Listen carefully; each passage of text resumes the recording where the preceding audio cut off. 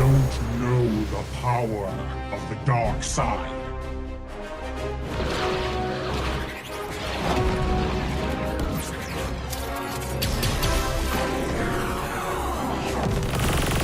Target on the move. Prepare to engage.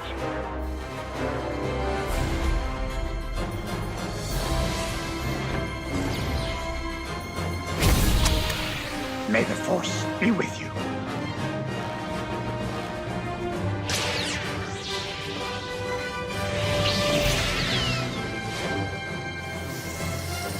I will do what I must.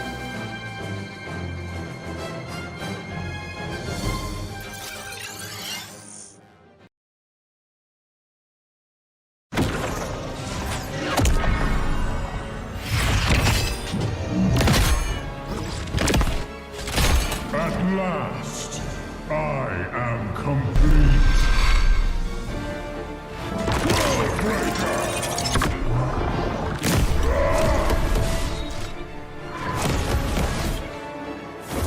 Come in fairness.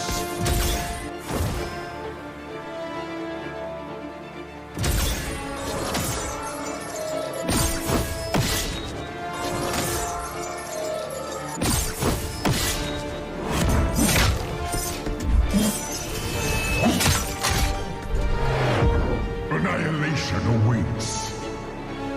Boundless is my hunger.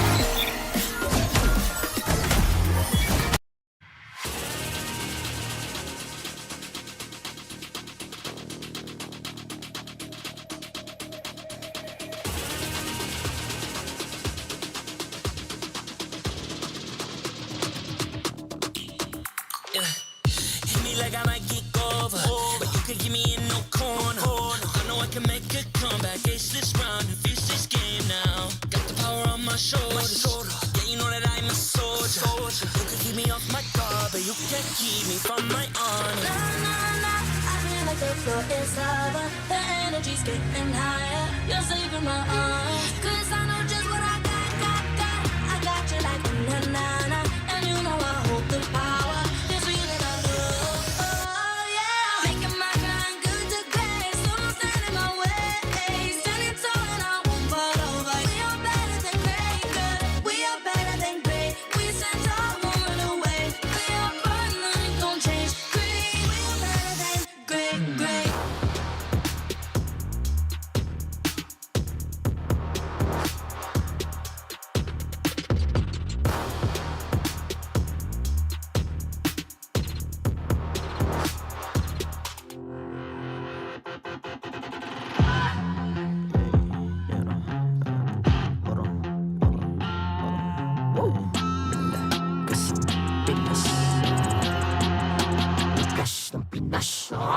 Malakas, Pilipinas, malakas kahit anong lane, we become the monsters.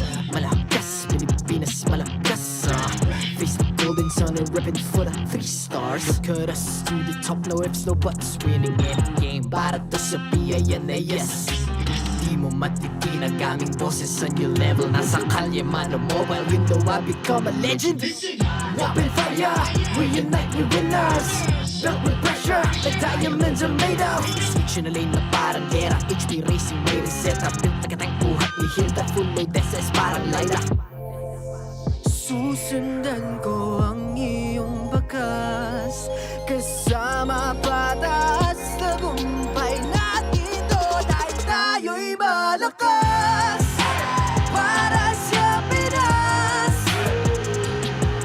nasa amin ang alas, hindi tuwa atras, kinikilala sa taas kasi kami ang malakas.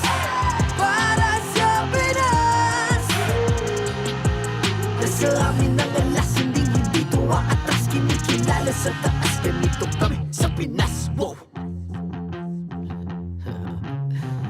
Hold on. Yeah, wala ka sa Pinas. We are laging every beat, no surrender, no retreat. Pag nagsama-sama, just imagine what we can achieve. Laging every beat, no surrender, no retreat. Giving 100 all my all, cause we just cannot be defeated. We are unstoppable, immune and invulnerable. Ready ang equipment, lahat frozen, malang crowd control. Pakita ko na jab like pow, beast of the southeast. Taas sa watawat, proud and loud, cause every enemy we devour. Susundan ko ang iyong bakas, kasama patas, tagumpay natin to dahil tayo'y malakas. Para sa Pinas, nasa amin ang alas, hindi tuwa atras, kinikilala sa taas kasi kami ang malakas. Para sa Pinas, nasa amin ang alas, hindi tuwa atras, kinikilala sa taas, ganito kami sa Pinas. Wow!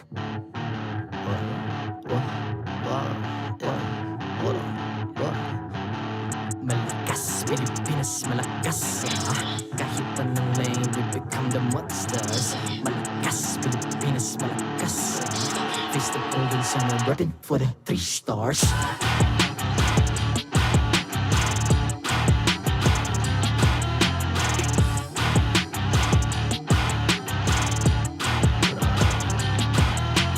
Ang lakas ng Pinas, reunite, be the stars. Ang lakas ng Pinas, reunite, be the stars. Ang lakas ng Pinas, reunite, be the stars. Ang lakas ng Pinas, we the stars. Ang lakas ng Pinas, reunite, we the stars. Ang lakas ng Pinas, reunite, we the stars. Ang lakas ng Pinas, reunite, we the stars. Ang lakas ng Pinas, we the stars. The 14th season of MPL Philippines is brought to you by the following sponsors. Smart, the official telco partner of MPL Philippines Season 14. The official tournament phone of MPL Philippines, Infinix GT20 Pro. Official suppliers, EMC Asia and Index Salon. Experience the MPL PH Season 14 action live at Green Sun, Makati City. Grab your tickets now via official MPL PH website. Don't miss any MPL action by following our official Facebook and subscribing to our YouTube channel. Follow MPL PH on TikTok for more content. And to ensure the equality and fairness of our games, MPL Philippines is also monitored and supervised by the Games and Amusements Board.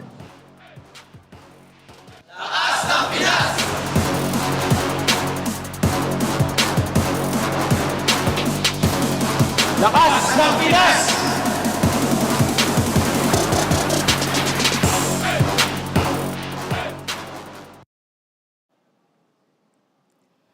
Since the week began, every single game has been a crucial step towards the next stage of the season. At sa huling araw ng linggong ito, maaaring mas magiging klaro na ang mga koponan makakapasok sa playoffs. The Sonics are already one step ahead. Who will follow next? Yan ang dapat natin abangan dito lang sa MPL Philippines Season 14. Ako po si Mara Aquino.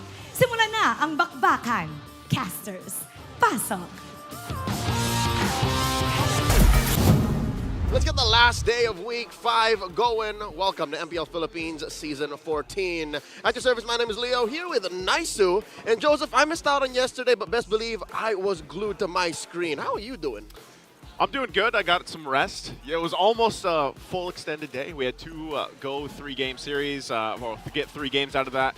But overall, it was a fantastic day, and I think it really solidifies more of the standings, especially when we talk about the top up there. For sure. Yesterday, we had a 2-1, a 2-0, and a 2-1 amongst the smorgasbord of debuts. We had a Eve, an Ixia, a Carmilla, a Bellaric come through. Amazing. We will get more into that in just a bit. Real quick, we'd like to remind everyone that with Smart's Powerall 99, you have the power to do what you want. With 8 gigabytes for all sites and apps, you can power your play or watch, share, and stream everything. You also get a free Giga Arena ticket, so you can unleash the inner gamer in you. This also comes with Unli TikTok and Unli Text to all networks. All that power for just 7 days for just 99 pesos. Load now. Yesterday, we saw the debut of Brian Spider Miles Santos, helping keep Fnatic Onyx Philippines win streak healthy and spotless. 9-0 currently, still at number 1. Of course, followed by Falcons APBren. They'll be in action later on tonight with Smart Omega coming through with their victory over Aurora that we ended the night with 2-1. And then we have the rest of the standings relatively stable. Like, we haven't really seen these 4 teams down below move much. Yeah, they haven't moved too much. And, you know, I guess when we came into week 5, it was like, you know, even at the bottom here, the bottom half, or even the bottom 2, I was like, you know, they could inch up. But I feel like now at this point, as we close up week 5, it's getting a little tougher for those bottom 2 teams. Yep. Speaking of, we got a couple of teams down in the bottom, just at the cusp of the red zone. RSG facing off against TNC. Pro team yet to win their first series in Season 14. Back-to-back with our highlight match for this weekend. Aurora, MLBB facing off against the defending world champions, Falcons, APBren. Joseph, I'll tell you now, I don't have a favorite moment from yesterday. You don't? I don't. I'm just so happy to see that the metagame is constantly shifting and changing. In the past couple of years, is this not the healthiest the metagame has ever been? I completely stand by that. I think we started to see this shift maybe the last season and everything, but now we're in a position where you have so many opportunities, so many unique heroes. I mean, even one of the stats that we talked about yesterday alone was there's 3 players, I believe, currently in the league that have 11 unique heroes. Almost a dozen. Real quick to break down TNC versus RSG. Let's throw it over to the Infinix game, Tambayan. Thank you so much, casters. My name is Brida, together with Renmar, and I welcome you all to the Infinix game Tambayan. And similar to what our casters have previously mentioned, I feel like I really want to throw all of my prior knowledge regarding the meta out of the window, because based on what happened yesterday, we've been seeing a lot of changes in terms of the meta game. Yeah, the meta game really has grown out, and it was nice who mentioned that really interesting stat line about how there are 3 players or 2 players right now tied with 11 unique heroes, while there's Chaknu at around 12 or 13 unique heroes. So yeah, the meta game really has become healthier once teams got to fully adjust to it. Yep, and we're looking at 2 of the teams who might just be the most the teams with the most number of possible unique hero picks so far that could potentially be used in the coming matches later on. And before we head into that, of course, we have a lot to discuss and of course first acknowledge, which is the Infinix GT20 Pro as the official tournament phone of the MPL Season 14. You're seeing it right in front of Renmar right here, and those are the phones that our players are currently using. So when we see the hand cams, of course, we're all familiar with how they go with their gameplay. And aside from that, again, going back to the match, we have to discuss one of the newest additions that has been added to the roster for RSG Philippines. This is Coach Link, by the way, and he's been an amateur and collegiate MLBB coach ever since, and he's been very active when it came to the competitive MLBB scene. Formerly, he also coached the recent UP Fighting Maroons in the UAAP Esports, which was recently launched, the inaugural UAAP season. So that was, I think, one of the things you would really want to take note about when it comes to talking about Coach Link. And if I'm not mistaken, he's been part of RSG, or he's been helping RSG even way before he was officially acknowledged and announced as part of the roster, right? So, now, let's skip and focus on the matchup that we want to watch out for as well for this matchup. It's the roamers. It's both Escalera and Light. We have to really watch out for these two roamers. I think they have relatively similar statistics, but there are certain differences, I'd say, in terms of the kinds of heroes they use. And definitely Escalera has showed us a lot more heroes as compared to Light. It was really impressive. I felt like Escalera got to ease up a little bit on the doubters that were coming his way with his performance yesterday up against Falcons APBren. Not the cleanest performance, but it was much better in the sense that finally one of the biggest problems that TNC Pro Team has been facing with what we were always seeing from in-game and confirmed by the back-end coaching staff that it was a little bit of hesitation, that it was them not really completely meshing in terms of the calls. When Escalera would just go forward and say, hey, let's do this, we'll go ahead and commit this play, then TNC committed this play. That could have been downplayed just a little bit more so that they played a little bit safer, but then we got to see them improve. That's why I feel like going into this, RSG really needs to be in their A game. Yes, they won their last meetup up against TNC Pro Team. They swept them without that much of a problem, but that was a different TNC Pro Team that they were facing. It was SDZYZ and Hatred in the lineup. Now with it being Kaizen and Lancy being the main players for TNC right now in the jungle and mid position, it's for sure going to be a different TNC Pro Team that if RSG has not changed, has not evolved, then TNC Pro Team or RSG Philippines will struggle. Yep. And I like what you pointed out about RSG Philippines not changing or not adjusting that much, because I feel like from the previous time that we've seen them, there has been some bit of changes in terms of like how RSG decided to play their game, and they were actually introducing some new picks. There was this Hellcurt which made waves recently when it was introduced by RSG Philippines. So there's could there be this idea that RSG is attempting to explore or try new things within their playstyle, which I'd like to currently bring into the conversation, because we've known RSG to be a very fundamental and systematic team for the longest time. Yes. All right. Again, because of the performances we've seen from other teams, from the rest of the league, when it comes to introducing new unique picks, I mean, come on, they made Belleric work. They made Belleric 1. I think the Carmilla brought back again yesterday, but I believe that was like the second time Carmilla was played. Then it did okay. I have no problem with teams trying things out. Just make sure that the pick that's going to be coming in, it's something that makes sense for what is presented. If it works out in your scrims, great, sure, that's totally fine. But make sure that it's the right time to bring it out.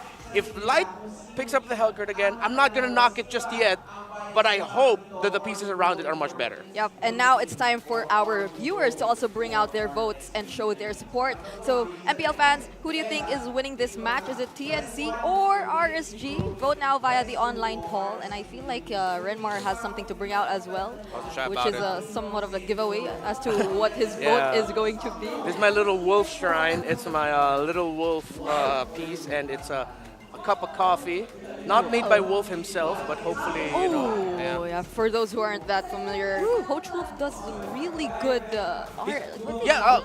Coach Wolf is great at grinding coffee beans and making great cups of coffee. Yeah, that's right. He's very particular with the designs that he's showing up. And this match is something I feel that Coach Wolf is also very much looking forward to, because yesterday we've seen him all smiles. He was really happy even after that 1-2 standing up against Falcons APBren, because it doesn't change the fact that it was against Falcons APBren and they performed really well. Yeah, one of our medias made a great article about asking Coach Wolf, why are you so happy? You guys still lost. You haven't gotten the series. But Coach Wolf said, hey, all the things that we asked for our players, that we asked our teams to bring out, they did it. They put Falcons APBren to the test. Yeah, so for Renmar, that's TNC. He's watching out for that might just win the series. And I'm afraid I have to say I'm also looking at TNC. Why are you afraid? Accept it. I'm accepting it, yeah. Accept it. After what they've shown us yesterday, I was at the PH broadcast yesterday. Everyone was just screaming. We could barely remember or say anything anymore because we were just so surprised. The performances of both Kaizen, Kozen, I must say, I'm TNC. I'm proud of this. Like, I can't get it in the center, but like, you know what I mean. I'm really Yeah. proud of this vote, and I'm looking forward to see So how TNC K-pop will coded. slowly rise. Oh, which one? This one? Yeah, that one. That one. Okay. Great job, Momo. Yeah. Did we ever get to confirm who that is actually on the sticker? Don't tell me that's still Ben Face. He's in Aurora now. His hair isn't two-toned, but Oh, yeah, we'll get to see, because it's not just TNC who has this new recall. The specialized MPL PH team recalls are all about to be introduced to us in the coming days. But what we need to get to know, and what we need to really know, who will be the players who will be playing for today. So let's throw it over to our team intros.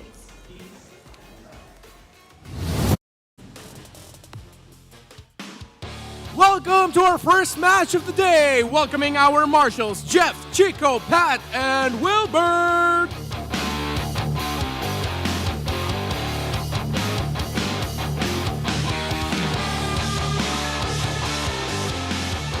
Rise from the ashes once more after an impressive showing yesterday. Welcome to the stage, TNC Pro Team!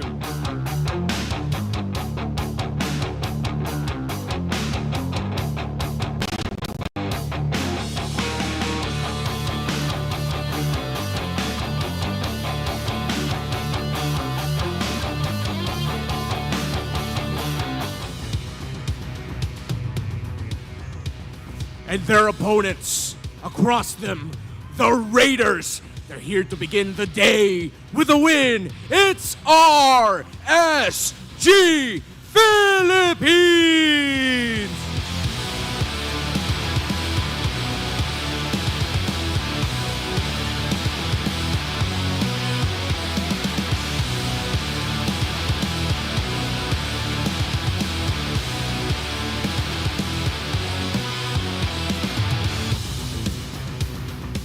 And their coaches for TNC Pro Team, Coach Wolf.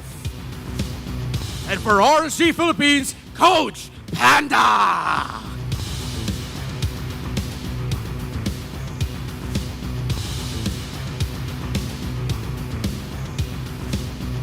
It's time for the face-off.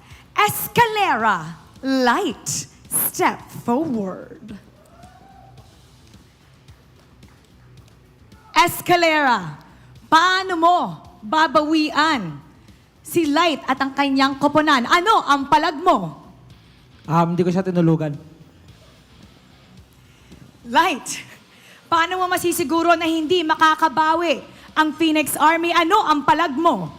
Mas gagaling ako palalo dun sa past performance ko para di niya ako mabayan.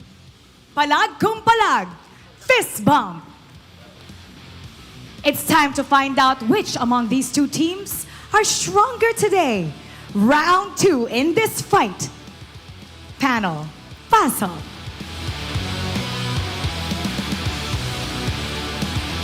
You know what? I'm not so sure if the concept of home and away jerseys applies to TNC, because they were also wearing white yesterday when they were away.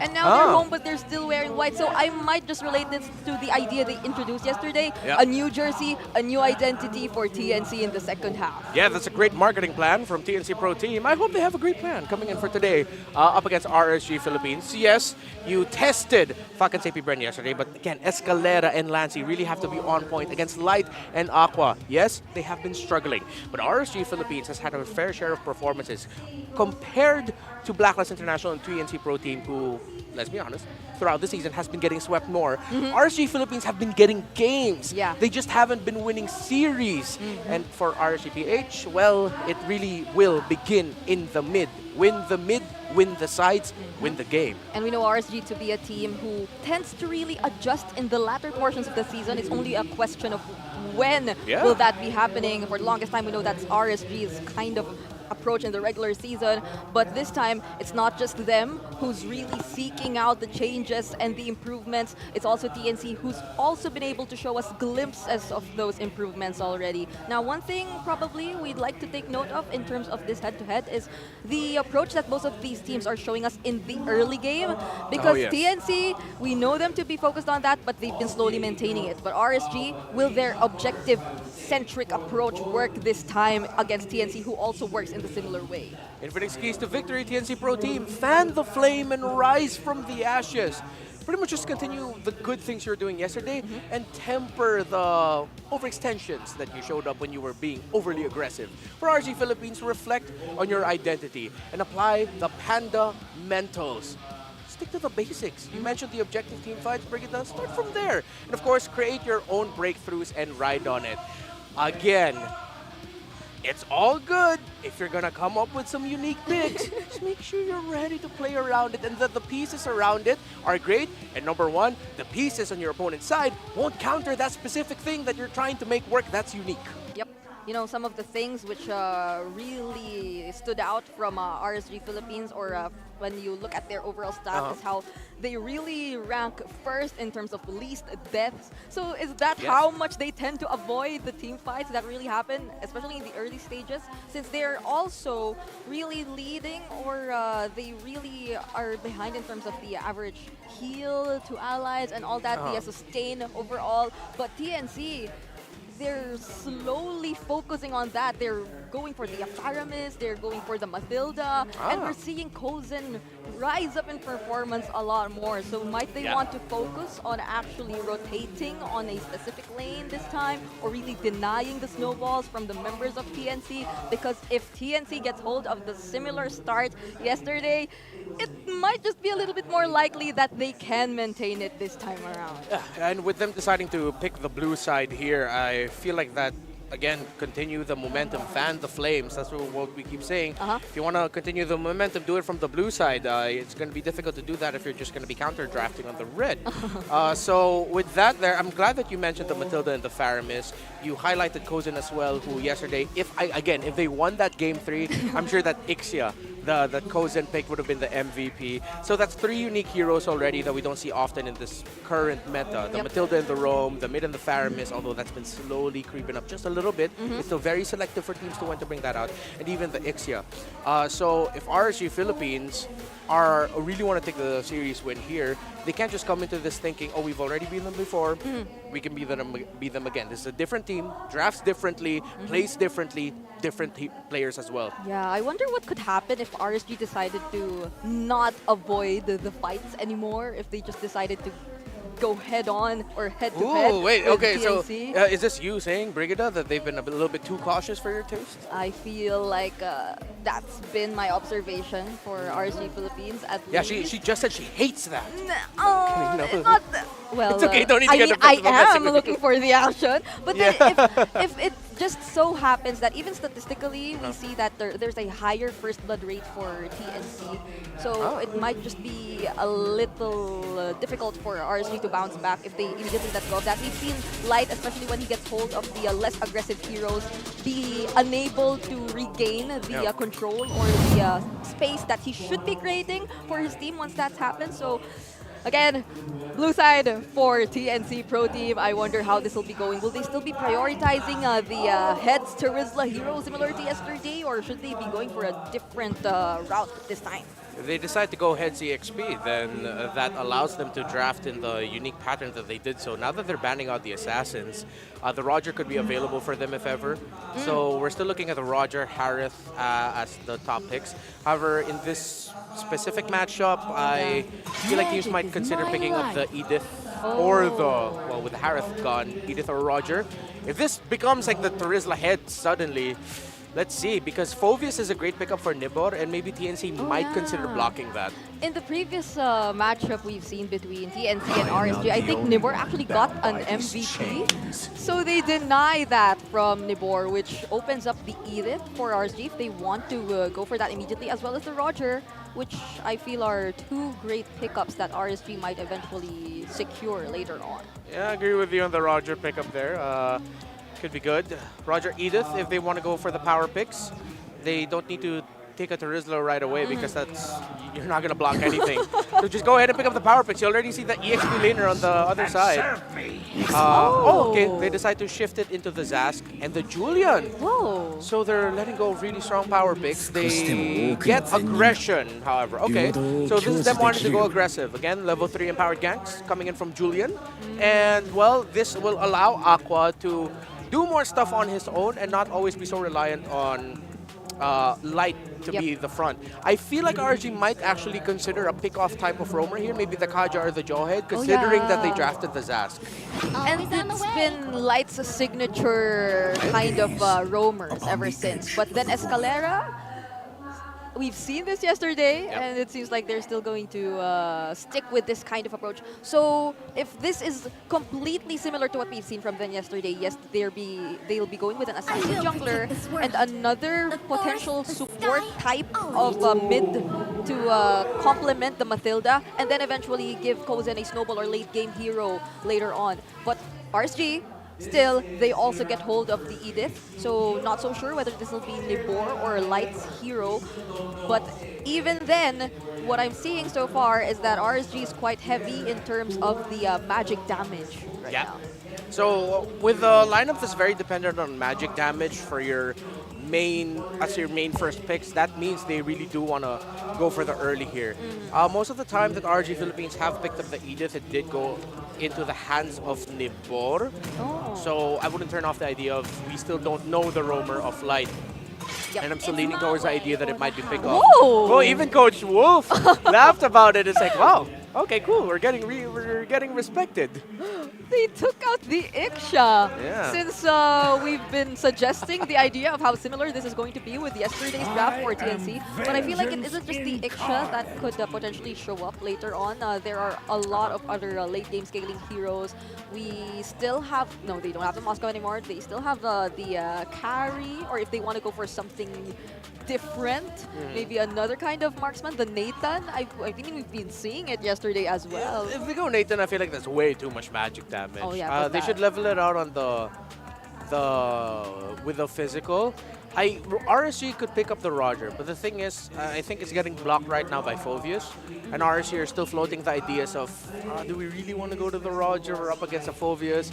The amount of dashes that Roger has, and especially one of those dashes being going away and potentially towards your allies, means you put them at risk of just getting dunked on by the Phoveus. And you just increase the sustain that this Phoveus could get. Yeah, exactly. And I feel like they actually still might be considering that they banned the Vexana. If it's not the Roger, it could be the carry, as you mentioned. But I don't think we see enough pieces on the side of TNC Pro Team. However, Phoveus is annoyingly tanky that maybe you just want to chase the true damage already. So would they be picking up the carry immediately, revealing it to TNC, and potentially allowing for Kozen to respond? So they don't. They still go for the Roger.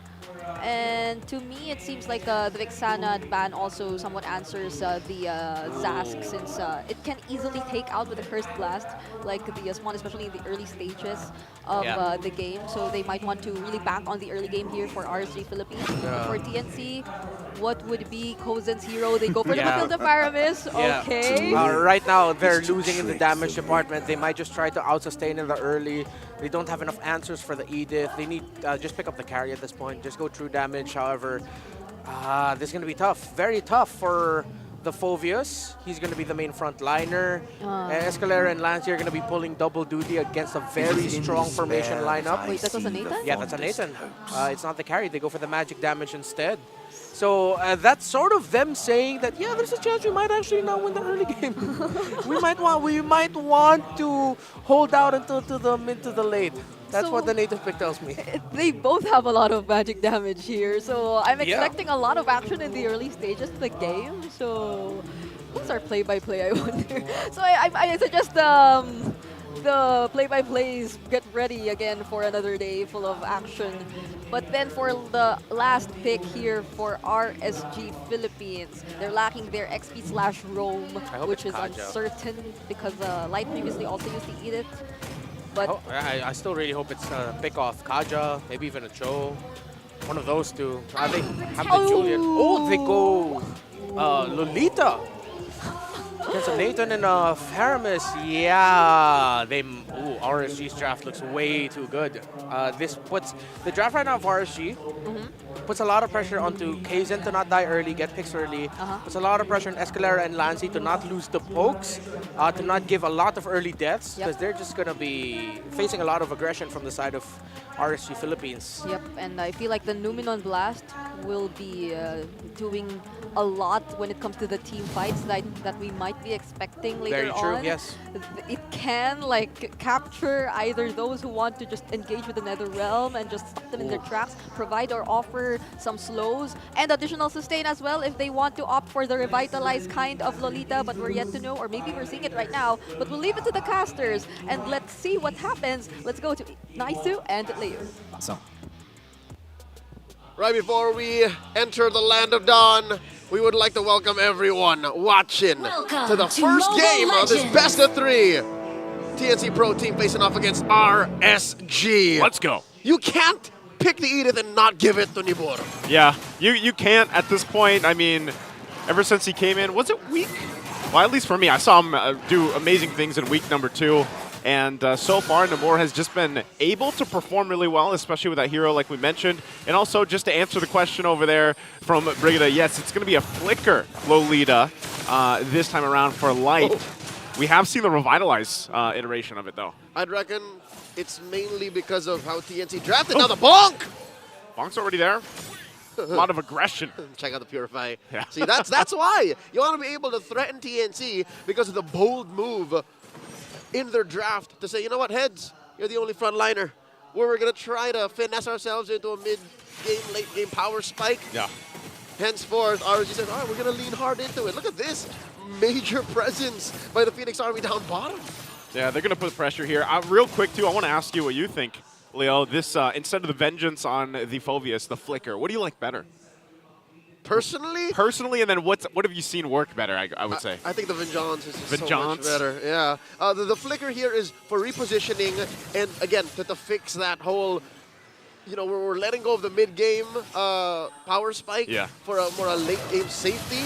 And look at that, even Lancy has the Flicker back out. Good Flicker, yeah. So that's a story of TNC right now, is a lot of the choices that they made here are mainly because of how they understand that we live in the late game. So every action we do from here on, every decision, is for us to get there. You know what's so crazy about that, too, is every time we talk about a TNC matchup, we always talk about how dominant they are in the early game. And sometimes, you know, by the time they get to mid-late game, the fire is doused out.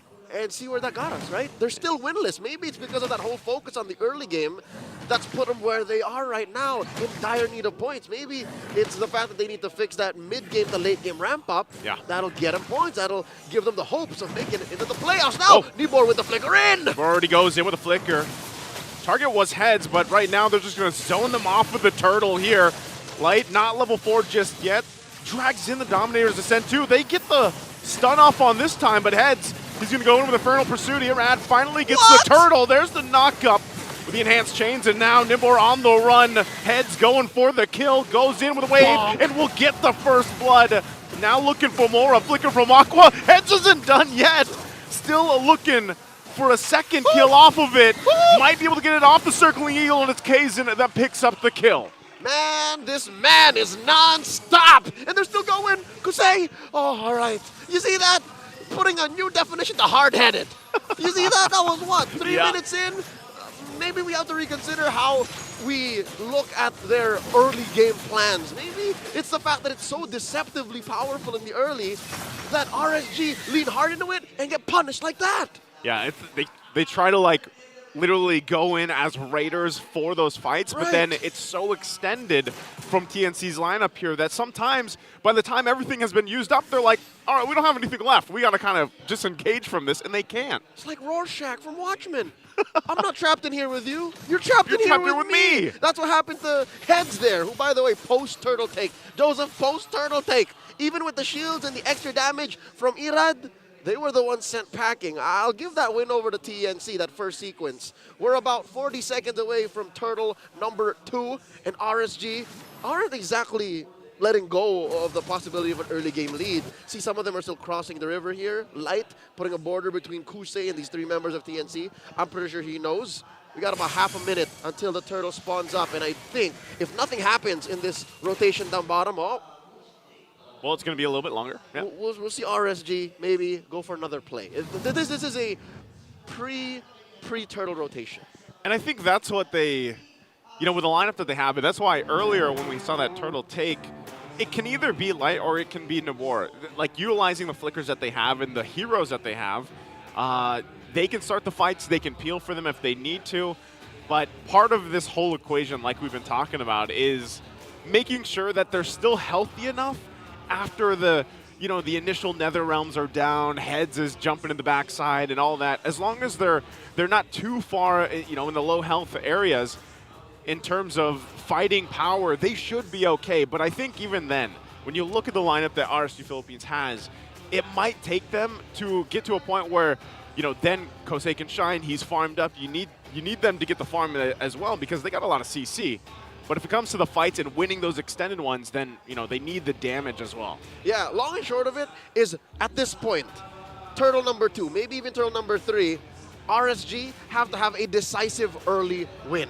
A single collapse that maybe takes out 1 or 2, even with a Netherrealm pop. Even with the Netherrealm, if they take out 1 or 2 out of the picture, then all the better they can play like the Raiders that they are.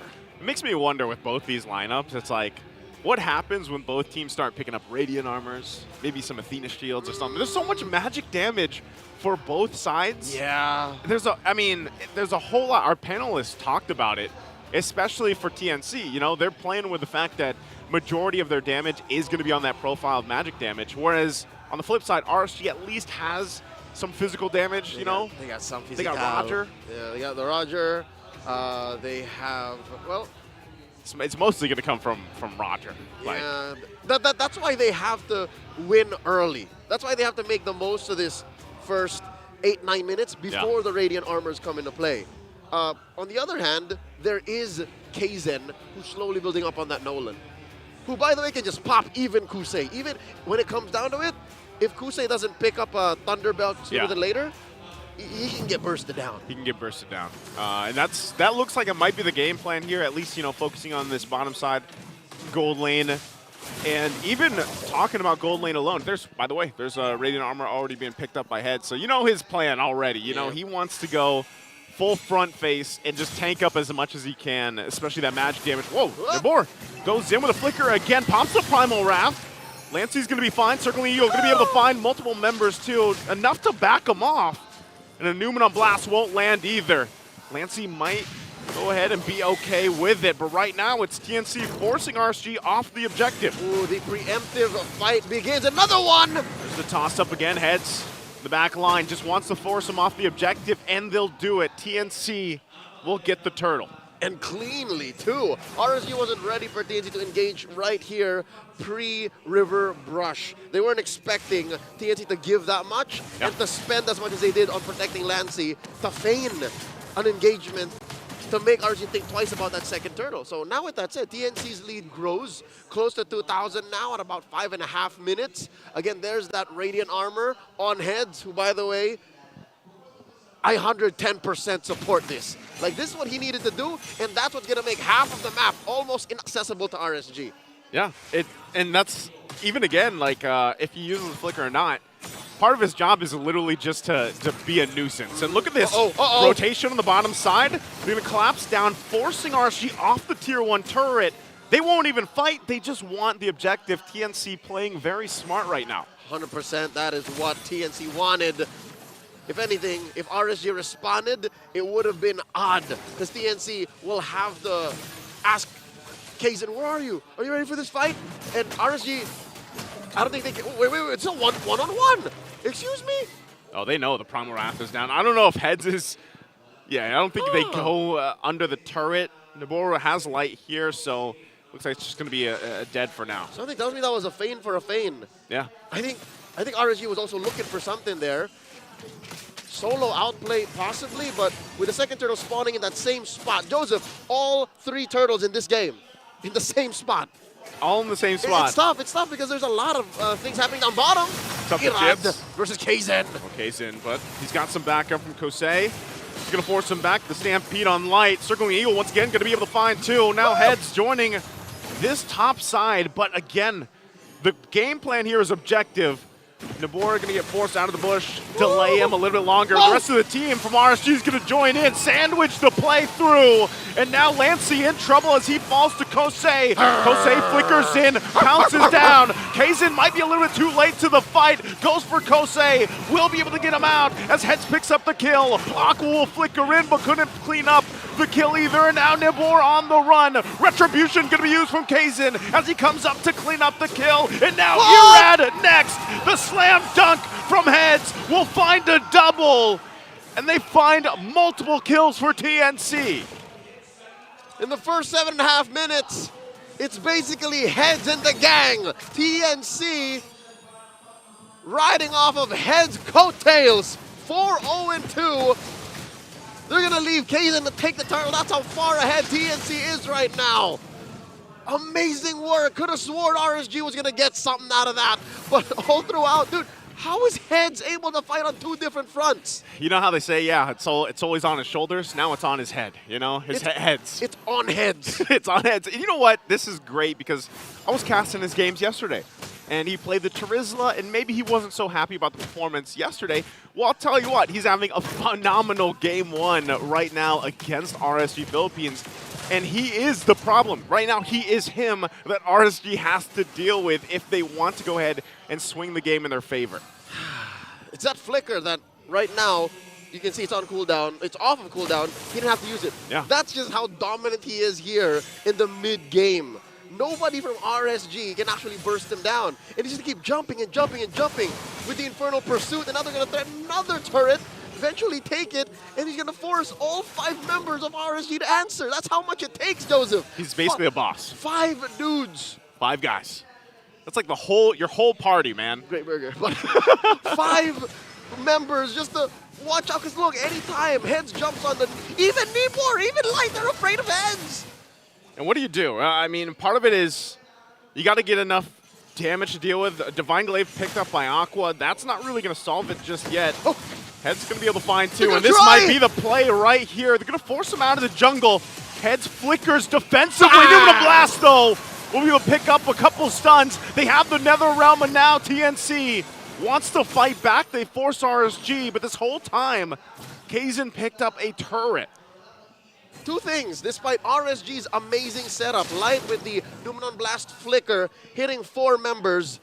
You can see here 5,000 gold ahead. Yep. TNC's gold lead is enough to deter RSG from pushing forward. That was 5v4. As mentioned, Kazin was pushing down bottom. Even RSG didn't have enough firepower to take down 4. They didn't have enough, and right now, they're confident up as Nibor flickers in again, tosses them up. They're waiting for it, but Lancey's going to be taken out before they can do anything. Right now, the trade, but there's Heads on the backside again. The flicker from Aqua goes into the Dominator's Descent, and he will be alive. But 3 down for RSG, and TNC is all alive. Heads isolated 3. You saw that? He was, you know what, even at 1/10 of his health, I'd reckon he didn't even consider himself dying. It wasn't going to happen, not on his watch. Check this out. One more time, an amazing combo by Nibor setting it up, but Light versus 3 and Heads versus 3, the numbers just don't add up. Yeah, and like this is also great. We're gonna take a little break here real quick, a little breather. But again, what Heads was able to do there is even not only zone out 3 members, but also take out one of the more hard-hitting abilities, the Dominator's Ascent. Because Aqua had to run away, tanked it. He's not even close enough to be providing any value, any damage to the team fight. And it's not the kind of damage you need. Again, he is rocking the Radiant Armor, and every jump, every dash, every Infernal Pursuit gives him a little more health, a little more shields. Yeah. So he's got Brave Smite as well, I believe. Say what you will about there being 3, but even Irad, like, get the full-on enhanced combo. Chains, swords, sickles, nothing. Nothing. Can't touch him. And after all that happened, that whole exchange, TNC is in a position where they can be knocking on the base turrets of RSG. Like, they have enough lead. They have enough confidence right now in the momentum in this game. And even though it's the First Lord, I almost expect them to at least get one of the turrets down here. What's more difficult, save for this 7,000 gold lead, on TNC is the fact that RSG's draft doesn't even really defend that well. Like clear wise, their high ground defense. Team fight wise, sure, you can threaten with a Numenon Blast underneath an inhibitor or even underneath the base. But from there, how do you take advantage? Like all of their hitters, right? All of their cores. I'm talking about the Roger. I'm talking about the Zask. I'm talking about even the Edith. Okay, yeah. All of them like need to take the time. Yeah. They have to take the time, and then not only that, but all their basically, in order to clear this push, and that's why I'm saying like this first Lord push is actually going to be super valuable for TNC. It gives them the weak point too, because even a Julian, for example, like you're going to try to clear out the waves the best you can, but then do you have enough are the cooldowns back up for the team fight? That's right. Because you know Heads is going to be jumping back into this. And Heads basically has no cooldown. Heads has no chill. He will keep going. He is endurance personified. Yeah. And at 10.5 minutes, I reckon there's a possibility, Joseph, that it ends here. This push. A single, yes. That's how far ahead TNC is. And that's how, in the past 5 minutes, we haven't really said much of the names of the other members of TNC. It's because they're all just following Head's lead. Yeah, they just follow the leader at this point. Exactly, sure. RSG have been able to find Lancy back-to-back now. That's the 2 kills on Lancy right now. Yeah. But that aside, their other kills are Escalera and Kozin. I was going to say, he's like the best guy for them to lose if you're TNC, because the passive for Faramis. Did he just come back in? He's just going to be back. Right, and maybe Kozin, that time they caught him, maybe he got overloaded damage, maybe they get to press the flicker. But right now, at 6.5. Whoa. Up, whoa. Whoa, Irad just taken out of the picture. And Kaizen's also fine from it. Kaizen knows what it's like to be a Julian and to be caught out. Happened yesterday against Fast APBren. He knows how to punish. And now underneath, tier 1 down bottom, Lord still standing. This fight's just about to break out. They do take it down. Oh! Aqua's going to jump in too. They want to force the fight. Mid-turret still being worked on. Nibor out of the picture. Kaizen, though, won't be able to escape Kusei. So another trade across the board. The 1-for-1 right now. But 2 turrets in the base are down. Oh no. RC holds on to 1. They're going to try to hold on to the game. Lancy goes in, pulls them with a chance out of Stampede. Winter Crown already there too. Light jumps in, takes a ton of damage himself. There's the circling eagle. They jump on Kozin, but he'll be able to pick up Light. And now a jump in from Kosei. So they stop the TNC raid in the base, and RSG lives to fight for another day. Back-to-back shutdowns. And you see how the base took a little bit of a love tap, like how some minions walked into range. Yeah. Luckily, RSG had their targeting on point. They were able to take down not just Escalera, but also Kaizen and Heads. I would imagine there's a lot of gold involved in that, and now they're going to make up for it on the map. This is their 2nd turret overall, Joseph, pushed in mid. And RSG are going to do more than just that. Grand Theft Purple committed right now, and it would be in their best interest to take down that top lane too. So far, they're not out of the woods just yet. RSG are still in dire straits. Yeah. I don't know how they should take this fight, though. Ooh. Oh, this is a tough one. I think RSG wants to fight this again. Nibor has the flicker. He's done it so many times, but they might just go ahead and be like, let's just wait the 20 seconds for this Lord to come up. All right. I don't know if they're counting ults or if their cooldown mental timers are on point, but this is the best time because the purifiers are off.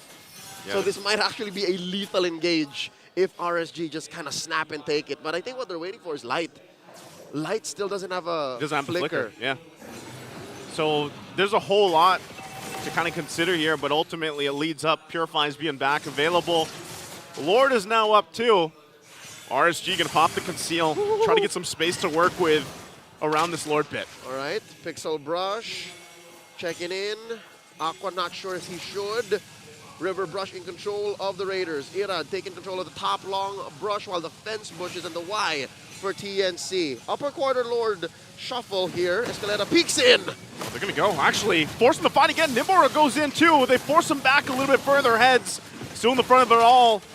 They get a couple ultimates down, but they'll disengage from the fight, regroup, get together. Aqua gets really low, very close from getting taken down. Still holds on to Dominator's Descent, and right now Lord's at half health. Whoa. They're going to go and work for it, forcing back RSG from the fight. Heads again, jumping towards the backside. Escalera, though, Irad somehow gets the Lord. Nether rounds used as well.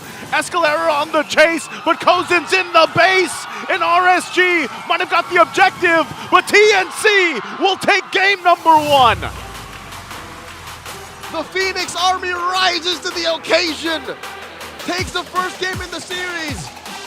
Was it not just yesterday that they lost in the same fashion? Oh, man. They left their base open, and here they learned their lesson. They take it. They take it. They learn their lesson. That, you know, they didn't want to see that minion anymore. You know, just sitting there hitting the base, and Kozen ends up doing it. We'll throw it over to the Evenix Game Tambayan to break down this game 1. Brigida, Renmar, all you. That was not the first time we saw a sudden split end the game abruptly this week. But this one felt like it was really refreshing and rewarding for TNC Pro Team. Poetic. Yesterday, they were on the receiving end of that with solely just minions. Now they were like, okay, Aqua can't go back home because, man, Kazen brought him low. Escalera, I thought he was diving in a bit too deep, but once I saw the minions in the bottom lane and I saw where Kozen was positioned, yeah, you go ahead and take that split push, but it wouldn't have gotten to this point if it wasn't for the calculated aggression of Heads. 2 major sequences for him to bag this MVP performance. First turtle, after RSG took it, he kept fighting versus Nibor, Light, and Irad, leading to the first 2-0 for TNC Pro Team. Then 7 minutes in, a fight broke out that RSGPH was leading, but Heads kept fighting alongside Kazen. Lancy came back in time to help him and Kazen to bag the 4 kill. And that's coming from the fact, it's this one, that it would be a long time until Lancy comes back.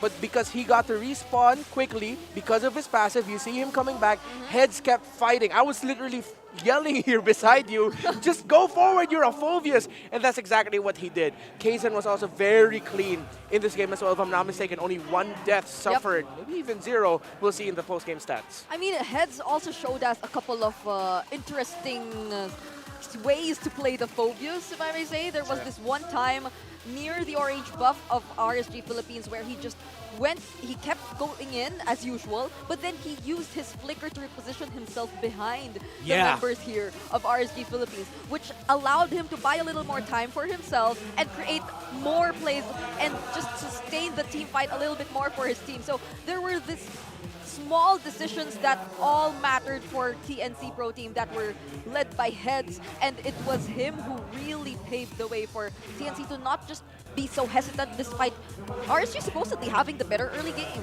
RSG Philippines kept forcing a lot of things up against TNC Pro Team, especially Nibor. The casters kept pointing it out, and it was a great highlight, the flicker Earth Shatter or the flicker onward, and they would play around that with a late Numenon Blast by Light and of course a late entry by Aqua. In terms of the layering and their team fighting, RSG Philippines, if things went really right for them, then they would have dominated, they would have snowballed. But TNC Pro Team did the unexpected things, which was fight when you didn't expect them to. If you go back to the statistics that we showed before we headed into this game, the graphs showed that the lineup of RSG Philippines does win.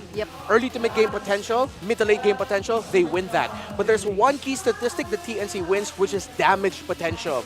Because once we saw the game go to the point where it was a little bit closer to the items, RSG could fight a little bit more, TNC still eked it out with damage, and they also had the heal potential much higher because of the Matilda and Faramis. Yeah, if you were RSG, I think that would kind of disrupt the idea you wanted to stick by in terms of rotation, like taking down the turrets immediately. They're leading in, they have a high ranking in terms of turret damage, but then it seemed like whenever TNC decided to go for a fight, it was, as you've mentioned, very unexpected that RSG, they just had to give or react in some way to whatever TNC was trying to make or whatever they were trying to achieve throughout that entire game. So unknowingly, they were already dictating the pace of the game.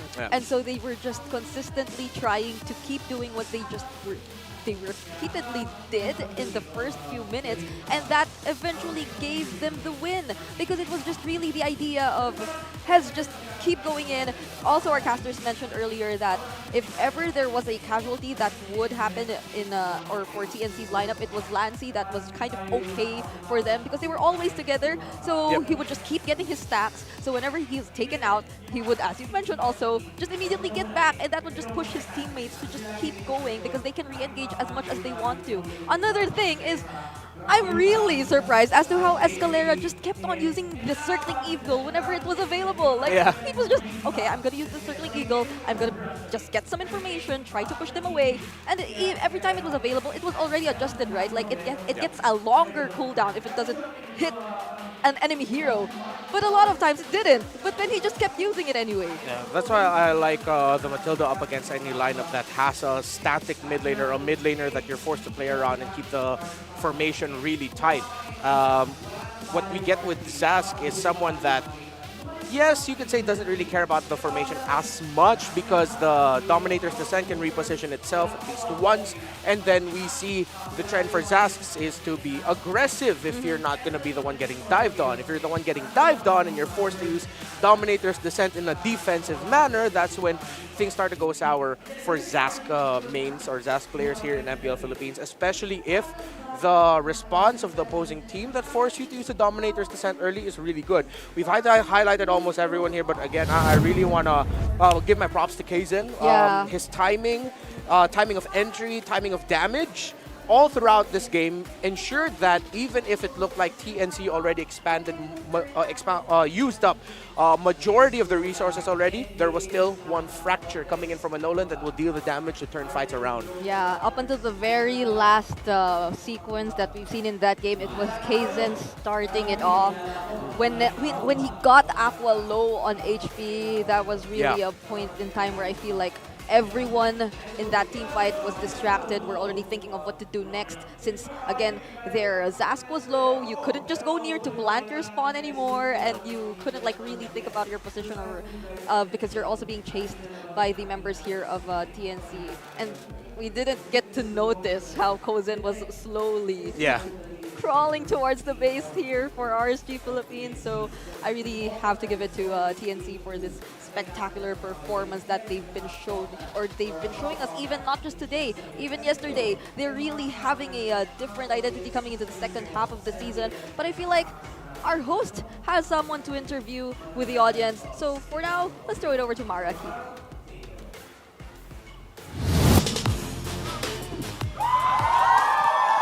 Welcome to Smart Community featuring Community Manager of RSG Philippines, Jo Marie. Yes, hello. Alam mo, ilang season na kita nakikita? Ilang season ka na ba sa RSG? Actually, three seasons na kasi season 12 ako nag-start as a community manager in RSG Philippines. And what makes you stay with RSG? Because you're so active.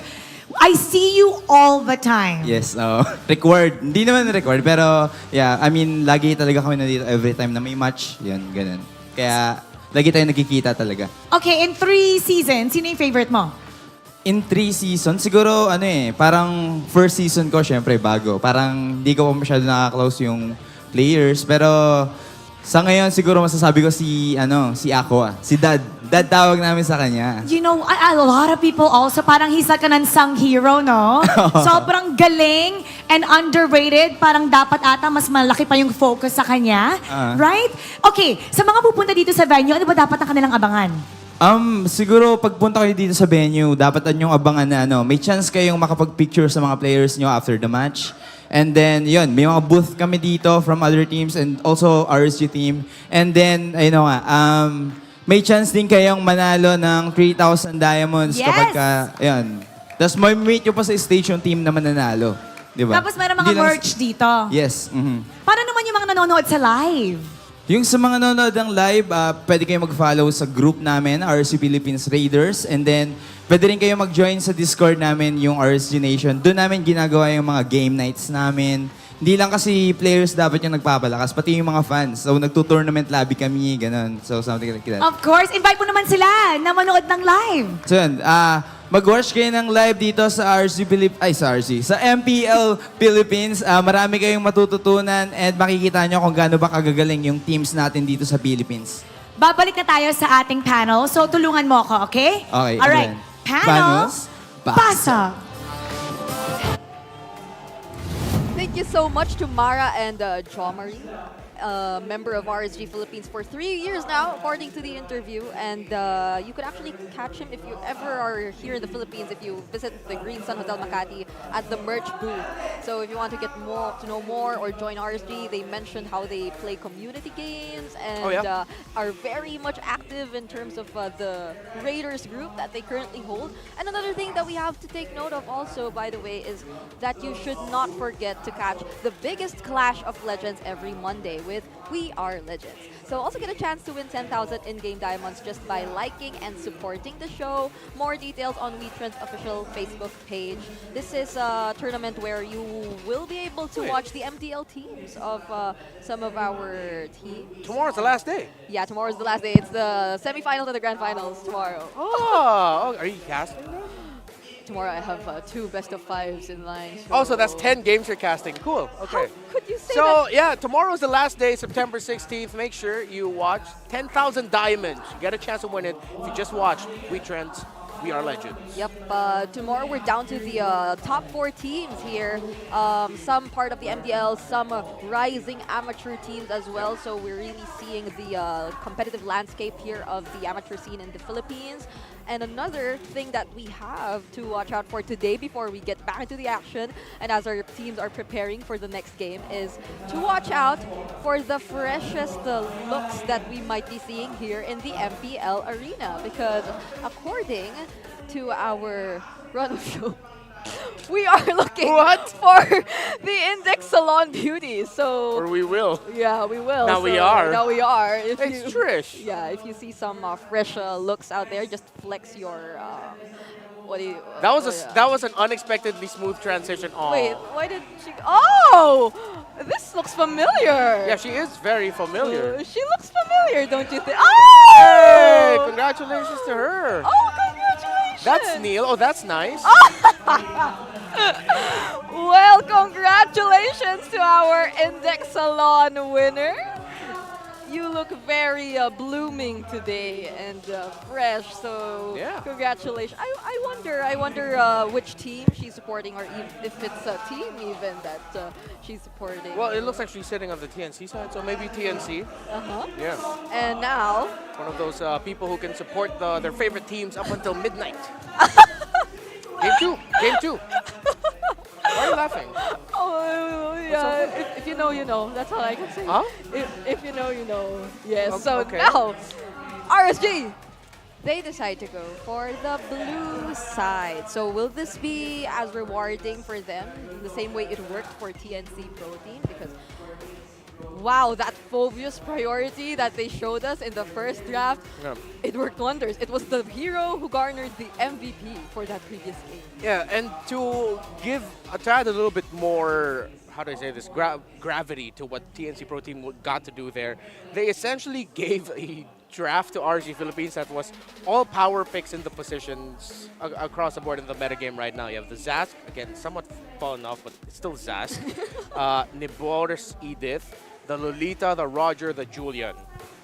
Again, that's what the lineup ratings that we saw heading into this game, heading into game number 1 was that the RG lineup was better.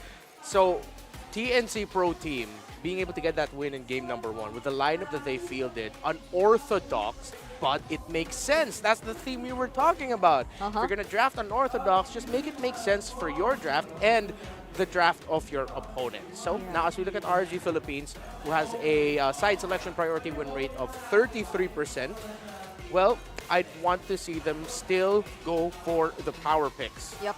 I mean, if I were to recall earlier, when they were exchanging picks in the first draft. So TNC went for the Phobius, and then RSG responded with the Zask and the Edith, or was it Edith? Zask and Edith, yes. Zask and Edith. We mentioned the Roger Edith, but they still got that anyway. Yeah. So it's really like for TNC, not really the power picks anymore.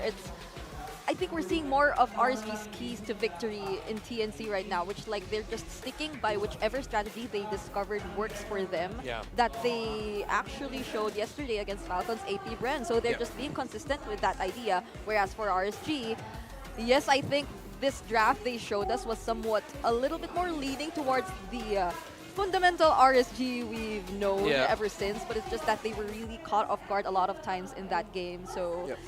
maybe do they fight TNC with a little bit of unpredictability as well, since that's the kind of approach they want to show us this time?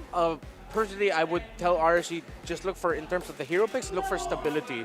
Because I think TNC Pro Team cannot, number one, they should not give the focus here for RSG Philippines who are on the blue side. So TNC needs to ban it as one of their first 3 bans. If not, if RSG don't take that Phobius right away, I will be surprised. If it's open for them on the blue side, I will be surprised. And then, if it's not going to be the Phobius, I will, actually no. Pick up the Phobius, pick up the Phobius. just go ahead. If you pick up the Phobius, if you're RSG, if it's open for you, you turn off TNC from picking up the Roger. Yeah. If Roger's open for RSG, then they get Phobius and Roger. We get Nibor on the Phobius, and you get Kusei again. Give the Roger to the gold laner instead, because Kusei was a monster in that game. Heading into the last Lord fight before the split push win of TNC Pro Team, Kusei was 6 kills, 2 deaths, 1 assist. Yeah. That's 100% kill participation heading into that final Lord fight. So again, stability. Focus on what your strengths are and continue the momentum in certain hero picks. Get that Phobius, get that Roger if it's open for RSG. Yep. Earlier, Kusei, he was one of the players which I feel was the most stable in terms of like starting from the laning phase up until the moments that we were slowly seeing RSG grab some opportunities, capitalizing on the slight overextensions here of TNC, or I feel like they were just really eager to close out the game immediately. Yeah. So when we saw that they had access to RSG space one time, there was the flicker, Ghost Stampede coming in from Lancy, or maybe that was just a risk they were willing to take since he had the passive anyway. So probably there were a lot of things that were taken into consideration here for both of our teams. But yeah, I agree. RSG, they really have to make sure that they go for the stability this time. I feel like sticking with what they know works for them will still be something that will reward them in the long run, even up against TNC, because still, I feel like it doesn't change the fact that you can challenge this as sort of a new identity being shown to us by TNC, by one that you're very much familiar with already, one that you can just further enhance and strengthen coming into the second half. Maybe RSG, they are struggling to get that switch turned on that will show us the latter portion of the regular season mode we've known of them for the longest time. But time's running out, if I may say, so they really have to do it ASAP. Yeah, and another condition that I want to give RSG Philippines is just ultimately the lineup of RSG Philippines was better in terms of the concept of team fighting. Just make sure, number one, that they have good wave clear. Leo made a great point earlier that the lineup of RSG Philippines, when you look at it, is not the safest in terms of wave clearing. Although I did get why you wanted to get Aqua his Zask. He was 1 kill, 0 deaths, and 5 assists heading into the last Lord fight, so he was okay. But I want to see Light, again, still get that pick-off of that roamer. Because if you take it out of the team fights, and if you take it into the sequences before team fights, that's where the pick-off will be good. I like this respect ban on this Matilda, because there is no draft sequencing available for RSG Philippines where it would be Light getting the Matilda. If ever TNC could have actually prioritized that as the first 2 picks, or get it as the 3rd pick on the red side. So it's a good ban here for RSG. And of course, Chip, I don't care about him anymore. I've given up. I've given up in the hope of seeing Chip here in the Philippines. Have you tracked how many games in a row has it happened now? It was 65 heading into this week. I think now it's at around 7.2 billion. Yesterday there was a moment where it was almost open, but they banned it during the last ban for the red side. So still the streak is on for Chip. We're yet to see him, if ever we are going to see him here in the regular season. And RSG, they take out the Julian themselves as well. So the Phobius is still open, if ever, unless TNC decides to take it out here for this particular portion of the draft. But that leaves a lot of other options as well open. The Harriet, the Roger, but at least since a lot of the gold laners are still open, so Kozen won't really run out of options, I think. Here's the thing. What RSG can do is, if TNC ban out the Phobius, it's not crazy to first pick Terizla. You can go ahead and pick up the Terizla, the XP lane. They are the ones to ban it out themselves. Excuse me? Wait. Really? Okay, so they wanted to... Okay, so this is a team acknowledging that, yeah, TNC probably could have done that, so let's change their expectations in the draft. A little bit of... part of myself is thinking, can Coach Link see? How well can he see right now? Because I've worn those shades. The tint is very strong. Okay. Yeah, so I hope that the visuals are good right now. The lights are bright on the stage. Yep, they are. Oh, so TNC Pro Team decides to take out the Ling, so that leaves again the Roger, the Harith open. Even the High Loss actually is still open to this point if RSG wants to stick with that. But I feel like for Nibor and Light, they really want the action kind of heroes in their arsenal. Just get the Terizla. It's not crazy. I know power picks are still open. I know Edith is open and they might even consider that. I know Roger is open and they might consider that. It's none of the above. so they go for the Nolan. Kaizen did really well on the Nolan earlier. For a jungler who's been vocal about wanting to really adjust in the assassin meta, it's a hero which I think he's shown a really great versatility with. So probably to a certain extent, kind of a deny, but there are so many options now that will get into TNC's hands. Yeah, and of course, responded right away. You pick up the Ruby because the Nolan's going to be there. If RSG do not pick up a low Yi in their first 3 picks on the blue side, I will still be questioning it. Please pick up the low Yi. Okay. You want to make things good. All right. So what will be the other power pick that TNC secures right now? Yeah. All right. Low Yi. Roger, Ruby. So do RSG Philippines go for the Louis as mentioned here, or will they be still sticking with the... Oh my goodness, Jushin. Aqua's Jushin is open. Oh. We can go Jushin Jawhead. Jushin Jawhead. But then the Edith is still open. The Edith Zushin? That kind of works also? Yeah, Edith Jushin. Probably a little bit of a safer option, but at least if you get the Jawhead, you kind of limit the potential junglers that TNC Pro Team might be deciding to pick up, especially as we've been seeing Kaizen really consistent on the assassin recently. So they go for the Edith Zushin. Nice. Will Kaizen be revealing his... Oh no, we're not so sure if Kaizen will be holding the Roger, but... Okay, now we know. Yeah. And Coach Wolf is happy about it. Was that Coach Wolf clapping his hands? Yes, he was clapping. Why are you surprised that he claps? Because I love clapping also, right? I always do this. That's adorable. I've never heard that. I love clapping also. Yeah, Coach Wolf.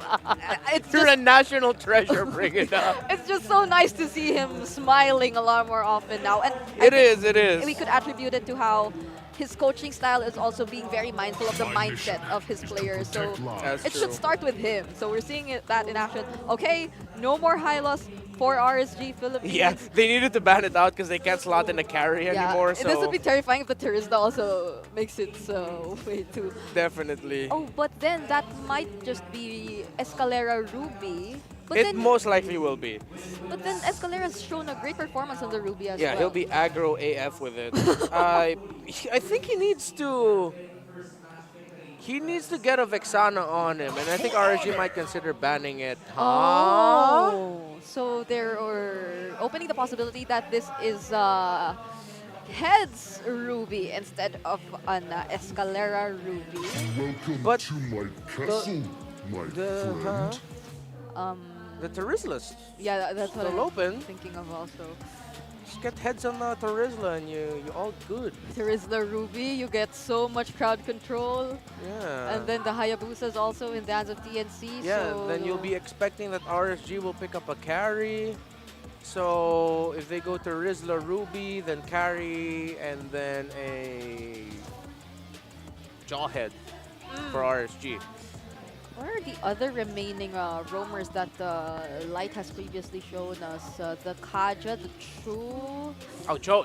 I think Cho works here for... but then there's a... Against the Rublin, though. Yeah, the Ruby, the presence of the Ruby makes things a lot more difficult for Light to choose heroes who just want... Even for the Jawhead, I feel like the Ruby is a headache. But they banned the Eve? Okay, they banned the Eve. I heard the Eve. So, yeah, they kept the Terizla. Yeah. Carry Jawhead. Or carry Cho. Okay. Leave the EXP Edith unless you're planning to put X-Borg on Nebor. If I were to choose, I'd rather go for the Chu instead of the Jawhead, given the nature of the Ruby. Like, there are a lot more plays you could create with the Chu instead that's true. of the Jawhead. Yeah, and Ruby did rise up as the counter to Jawhead Roam way back in Season 8. So yeah, just go Cho and carry, then last pick Vexana for TNC Pro Team.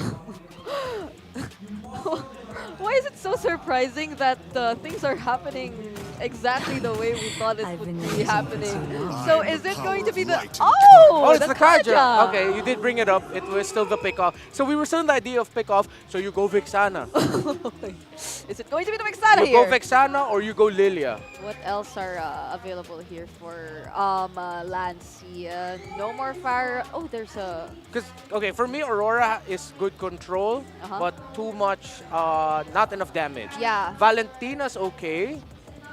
You can steal the Divine Judgment. Oh! But they do go For Aurora. the Aurora. Okay. Probably really wanting a little bit more of the additional pokes. Aurora relatively has a lot more spammable skills, and at the same time can keep herself safe.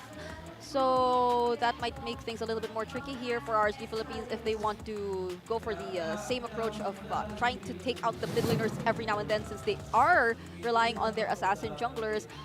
Now we're seeing how both of these lineups are potentially going to fare as we head into the game.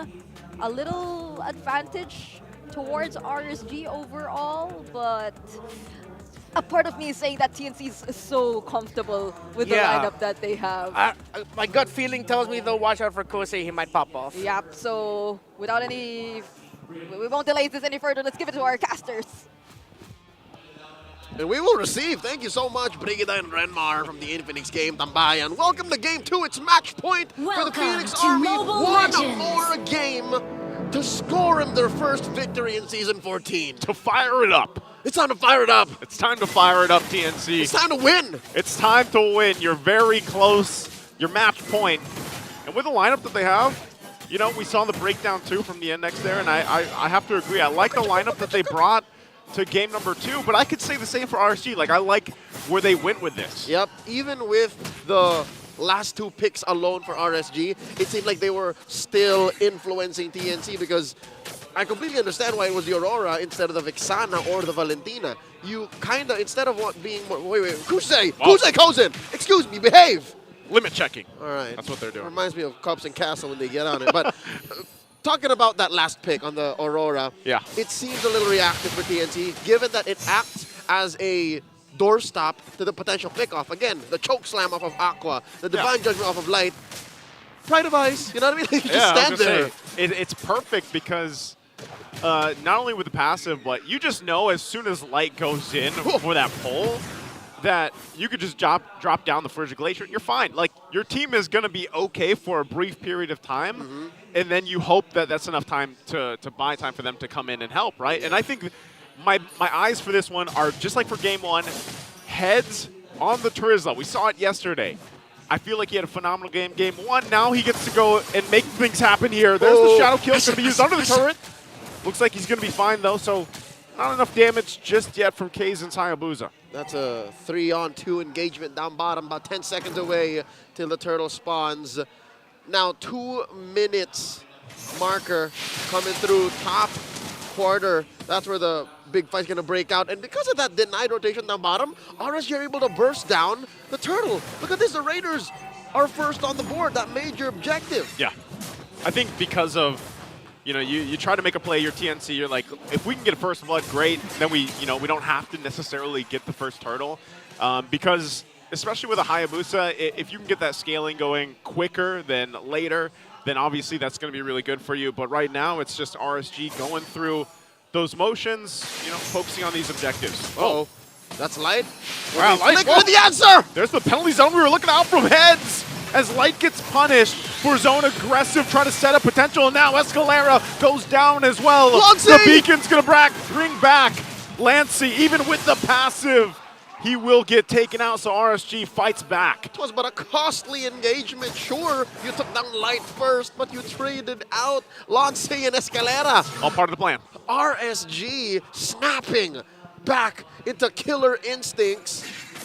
And that was off of a, you know, relatively mum first 2 minutes. Like, I think this is the right approach. Like, don't try to force anything. Instead, allow your opponent to get into attacking range. And that whole first minute engagement between Kusei and Kozin, I think that's the best way to initiate, the best way to start this kind of approach. As the Raiders say, all right, well, we're going to condition all of y'all. We're going to go into a fight here, but then feint it. It's like, no, you step in first. Yeah, go for the feint, you know? Let them throw the punch first at this point. And again, when you look at the line, oh, hold on, Escalera. Oh, he's going to spot them out. They gets in with the I'm offended, and now they're going to get the freeze down too. Light, unfortunately, will get taken down. Irat, though, just checking the damage there. That's a lot of extra gold going over to Kusei. Now thinking about it, Light dying, no streak, traded out for a good, you know, second or two of plating. Yeah. I don't know if the math checks out, but given that it did send Kozin back home, maybe it's like a trade worthy of about half. It's a half. Yeah. Maybe at that point too, but it would be even better if RSG also gets the second turtle with the way the past couple minutes have gone here. But TNC this time, they want to fight for it. Escalera's going to jump in again with the I'm offended. They're going to get the lockdown too. Nemore tries to get out, but he's frozen and finally taken down. And now Aqua pulls him in with a flare. But TNC still fighting for him, and they'll get the turtle off the pickoff from Escalera. Joseph, that was all 5 members of TNC there. Yeah. They committed to it. They looked at their goal, said we're going to go for it, and they achieved. But what are they trading for here? Gold off of the top lane, tier 1. Dear Lord, I think Hero's going to take it. Hero's going to take it. I think he is going to take it. Heads is going to be way too late there. He's eating good. So they just trade it. There's the turret going down. Great push from RSG, and now here's the response. Kazin looking for his own entry, but Lancey's already taken out, and now Escalera's going to be in trouble as well. As Light picks up the kill. All right, back to back again. It's the same tempo, but maybe delayed by about 30 seconds or so. Cross map too. And all of that now, Kazin versus Irad. Shadow kill going to be used, Irad. Oh, he will. He does escape. 1 HP. Kazin just not able to clean up the kill in the jungler 1v1. The mechanic walks away. The mechanic walks away about 1 HP. Goes home, and all that traded for that top lane, that bottom lane, and a winning trade. He's been doing work. They're doing work, and again, it's not the cleanest work, but it's getting the point across. They're up by about 1,000 in the head. And where's this lead sitting? Where is the majority? Majority of it, it, Aqua. Yeah, it's mostly on Aqua. He's been killer on these forward lantern flares, man. These Crimson Beacons. Yeah, he's been able to do a lot, bring a lot of utility, and that's exactly why the Jushin is there. Again, it was funny because we me and Ingon talked about it a little bit yesterday, that, and even the panelists. Jose and Jose. Yep, Jose and Jose. And it's fallen off a little bit, right? But it still picks up, and it still it's more of a niche pick for teams and certain players. She has to be specifically fit into a lineup. Yes. Whereas before, she was just like blindly picked up no matter what. She was a menace. Oh, I'm offended on the Irad! Wow, he gets away. What? Irad. Irad's playing this Nolan like it's pre-nerf. he hit the fracture like it still gave you CC immunity. At this point, not only does it give him that, he stays alive, secures the objective. They might be in trouble here. TNC, Escalera going to be just dragged to his death. Light getting a couple pickoffs now at this point, and now TNC, 4 members here in the mid lane, trying to find something to do, and they're going to jump in. Shadow kill once again used, trying to check the damage, but unfortunately for Kazin, not enough. You know what? It's been a tough 7 minutes for the Season 9 Rookie of the Season winner, Escalera. He's just been catching all sorts of hands from RSG. Yeah. 0 and 3 doesn't tell you the whole story. Like, he's died more times in effect than just 3 times. And he's been hitting his I'm offendeds too. Here he is again. He's leading it, but even with a conceal use, I guess they just go ahead and check it. They hold on to the tier 2 turret though, but yeah, it's got to be, at this point, it's got to be Escalera, because mostly heads will either peel with the penalty zone, or he's going to try to counter-initiate. Once again, I'm offended, going to find the lockdown. and they will pick up Nibor. Shout out to Kill too. Aqua's tanky enough, he's going to be fine even from that. So still, TNC will be able to find one. All right, that was off of the back of a 5-man collapse from TNC. Nibor has been moving forward. He didn't flicker in that specific moment, but moving forward, leaning hard into TNC. I wonder at what point it's going to start hurting the Raiders. Yeah. Because you can't just give free kills like that for free. Not when you're this far ahead, about 4,000 gold. And the 4,000 gold lead that RSG has right now, it's not to the point where TNC cannot, you know, counter and clap back from this and get back into the game, especially if they end up getting this Lord. The next objective here, if they're able to get a Lord, if they're able to get a pick off, that's going to be great for them. But look at this. Once again, Escalera jumps in the mid side. They're going to find the freeze down with a frigid glacier, and now Head's the first one to fall. Kaizen's going to jump in, but they're all too healthy. And it's Heads and Kozin that are out of the picture. The past couple of engagements, TNC were the ones sticking together as a 5-man unit. Now RSG does the same, takes 2 on the way out, converts straight into a Lord.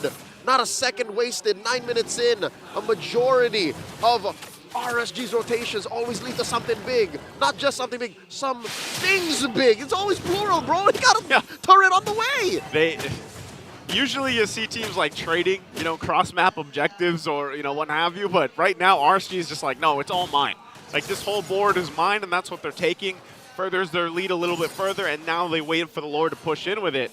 For TNC, that window I was talking about where they can flip things back in their favor is starting to close. Could they pull it off here? Once again, it's the more than they go for. They take him out. But still, they got to back off. Disengage from here. Irad also making his way. They drag him back with the flare. Plus the Divine Judgment as Heads is taken care of again. He is having a difficult time on the Turizla. XP for XP. The delayed trade. It's messy across the board. The past 10 minutes have just been coloring out of the lines. It's a scrappy approach to the well-known Filipino macro playstyle, but it's working, Joseph. Look, by just giving out these trades, these random deaths, RSG is able to snowball to a 7,000 gold lead.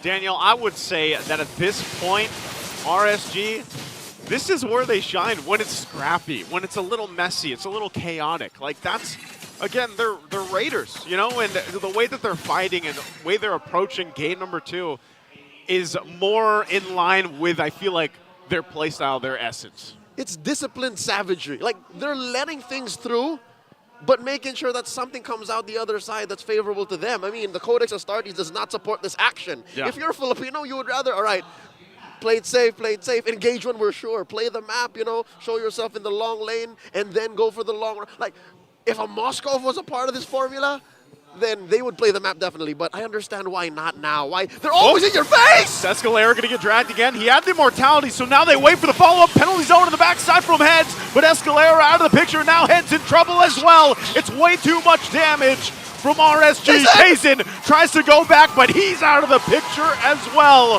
3 down for TNC, and it bite me another one as Kozin. He's going to be fine, gets dragged once, but makes it a base. That burning stutter step. Oh, man. Now they're knocking down on the mid lane inhibitor. Pops the holy shield. Glancy and Kozin. And look at this. Just throw in him. Just throw in the spin wheels. Not reloading at all. He's like the Doomslayer. All right, now, too. That's about all that RSG is going to manage to get. Plus the purple buff for Kosei. Off of a light wheel? Off of a one little light wheel. Picks it up. All right. Now he gets to do that much faster. Okay, you know? all right. Good luck with that sound effect. We'll try. Times 2. Concealed play by TNC here. Takes the corner brush. Not so sure if RSG knows. Light. Oh, all right. Wow. Good check. That's why you keep that minion, my friend. That's why you don't take it down. You flick it, and then it goes and checks the bush for you. A little electro lasso, basically. That's RSG creep. It's a creep on their side. Good Kaizen check. picks up the Blade of Despair here, so he should be able to burst down like stragglers at half health, a third of their health.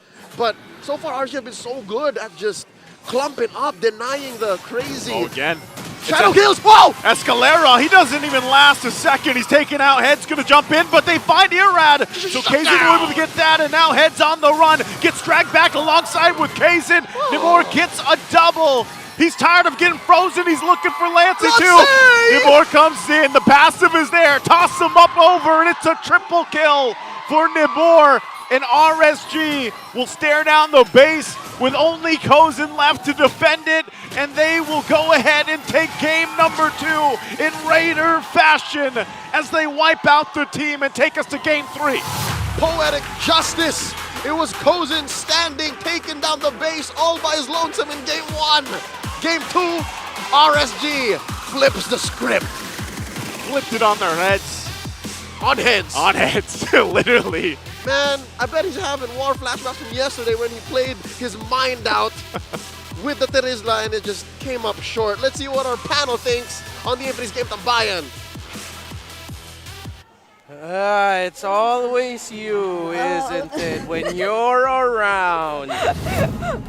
Chantel isn't here today. But you're here, daughter of all series. All I can say is that I really feel we're finally in the second half of our regular season. So many teams stepping up, and there were on-the-spot adjustments clearly made by RSG Philippines in that game. That felt more RSG-like than the previous game. Again, just really get light on the pick-off, and you're going to be good. And the Jushin on the Aqua, that's why we brought it up when I realized late that it was actually open for him. A couple of the great performances from RSG Philippines. Though this is not unbeaten, this has lost already for RSG Philippines. They look comfortable playing around a Jushin in the mid and then a pick-off roamer for light. So 2-0-14, it was just God mode here for Aqua. And because of the damage profiles on the side of TNC Pro Team, again, I'm more in the camp of that last pick. Aurora could have been something different. Yep. Because what we saw here is when TNC would win the engages, it would be because they had their Aurora ultimate with them. Yeah. They could get the first blood or they would get a pick off. After that, though, what was next? With Aurora already dishes out a full combo and it's not the full team that they get to catch and burst down, what comes next? Majority of the time, the sequences the TNC would get that was favorable for the Aurora, they wouldn't be able to get down enough, and then RSG would be the one to end up winning the team fight. Again, when they play around the conceals, pickoffs, and bursts, I doubted this Nolan first pick, but then how they rounded it off with a last pick pickoff roamer for light ended up becoming really good for them. Yep, RSG's playstyle here felt like the opposite of TNC and how restricted they were supposed to move given the lineup that they had, since it was always Aqua being so active in the team fights, even at times moving forward first instead of anyone else. And like everyone was just really working together to actually pull off the team fight, since they were also reliable in even sustaining the extended potential team fights that we could be seeing from RSG's side.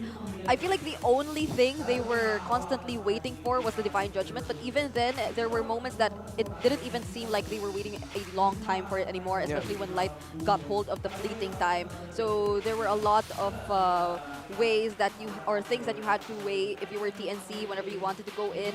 Even Escalera wasn't safe anymore from the Divine Judgments when it came to the point or the moments in that game where RSG Philippines, they already knew that they had the upper hand. Yeah, and the itemization there, you mentioned the fleeting time, second item build for the Kaja after the Dominance Eyes. Then when you actually also saw Thunderbelt after the Hunter Strike for the Nolan of Irad. That's why at times it felt like he was able to survive things that we thought that he wouldn't survive.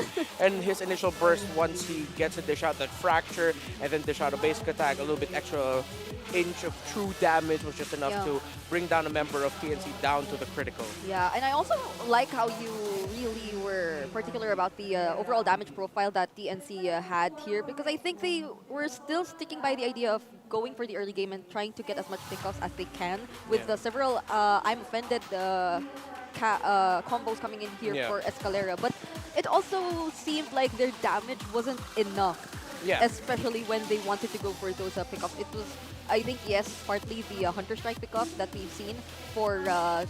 the Irad here, but it wasn't just Irad that was targeted here by TNC. The only times we've seen them successful was, I think, the first turtle when they captured Nibor. But again, as you mentioned, there was the Frigid Glacier also available during that time. So it was really tricky for TNC to sustain all that was happening, since they were banking on a very particular condition which they had to fulfill whenever they were to choose and to engage a team fight. But RSG, they weren't picking the timings anymore. They were just consistently going for it, since they knew that they could actually win the team fights more often than not. We will give it to TNC Pro Team. Their damage profile is quite lacking. Their crowd control profile is through the roof. But when you have a lot of crowd control and you're lacking the damage to take down, which is in the main centerpieces of the rotation, is the frontlining Edith and the Jushin as well.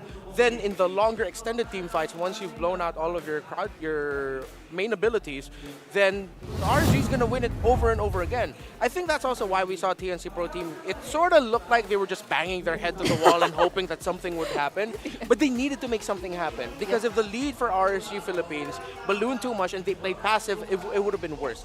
So they played more aggressively and they kept the aggression up. But RSG Philippines knew that, okay, we can take this trade, go into the next one. Okay, Aurora used the ultimate for this one, then we can go forward, or we can take it in the next sequence. We have less than like a 40-second window before the Aurora ultimate comes up, and then before the 40 seconds would hit, then that's when Light and anyone else would just go in Divine Judgment or go for the pickoff. So RSG, kudos to them. They read that really well. I don't know, maybe it's because I used to main Lilia, and the first time I ever hit MG, it was because I spammed the hell out of Lilia. I feel like I should have been a Lilia in the end there. Yep. It was also interesting to see. But then again, who am I? Yeah. Who am I? No, don't say that. Don't say that. Don't say that. I mean, I really don't know. At first, right, you would think you would want to pair the True with the first kind of mage, but things worked wonders here for the Zushin in RSG's hands. It really felt like they were working together with every Divine Judgment. It was not just one person waiting for that opponent here that Light wanted to capture or go after. And it's just really, for me, signature RSG slowly coming back and slowly stabilizing their overall approach in this series, which matters a lot, since we're also constantly bring up the idea of how either of the two teams need to ride the momentum that they have, which for now might have went into the hands of RSG. Yeah, because one of the reasons I'm also like preaching the hell out of this Lilia pickup is that, okay, just imagine it, all right? Just imagine it. Yes. So, okay, you have the pickoff from the Kaja, right? Kaja's gonna pull, then you'll have the Lantern Flare of the Jushin zoning out or with the other members of TNC Pro Team. So as they're going forward to like help out whoever's getting picked off, then the members of TNC are taking damage while potentially just getting and then like moved back by the Jushin. So because you have that working out, TNC is gonna struggle. Now imagine if that was a Lilia instead of an Aurora, right? Okay, so Aurora already used the combos. What's gonna happen? Oh no, we can't go forward. But what if after the pickoff RSG wants to keep fighting? One of the reasons why they kept fighting is after the abilities of the Aurora is gone, they know, okay, we're safe, we don't have to worry about anything.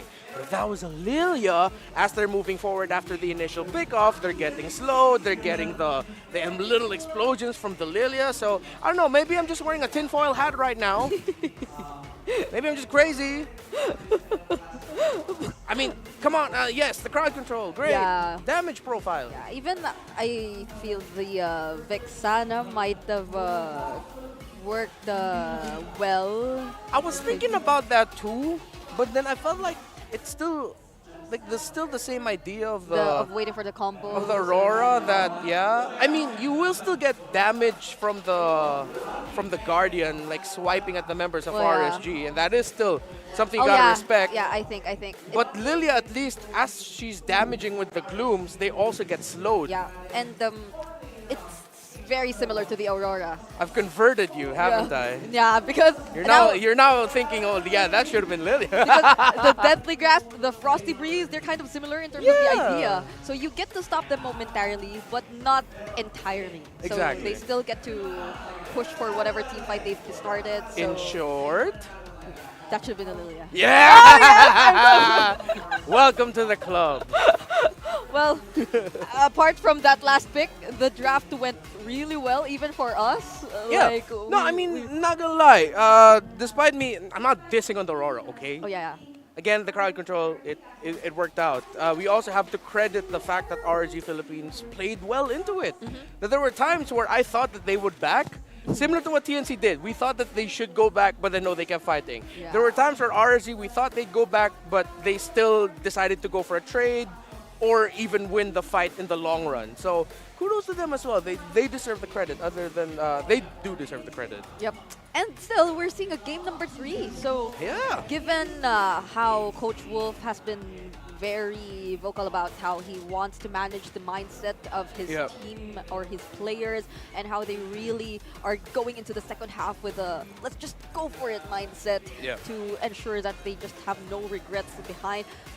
We're definitely about to see some adjustments coming in from TNC, who now are about to pick the blue side once again. And earlier we've seen how well it worked. So I'm just thinking that they might not get the same priority picks similar to what we've seen in game number 1. Definitely maybe there will be no Fogies available. I'm wondering about the Terizla, if they still want to consider that as a priority, since Heads, it felt like he struggled earlier. I'm not entirely sure if it's just because of the nature of the lineup of RSG, but there were a lot of missed penalty zones which took place in that previous game. Yeah, there was one iffy penalty zone there near the end before that last Lord that I thought he would commit the flicker, but he didn't. Maybe it's because they knew it would have been too expensive to commit the flicker. Yeah, maybe. But okay, with TNC Pro Team this time going back to the blue side, I think we can revisit the bans that TNC had earlier. That RSG banned on the red side. So they banned the Jushin, and then the Harith. So those were their priority bans on the red side earlier. And again, the priority picks this time for TNC Pro Team are the Phovius, Nolan, and the Matilda. I think if I'm RSG, they can let go maybe of the Harith ban, but they have to strongly consider banning out the Matilda. Yeah. For Escalera. And for TNC Pro Team, I think they're going to go down that same route of banning out the Fanny, Ling, and Hayabusa. Yeah. I'm thinking about how fitting would it be if they prioritize the Nolan as well, since I really feel like Kaizen's so comfortable with the Nolan pick, and they can kind of adjust and operate around that pick just in case, similar to how we've seen RSG do the same. But now we're finally getting the answers we want. So yeah, Drafting. Still going to stick with the Fanny, Hayabusa, and probably the Ling bans here. So I mean, next to these 3 assassins, wouldn't it be the Nolan that you'd want to go after, right? I getcha. So yeah, they can ban out the Phovius here. It would be risky if TNC first picks Ling. So they ban it out instead. The Nolan will be open for them. Yeah. So that's either Nolan, Roger. Because if they went Ling, it could have been a Joy at the side of RSG, so I get it. Oh, yeah. And then they banned the Matilda, as we expected. So get the Nolan, if ever they want to prioritize that. However, RSG will end up with an Edith and the Zask again. Okay, so I'm thinking between. I was supposed to think between the Nolan and the Jushin. Edith, but TNC decides to go for the Jushin. Again, she's constantly banned. Excuse us if we forget sometimes that she exists, because I'm so used to seeing her. Even if I've already seen the bans, I'm thinking, okay, Jushin's gone. Oh wait, she's available. Yeah, so that leaves the Nolan, the Roger, the Harris, and the Edith still open for RSG Philippines unless they want to switch things up a bit once more. And the Zask is also still available if Ako wants to go for that, but I wouldn't recommend that. I would like Edith, because TNC could have had a really strong combo with the Ruby and Jushin. Oh, Yeah, it's the same thought as the potential Ruby Lilia. I've moved on from the Lilia. Okay, I so promise that's the I've last moved on thing from you're the saying Lilia. about it. Yeah, that's the last thing I'm saying about the Lilia. But it is similar to the Lilia. Okay, Ruby Jushin's good, but then the presence of the Edith makes you think if you really want to go for it. They can consider Tigreal Jushin. Oh, wait, was that Claude? Oh, interesting. Okay, so they want to open up the map a little bit more, but part of me thinks that this might be a faster roaming roamer. Okay, that's why they went with the Julian instead.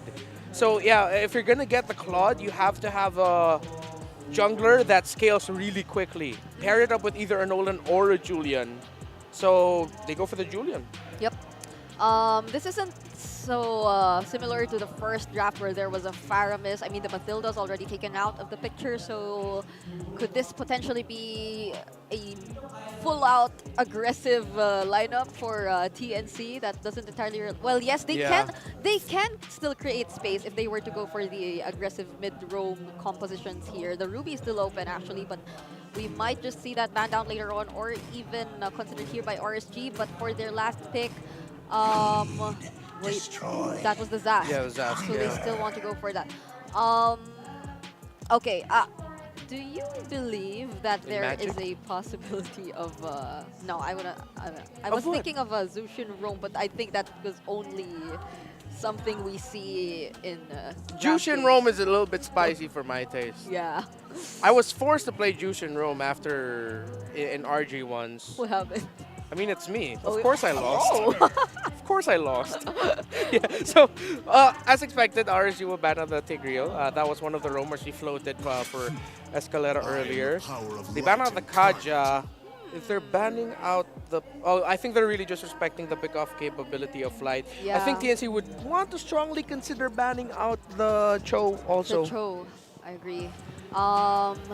If ever the Ruby's left open, that might just be an answer to a potential Jawhead pickup that could come from Light later on. But Yeah, if they want to focus on pickoff. But there's still so many open. After Jawhead, there's Grok. After that's right. Jawhead, Grok, Ruby, Kufra, still have a big four. We can't completely turn off potential Lolita, but Lolita against Jushin is... I don't know, maybe... No, what was that? It's Aang. Oh wait, my train of thought is gone. Bring it up. All right. You can go. Yeah. I didn't expect that photo. Yeah, I'm still waiting for the last ban here if it's going to be a pick-off kind of roamer, but they decide to take out the Harith, which was absolutely surprisingly still available for Kusei after all. So they really want the best possible scenario for Kozen at this point. I mean, the Roger's still available as well for RSG if they want to consider that. That's a very aggressive lineup that they could secure if ever. Or reveal Light's pick-off hero. Ooh. Or... What if they steal to Rizla? Yeah, I'm thinking if this might just be a Light... he really used the Edith ones. Yeah, and it's almost always a Nibor Edith. With Nibor, Edith, and Zask, this could be pick-off. Oh, yes. Okay, so right? they didn't ban the Cho. That's why we said ban the Cho. Now it's available. This has to be a Grok for Eska. No other way to put it. You need something that matches the vision getting. Yep. So that's the Grok. Then the mid has to be a Vexana or a... I'm looking at you. Oh wait, no, I'm sorry. The mid laner's already there. Yeah, you're right. EXP for heads is tricky. Oh wait, no, I'm sorry. Terizla. Yeah, Terizla's Grok still Terizla. available. But then carry's open for Kusei. That's rough, buddy. I can't decide on what I want for TNC Pro That Team Arlott? here. I think that was an Arlott pickup. Yeah, it's confirmed Grok. Oh, okay. It's a Grok alright. Arlott. Okay. Wait, so... I mean, a lot of crowd control again in the hands of TNC Pro Team. But just the same, like the overall extended team fights. I might have to give it to RSG. Yeah, even just those 4 picks. I hope it's a carry. Or what if they surprise us and just go Clint? Oh, I'm fine with that. It's probably a carry. You need someone to dish out the damage. The late game, you need to tear down the presence of the Grok. So yeah, I would agree with the carry, not unless Nibor, or no, not Nibor. Nibor is the one showing on the screens here on site, but unless Kusei has something else in mind. Okay. They can definitely play around the map a lot more. Yeah, and since they have the Zask with them anyway, the Dominator's descent in a 4-man team fight acts like a 5-man team fight. And so it's good. You can allow the Moskov to just split push. So, you know what? I'm going to go into this one. I appreciate the draft of RGPH a little bit more here. And remember, I did predict TNT Pro Team for this one. But I'm going to be looking out for that Jushin and how well it does against this lineup, because the stats don't look good for for TNC Pro Team. Lineup rating is way too high compared to TNC. We have to pull off a lot of conditions to make things work for this lineup, but we'll see. This is game number 3 between TNC and RSG Philippines. Let's head on over to our casters.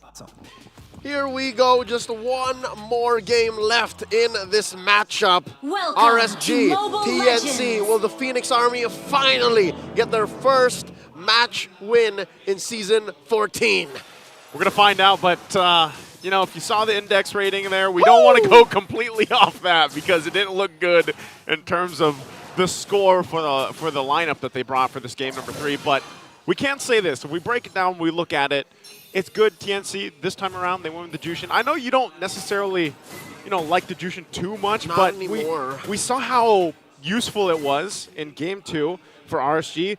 And this time, really what I'm wondering is, man, they have so much crowd control. Even the R-Lot, a pick that we don't often see anymore. You have so many options for TNC. I just hope it's not too much. Like, you've got a Wild Charge, you got a Final Slash, you know, you got the whole Jushin kit, and you have a Julian. That's a whole lot. I'm thinking RSG are willing to play around the fact that maybe it is not too much. It's not a lot. Because look, only Kusei's rocking the Purify. That's confidence. Aqua could have also rocked the Purify too, but instead, he says, I'm going to press buttons better. I'll just pick up the flicker. I like to call that the athletic flicker. Exactly. Because that's what you're doing. I mean, you're trying to be a little bit, you know, quicker in response time, obviously, than what TNC is going to throw at you, because they even have 2 Purifies themselves. Yeah. Look at this already. Oh. Kazin, hand sword's going to go forward, and now they jump back in. So possibly looking for something, but heads won't be able to do that either. So right now, it's a push and pull in the early game. Amazing. RSG respecting the potential for TNC to just completely collapse onto them even before the first turtle spawns. And TNC are making good time here. It's going to spawn in the lower quarter. Look at and Light. Light holding onto that pixel brush. And this is what's difficult. This is why Lancey picked it up. Look, see, Light's not going to get in a good position. He's going to have a little bit of difficult time getting there. Aqua there, going to join the fight. Dominator's Ascent. Oh. Kazin will get the turtle. We'll see if they actually still just kind of disengage from it. Looks like they'll make that call. Light doesn't have the level 4 yet, so not going to be able to kick anybody. Joseph, you see that? Irad pressed the Retribution even before the turtle went down, and even before he secured the purple. So in that 5-second window, RSG was very fragile. Like, that was a dangerous pit to be in, but they got away with it. Nonetheless, they had to see, you know, consider letting go of the turtle, indeed, which they did. TNT, let's go. This is a kick. Oh, our Light's still down. Light's not even level 4 yet. Yeah, not level 4, so, I mean, he's going to have it very, very soon here. So once he does, you know, that's when you're going to expect a lot of that. Whoa, what? Okay, whoa. Interesting flicker wild charge combo from Escalera. You didn't think I was going to press it? You didn't think I was, Light? Come on. Oh, now he does, finally. And they're just playing with range here. This is not a good spot to find the kick from, given how many members of TNC are around, but it looks like Irad's ready to follow through. Yeah, they know they're around, so they could put pressure here still on Kozin at least if they want to. Maybe get the Purify out, but they just call it off. Might be a little too risky, and at this point, it's more up to it's Light's decision. It's Light's game on where he wants to find those setups, those pickoffs. And great thing if they can get, even if it's just a burning the Purify, whether that's in the mid lane or whether that's on the gold laner, then that's great for them. Yeah, if anything, it's RSU who's wondering what to do with their CC. Yeah. They want to be able to use it efficiently and go through the, you know, barriers of TNC's failsafe. They want to be able to find that margin of error and see how much they can get away with. TNC now up by about 200, 300 gold. Turtle spawning in that same spot earlier. Down bottom. And it looks like XP-wise is where Kusei is down. So, luckily, he has the SOD. Luckily, he can still be part of this fight happening now.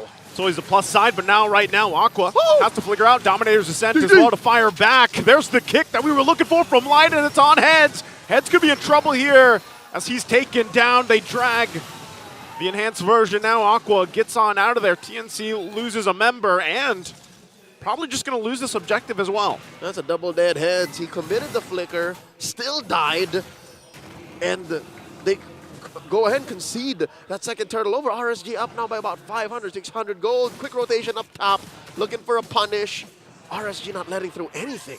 Yeah, they don't want to let anything go, and right now they're just playing with momentum RSG's gotten themselves to. Even looking at this, you know, Irad making moves across the map, picked up the Hunter Strike early on. That was his first item locked in. Corrosive Scythe here too for Kusei. And some of these first items too are going to be important for TNC. You now have the Clock of Destiny online. This is, you know, where you want to go, that build path for the Jushin. And it's going to take time for Kozin to build up this Claude here. We always know that, you know, you pretty much need that trinity of items locked in. And look at this once again. Head's going to be in trouble. Knocked in, gets kicked. They want to fight it out. Final Slash could be used as well. He goes in with a vengeance. There's the knock up with a wild charge. And they find Nibor. Dominator's Descend again. He's going to try to drag him to the turret. But Aqua will just hop on over the wall. He got sandwiched there between the actual wall and the Guardian's Barrier. Light in trouble here. He's going to get away with a Shunpo and will survive throughout all that, though. A push in mid, traded out for top lane. RSG just does this all the time. And bottom two, wow! And bottom two, like, you know, they're going to force like these skirmishes in these fights, and they'll make a play just like they did. We saw them do this constantly in Game 2, and that's really those small steps that built into that victory. You know, it's those minor decisions where they're finding these objectives on the map, and then it leads to, you know, them having the advantage when it comes to those lore takes later on. Kozan coming in with a blazing duet. Let's it go. Damage check. That's what I always check. So far, he's at 2 items, right? Yeah. So short of that trinity, gonna let it go. He is just slightly behind Kosei, about 500 damage. All right, talking about that approach by RSG that's proven them effective, a good victory in Game 2. What's going on? What is this? This is third turtle in this same pit, this side of the map. It's a 5-man. Oh, well, same thing happened in Game 2, other side. Remember, yeah, it was always there. But now, looking at where the trades are going, it looks like they're going for turtle for turret. But whoa. What is this sandwich play? Oh. They're gonna they spot that. This has been happening the whole series. The feint from both teams, like they're just feinting each other. Like, we're gonna initiate. No, we're not. We'll pull off. If anything, TNC played that very well on the defense. Yeah, they were able to blitz out the turtle, go ahead and respond to the top lane quick enough to deny RSG a successful trade. Amazing work by the Phoenix Army. But now RSG are looking for a way to grow this lead, this dirty approach, this dirty boxing that they've been using to great effect since Game 2 has slowly been answered by TNC, and there seems to be nothing for free right now. Looking at the gold lead here, where is the majority of the 1,000 gold on? Some of it you see on... it's like mid lane, I would say there's, some in the mid, some in the XP is the biggest differences. Yeah, so it's scrambled through the cores, but it's mainly on Nibor right now. Yeah, and this is the hard part about it. Hold on. There's the answer. The wild charge comes through as well. Pumping the beacon down. Kosei's going to be the first to fall. And now Heads looking for more. Irad trying to join the fight. That's the kick on Heads as he's taken out. So far, the trade, but Escalera is going to be in trouble as well. 2 down for TNC, the 2-for-1 trade. Joseph, if it wasn't for the 2-for-1, I would have said all in 100%. TNC won that. They started the fight by picking off Kusei, RSG's most reliable source of damage. Aqua, he has to go through 2 steps to be able to really just on the Dominator's descent. Elon has to choose his entry. But if you take down Kusei to start, that's a non-starter for RSG. So I could have sworn TNC was going to come out with a victory in that engagement. But wow, RSG with the fast reflexes. It was a good attempt. It was. I feel like even so, it was the right attempt because if it would have worked out, great. It didn't, but they're still in good contention for this Lord. They just got to approach the fight better this time around. And they're going to go for it again. Nibor jumps in. Light's looking for the pickoff as well. Jumps in with the Jinpo. Kosei doesn't land the Spear of Destruction. So Nibor taken out of the picture. And right now they flicker out defensively. Going to focus on heads. He has to flicker out as well. Light's still in the front of it all. And it's still going to be worked on the Lord here for RSG. TNC tries to get positioning again, and it's a reset. This is dangerous. Given that both junglers committed their retribution in that what could have been a total wipeout of a team fight, neither of them are willing to commit to that Lord take. Even if Lord was sitting at what, a third, a fourth of its health? Yeah. They both had to reset. They say at that point, you know, it's still scrappy, man. Like just like we saw in the previous one, right now TNC, they're not too far behind.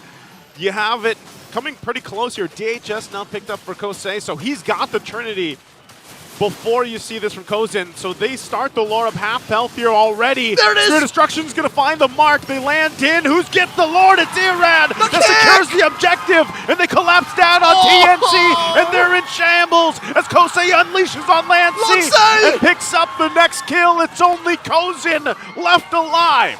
That's as clean as it gets. I could have sworn TNC was going to win that engagement, given how much deeper they were into the pit and how a lot of members of RSG were missing their battle spells, but just at the cusp it came out. Oh, best believe, Joseph, they're breaking in. They're going to break in. Holy Shield in the mid lane popped. Lord still up, and RSG will call it off and back off, happy with just that turret. Man, Nibor on this Edith, time and time again, is able to pull amazing things off, whether it's him initiating or even Light. And sometimes it's just them responding to TNC. Edith only. Edith only. Give Nibor Edith, and you don't even have to think. You just let him play. Let him do his thing. He's going to die a good chunk in the first 10 minutes of the game, but he's going to pull off things like that. Again, the fact that this hero does not need a flicker to be able to inflict crippling damage to the opponent's lineup, to their front line, allows for RG to get away with so much. Looking at the gold lead now, yeah, sure, the Trinity is built on to Kozin, but there's about 1,000 between him and Kusei. I think key to that whole engagement was also Kusei finally hitting the SOD. Yeah, finally hitting it. You saw that too. Aqua just picks up a Sky Piercer here for the Zask. He means business. He means business. And I would say, man, this is probably one of the cleaner games we've seen from Cho in general for Light, or just in general for the hero. Hasn't died yet, sitting on 8 assists here and just doing work off of what we've seen from Nibor. Could have sworn Light died at least once. Wow. He's moving and grooving, man, at this point. Dilan Katipon doing work. All right. 6,000 head RSG, 12 minutes in. About a minute until an enhanced Lord spawns upper quarter. Joseph, let me tell you this. If TNC want to come back, you got to take it inside the base. They got to punish off of heads with an ultimate final slash, a major wild charge. But here's the thing, all right? Now that we're talking about, now it's coming out of my mouth, maybe there's a way that they actually do this inside a tight little corridor like this. Little choke point. A little choke point after a conceal, and then they start with a pickoff on, again, this is a shot out of the dark, but if they can find Kusei again, like they did like about 5-6 minutes ago, maybe shut down Irad. Just a free pickoff. We'll start there. Give me a free pickoff, and then we can consider a comeback. Get a pickoff, because remember in a situation too before this was flip-flopped. The script was flipped earlier back in game 1 even. So TNC, you know, down the 6,000 gold, they can make things happen here. Okay, another silver lining for the Phoenix Army. Kozin just picked up his Wind of Nature. This is going to keep him safe from Irad, from Kusei, hell, even Light if the rest of RSG are preoccupied. Yeah. So if he can last just maybe 2 seconds longer, reposition, get a few basic attacks in, get that free pickup we're looking for, then maybe we're in business for TNC. Lord Shuffle already began. Nibor taking the Pixel Brush. Oh. TNC pushed back far in. Nibor spins the flicker. Okay, he doesn't have the flicker. TNC knows this. I don't know if that'll be enough to give them the total upper hand, though. Huge resource. Now Light playing with range. Irad taking the River Brush in control. Lance pushing them back in. Oh! Light jumps in with the Way of the Dragon. They find Kazin. the perfect mark. Kosei as well. Everybody out of the picture that needed to be there. And Kosei unleashes again. And TNC will get dismantled. Led by Light on the fight. In the blink of an eye, Light leads RSG into a wipeout, into a series win. And RSG will clean up the base, clean up the series, and show some finesse at the end with it as they take it 2-1.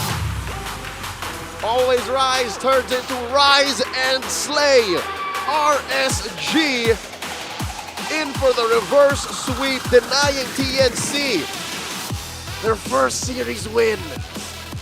Oh, so close for TNC. So close. We got a same glimpse of it yesterday, man. But it just, unfortunately for them, they aren't able to pull through a series just yet. So still tuning the knobs. But I'm just worried that time might be of the essence here for TNC now that we're closing out week 5. GGO played to the Phoenix Army. Moments of glory. Sheer genius all throughout each game played here in this series. But at the end of the day, the Raiders were just a little hungrier, just a little thirstier, just a little wittier when it mattered, which gave them the win. Ladies and gentlemen, it's been an honor to call this matchup for you, but we're about to throw it over to the stage. RSG Philippines, led by Light, is going to be speaking with Mara Aquino on stage for their post-match interview. All right, everybody, say it with me. GG! GG RSG, congratulations! Light, alam mo napansin ko sa koponan nyo, always sa second half ng season, mas lumalakas kayo. What is it about RSG na pagdating ng second half, mas nabubuhay kayo? What's happening? Maybe siguro kasi yun, since pabago-bago yung players namin kada season, ganun. So, wala kaming stable na nag-stay na players, ganun. Siguro, yun siguro yung challenges namin every season na mag-start yung MPL. Did you guys increase the amount of practice that you guys had? Kasi ang lakas nyo today and there's something different about your performance today. So, how long do you guys practice? Was it increased from the first half to the second half? Opo. Actually, nung may time na we started 10 a.m. and then nag-end kami ng 2 a.m. just reviewing lang and then brainstorming po about sa gagawin. And that definitely worked. Kasi kitang-kita naman the improvement that you guys have had for the first game of the second half of the season. Which makes me curious, actually. Coach Panda, how would you rate your team's performance today?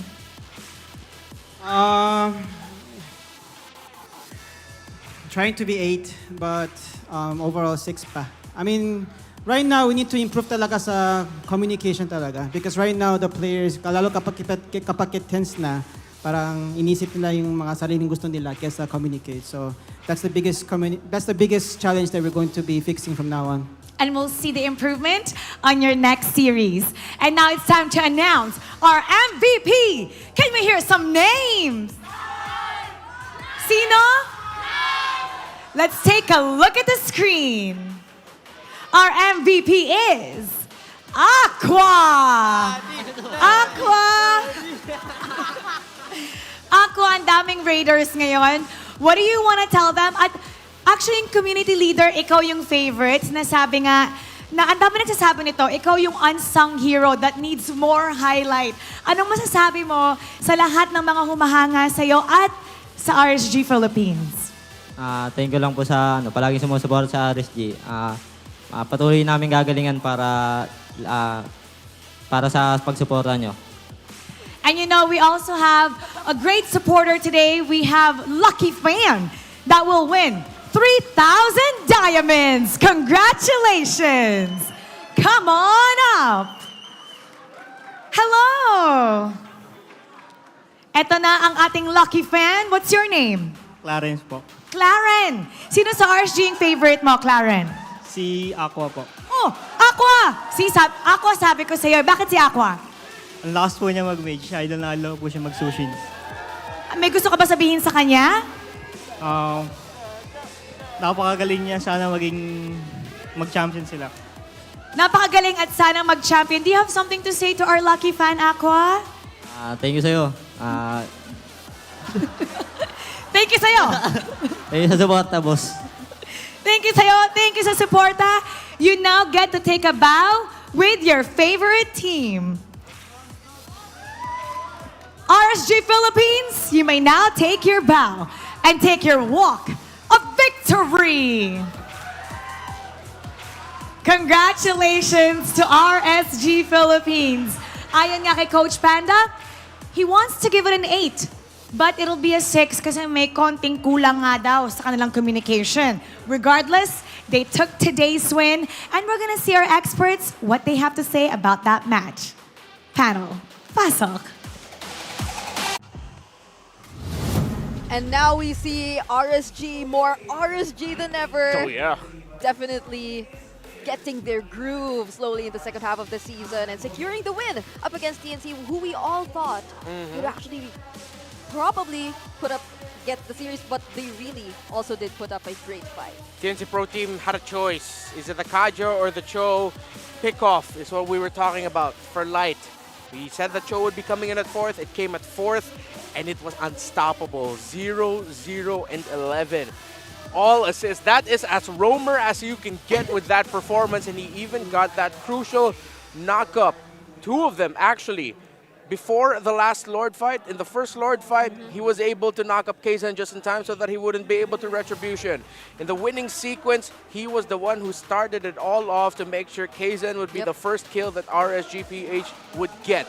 Get information as the Cho by constantly going into the opposing jungle and move around through the bushes quickly so that you could get the kick angle to get that great pick off.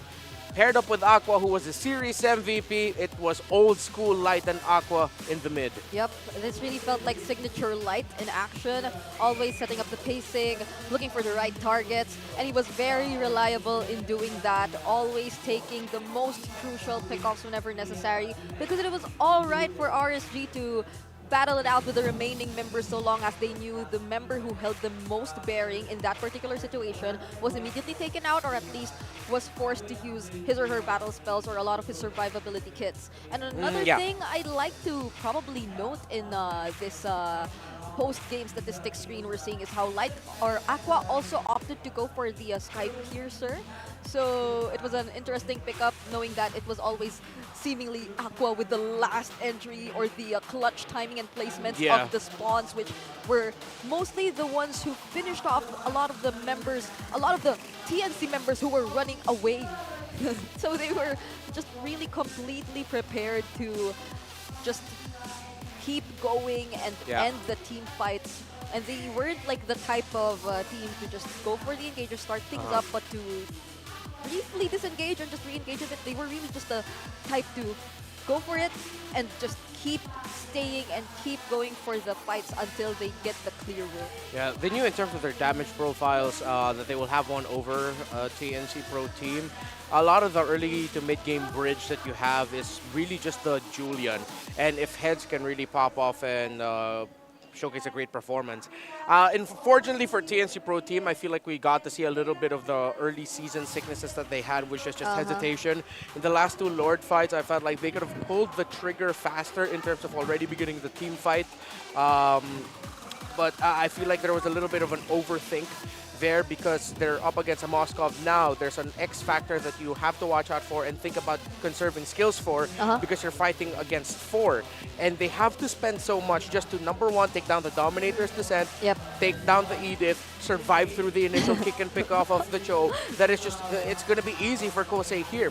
It's also unfortunate when we saw the items earlier that TNC had to really wait until they could build their magic resistance or magic defense items. First item was Thunderbelt for heads. He had to build the Black Ice Shield before he goes into the full-on Dominance Ice. He only had the robe for magic defense and the boots, same as the Grok as well. So it was easy pickings for the Zask, for the Edith as well. And even though there's a little bit of physical defense on the side of TNC, it wasn't enough for the, well, the burstiness of RSG.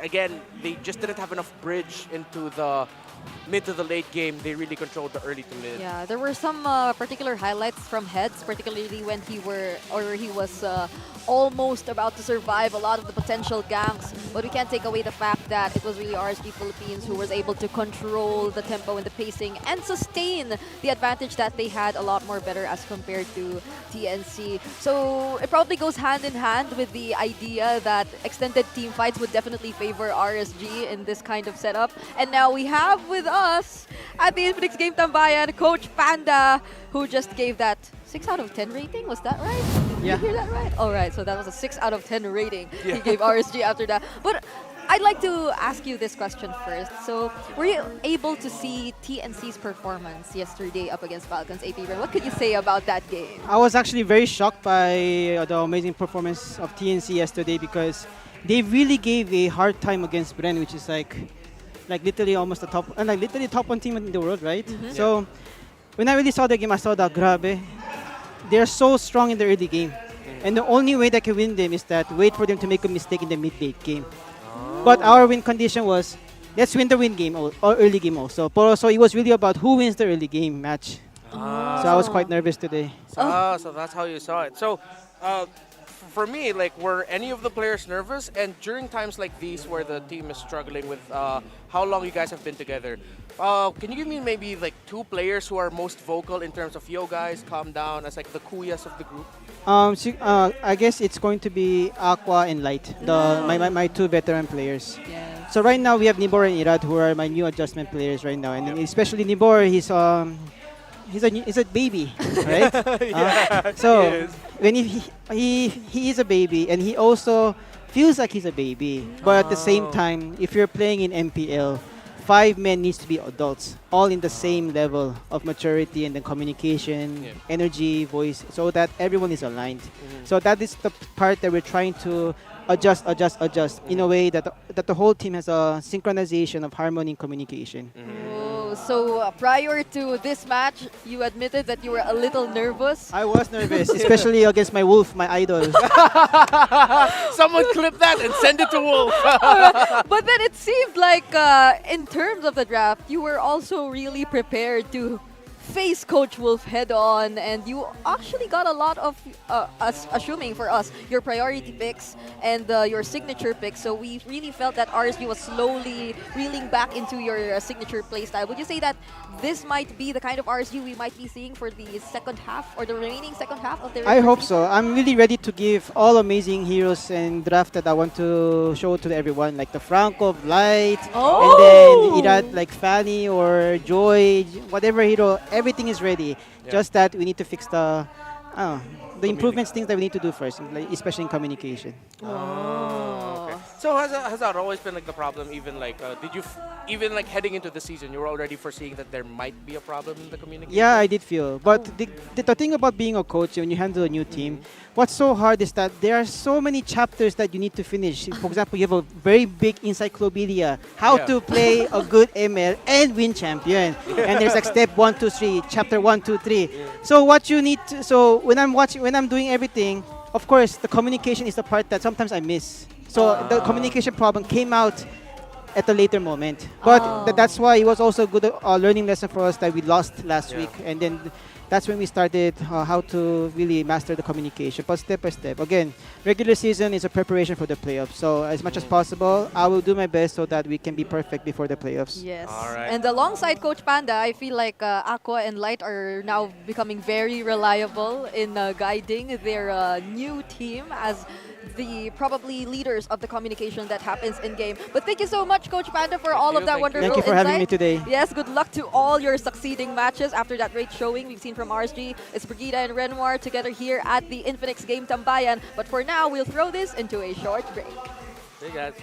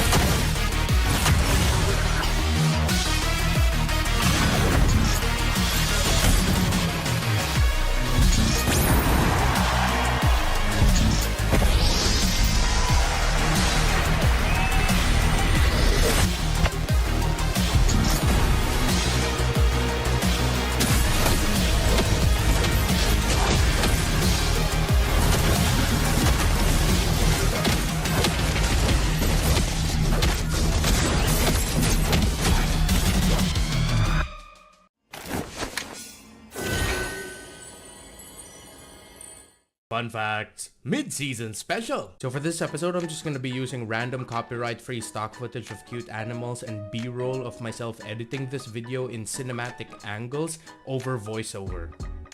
Let's start things off with the bulletproof leaderboard. At the mid-season point, King Kong leads with 9 bulletproof games. Kelra and Super Marco are tied with 8, and Benny Cutie and Doming are tied with 7. By the way, important thing to note, Super Marco actually leads the league in least deaths per game. Now let's look at the Maniacs. Demon Kite has 2 recorded Maniacs so far in Season 14, while Kelra and Super Marco has 1. And hey Demon Kite fans, he's also the multi-kill leader for Season 14 so far with 2 Maniacs, 5 triple kills, and 10 double kills. There have been 65 games so far with an average game time of 16 minutes and 21 seconds. The longest and shortest games of the season were both won by Falcons APBren. So there's actually also this really cool fact where 66% of the teams that got the first blood in a game and 63% of the teams that got the first turtle eventually won the game. That's pretty cool. Hey RG boys and girls, let's look at the most picked hero per role. In the jungle we have Nolan.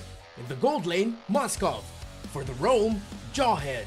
EXP lane is dominated by Edith, and in the mid lane we have Aurora and Valentina. Go read the numbers, I'm not saying all that again. Let's look at the highest win rate heroes among heroes that were picked 15 times or more. Tigreal, Edith, and Roger. Read the numbers again. You can do it, I believe in you. So here's another cool thing that I want to share. It's the win rate of the most used hero pairings in Season 14. So that's all of that there on your screen. Look at Roger and Zask, 11 times picked, 82%. Look at those 2 little overachievers. And then there are the others. Yeah, I'll just move on to the next one now so that I can finish this video. The number 1 most first picked hero in the league is Roger with 13 picks. But the 4 most picked heroes and the first 2 picks on the red side, that's these 2 right there. Yeah, that's it on that slot. It's Edith, Harith, Zask, and Roger. So let's look back at stats that focus on the players. We have King Kong getting the most turtle kills so far with 40, and Kyle TZ has the most Lord kills so far with 20. And so far in Season 14, Kyle TZ and Benny Cutie are tied with the most game MVPs with 5. Hey, thanks for watching. See you on the next one. Coming up in MPL Philippines Season 14 Week 4, the star match of the week.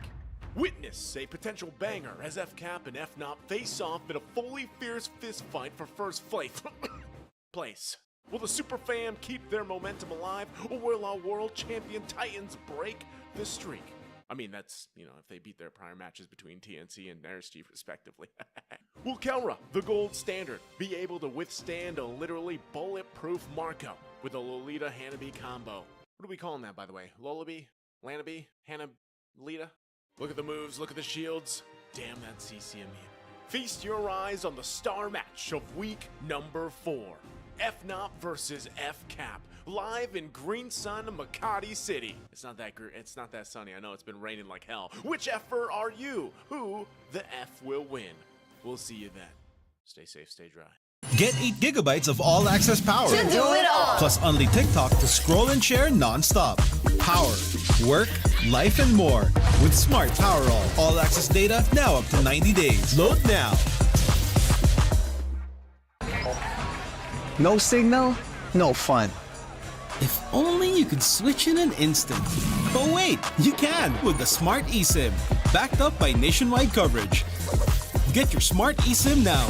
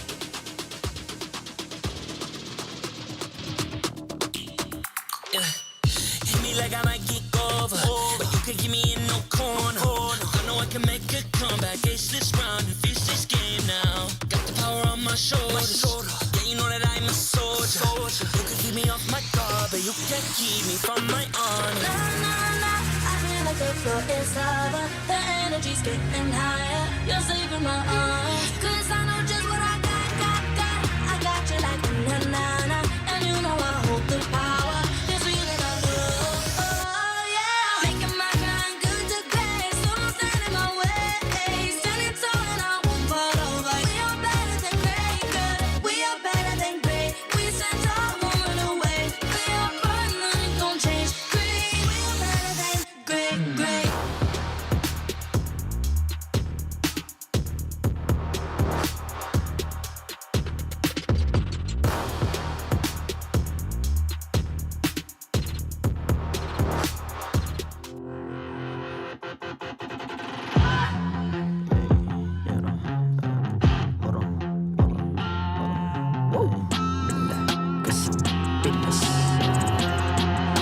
Malakas ng Pinas, malakas, Pilipinas, malakas, kahit anong lane, we become the monsters. Malakas, Pilipinas, malakas, face the golden sun and ribbon for the 3 stars. Look at us to the top, no ifs, no buts, winning any game. Para to sa PIN na yes. Di mo matikin ang aming boses on your level. Nasa kalye man o mobile, you know I become a legend. Open fire, we unite, we winners. Built with pressure, like diamonds are made of. Switch in a lane na parang gera. HP Racing may reseta. Built like a tank, buhat ni Hilda. Full load SS parang Lyra. Susundan ko ang iyong bakas. Kasama patas, tagumpay natin to. Dahil tayo'y malakas. Para sa Pinas. Nasa amin ang alas, hindi tuwa atras. Kinikilala sa taas kasi kami ang malakas. Para sa Pinas. Nasa amin ang alas, hindi tuwa atras. Kinikilala sa taas, ganito kami sa Pinas. Wow! Hold on. Yeah, malakas ang Pinas. Laging every beat, no surrender, no retreat. Pag nagsama-sama, just imagine what we can achieve. Laging every beat, no surrender, no retreat. Giving 100 all my all, cause we just cannot be defeated. We are unstoppable, immune and invulnerable. Ready ang equipment, lahat frozen, malang crowd control. Pakita ko na jab like pow, beast of the southeast. Takas sa watawat, proud and loud, cause every enemy we devour. Susundan ko ang iyong bakas. Kasama patas, tagumpay natin to. Dahil tayo'y malakas. Para sa Pinas. Nasa amin ang alas, hindi tuwa atras. Kinikilala sa taas kasi kami ang malakas. Para sa Pinas. Nasa amin ang alas, hindi tuwa atras. Kinikilala sa taas, ganito kami sa Pinas. Wow!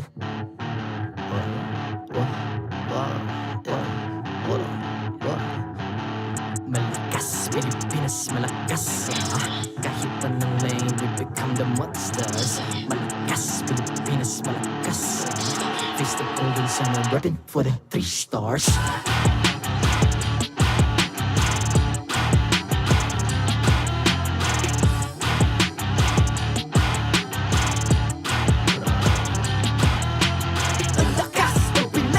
Unite, be the stars. Ang lakas ng Pinas, we unite, be the stars. Ang lakas ng Pinas, we unite, be the stars. Ang lakas ng Pinas, we the stars. Ang lakas ng Pinas, we unite, we the stars. Ang lakas ng Pinas, we unite, we the stars. Ang lakas ng Pinas, we unite, we the stars. Ang lakas ng Pinas, we the stars. The 14th season of MPL Philippines is brought to you by the following sponsors. Smart, the official telco partner of MPL Philippines Season 14. The official tournament phone of MPL Philippines, Infinix GT20 Pro. Official suppliers, EMC Asia and Index Salon. Experience the MPL PH Season 14 action live at Green Sun, Makati City. Grab your tickets now via official MPL PH website. Don't miss any MPL action by following our official Facebook and subscribing to our YouTube channel. Follow MPL PH on TikTok for more content. And to ensure the equality and fairness of our games, MPL Philippines is also monitored and supervised by the Games and Amusements Board.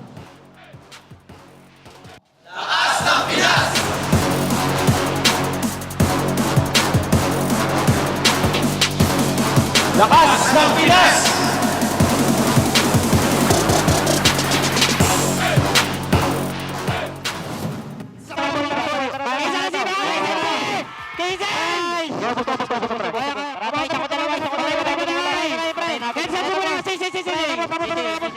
Nice boy. Nice one.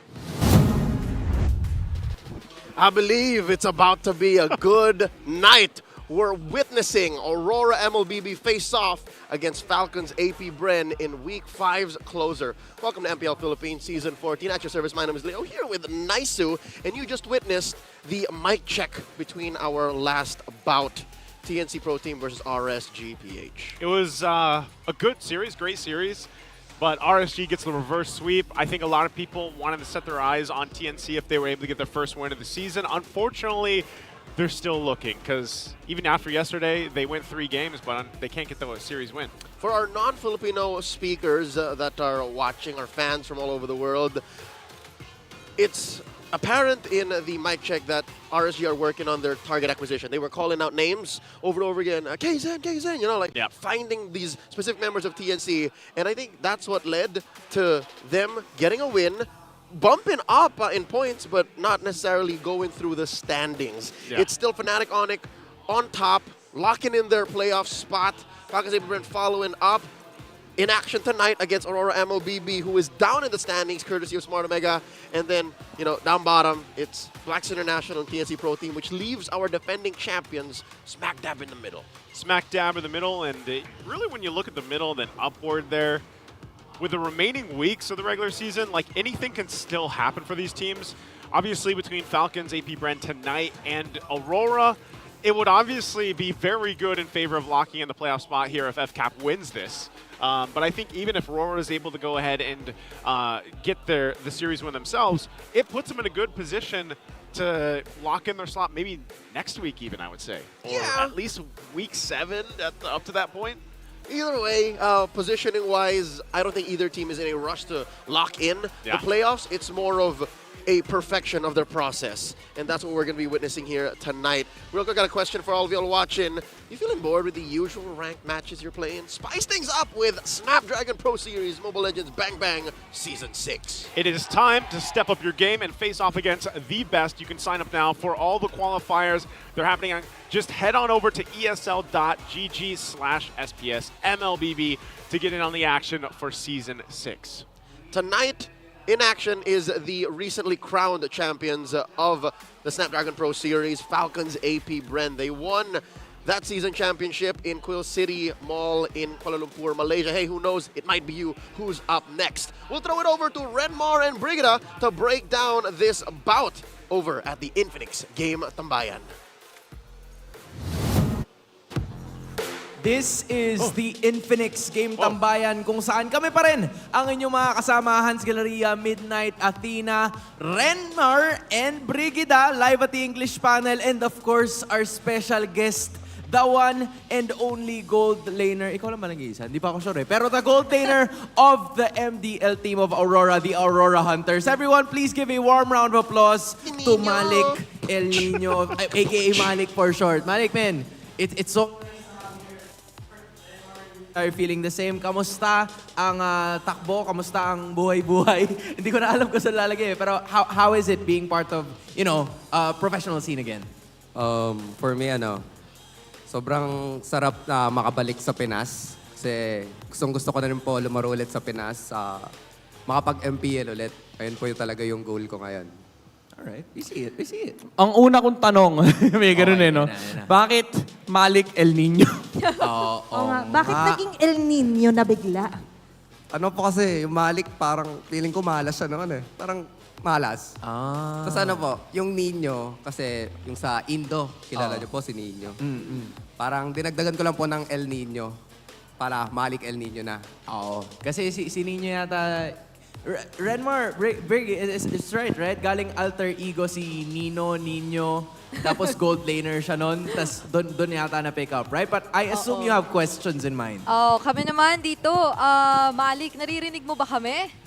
Hello? Oh, rinig ka ni Malik, rinig ka ni Malik. Kanina, in-ask na ni Sona, like, how's the experience being back in competitive? Pero ito, let's be a little bit more specific. Kumusta naman ang experience mo sa MDL mismo, kasama ang Aurora Hunters? Alright, now for the English broadcast, how does it feel? How is the MDL experience like being with the Aurora Hunters? Go ahead. Para sa akin po, sobrang saya po sa Aurora MDL. Kasi po yung mga teammates ko, sobrang comfortable namin sa isa't isa. Sobrang strong yung bonding namin, yung chemistry namin. Dagdag na rin po sa MPL, sobrang nakakahangating din sila. Alright, I like it. I like the bonding. Brig, I assume that Malik has answered your question. Renmar, you over there? You might have a question in mind, yeah? I'm good. Yeah, I just want to ask Malik here. So, we know you're the gold lane, and with the matchup that we have between Doming and Super Marco, so how hard is it to complete a game as a gold laner without dying once? Because we know for the gold lane, one of your main jobs is just don't get killed by the opponents. So how hard is that? For me po, yung tanong po na gaano kahirap yung makapatay ka sa isang laro. Yung gold laner po kasi kailangan po mabilis ka magaling ka po bumasa ng mapa. Tapos, kailangan yung instinct mo sa pag-farm, sobrang lakas po. Kasi po, mid-game to late game, ikaw po yung magbubuhat ng laro. Alright, fixing the thought on Doming and Super Marco here, nakalagay, Malik, yung ilan sa mga ganap na meron tayo, wins with 0 deaths. Tight, very tight yung competition dyan kasi 9 games na panalo na walang patay itong si Super Marco. Meanwhile, 8 yung kay Doming. What is it about these two players na parang they're a notch above the rest in terms of kung paano nila nilalaro yung game? For me po, si Domeng at si Marco po, same lang po ng laro. It's about team composition po, kung paano nila lalaruin yung hero nila, tapos yung about saan sila mag-i-scale. Tama po. Tama naman din. And nakarelay din to sa rumor. Katulad kanina, sa dance battle, ang tinulak mo papunta sa akin si Yuki. Kaya pala, nasa composition din ng team kung paano ka gagalaw and to be bulletproof na nga lang din. And na-relate ka dito, di ba, sa gold laner. Yeah, I mean, it does make a lot of sense, especially with how the team composition is like. Kasi yun yung posible nating makita with Falcons APBren versus Aurora, especially with their match recap na nakita natin from before. At meron nga social media na ganap Brig, Renmar, I don't know if you're hearing this, pero if you guys don't mind, do you mind translating this or do you want to read it verbatim kung tutusin? Yeah, sure, I think we're willing to translate it. I'll take the part of Renegade. Okay. Ogwin, you're not gonna get one over me? Okay, I'm shaking. He said okay, mate. There's another one. He said, let's see if you'll get one. Yeah. I think, okay, this is difficult to directly translate. So this is a loose translation. Yeah. This last one's a loose translation. I'm scared, but you're also cute. Alright, I guess that's a very good translation. You've heard it. Pero para sa ating Filipino broadcast, mukhang obvious na kung ano ang nakikita natin dito. I feel like this is a newfound somewhat of a rivalry. Pero for you, Malik, ano ba sa tingin mo ang strength ng Falcons APBren at ng Aurora? Umpisan ko po sa Aurora. Feeling ko yung strength ng Aurora kay Rene J po. Sobrang pogi po kasi at saka multi-talent. Okay, linawin ko lang, inuna niya yung sobrang pogi. Okay? Alright. Pero is there anything with the game? You know what? Let's skip it. Falcons APBren. Sa Falcon po, si Flap po, tsaka si Pandora. Ano meron sa kanilang dalawa? Bakit naman? Pareho po silang explainer, pero solid yung chemistry nila. Tapos, ang galing din po nila sumayaw sa TikTok po. Katulad kanina, di ba? Kailangan may audience impact lagi. I mean, Renmar, Brigida, I'm sure that, there's a lot of questions that you have in mind, but I'm gonna leave you with, a couple more to ask Malik if you have any. Do you have any? For me, I guess this is a little, I feel like an obvious question, but then honestly, in all honesty, Malik, how prepared do you think are both of these teams as they go head-to-head against one another? Who do you think is getting the series? Ay. Medyo Hirap na na. diniretso ka ni Brigida doon. Pre-game analysis yan. Okay. Eto na. Sige, Malik. Ano po? 2-1 po, Aurora. So Malik is going for 2-1 Aurora. He thinks that it's gonna go all 3 games, and I feel like, hindi malabo na mangyari yun. Renmar, and especially with how the teams are performing, right? Aurora and Falcons APBren somewhat in the top half of our standings. What do you think is kasi na-mention ni Malik yung strengths ng social media presence ng dalawang teams. Pero for you, Renmar, what do you think is like the strength if 1 point can be added of both of the teams, Aurora and Falcons APBren? In terms of the strength, for both of them? Yeah, maybe, because Malik's right there, and he did mention that, Renjay, Flapteasy, and Pandora are right there too. For specific names, I don't know. I think really we just have to look at the gold laners. We mentioned that we were discussing the gold laners earlier. Super Marco and Domeng, they're just so dependable for both of these two teams. I think we're going to be looking at which one of them is going to make the first move. I mean, we know both of them are bulletproof. They have high amount of games where they didn't die, but we're also going to have to look at which one of them decides to pull the trigger, make the play first instead of just playing passive and just farming. Who's going to make the first play? Can I ask Malik real quick? Yeah, go ahead, man. Malik, do you have, your prediction is Aurora, right? But who do you think will be the MVP or yung standout player of the match para sa'yo? Renjay po. Gusto niya talaga si Renjay. Alright, I guess we'll leave it at that. Kasi kung si Renjay ang boto ni Malik, sigurado ako na may boto din ang ating mga Auroras na nanonood sa kanilang watch party sa KMC Armstrong Cafe here in Makati City for Aurora's match against Falcons APBren. So guys, hello sa inyo and major shoutouts to you, right? Yep. Beautiful. I agree. And syempre, wag natin palalagpasin yung isa sa mga teams na naglalaban ngayon, meron din tayong kaabang-abang na skins para sa kanila. So commemorating APBren's victorious M5 journey, the first ever Finals MVP skin, Fist of Glory Paquito, will be online soon. So unlock the APBren Champion souvenir card to obtain Brody APBren and the APBren Battle Emote, Elimination, Spawn, Recall, Effect, lahat-lahat, and more. Now available in-game, come and experience them in Mobile Legends Bang Bang. There we finally have it. Brigida, Renmar, it's so nice to have you guys here, but I think we need to go like Vin Diesel and Paul Walker and go our separate ways. So I'll go the other side. Bye, Renmar. Bye, Bri. Okay. Bye-bye. See you in a bit, man. I don't know when we're gonna do it. I don't know how long we're gonna do it. Okay, we're good. Okay, so we're back. I think we're back. We're back, yeah, we're back. Are we? Okay, so... Yeah. I think we can do like a quick wrap-up of a few things that Malik said. Yep. He thinks Renjay is going to be the stand-up player of the match. Prediction is Aurora 2-1. He did mention how he agreed that it is incredibly difficult to just not get taken down as a gold laner. You're managing farming, you're managing getting kills, you're managing being the main damage, and the fact that Domeng and Super Marco can survive so many times and get so many game wins without getting taken out impressed him a lot. Yep. Also take into consideration how vital it is for the roamers to work hand in hand with these gold laners, but it's also time for our viewers to show their support. So MPL fans, who do you think will win this match? Is it Aurora MLBB or is it Falcons APBren? It's time to vote now via the online poll that you can see right there. And of course, we're also supposed to answer this question, Renmar. So for you, who is going to be winning this series? Well, since everyone knows that I am a Falcons APBren fanboy, I may or may not have a tattoo of their team logo somewhere in my body. I definitely do not.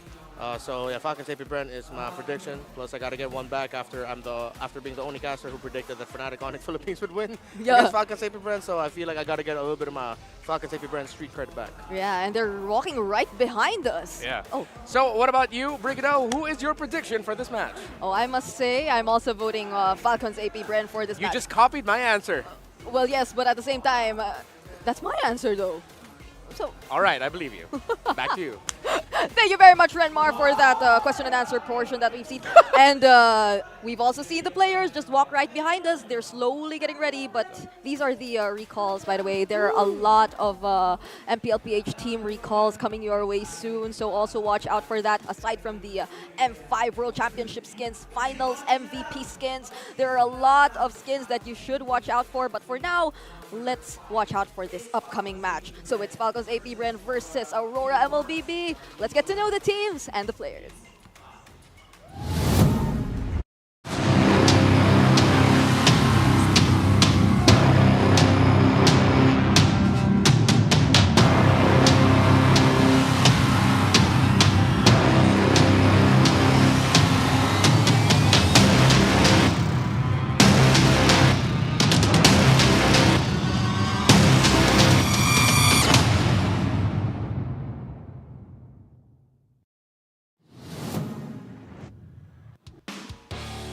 The final showdown of the day features our highlight match. Falcons APBren versus RORA, our marshals, Wilbert, Joshua, Pat, and JJ.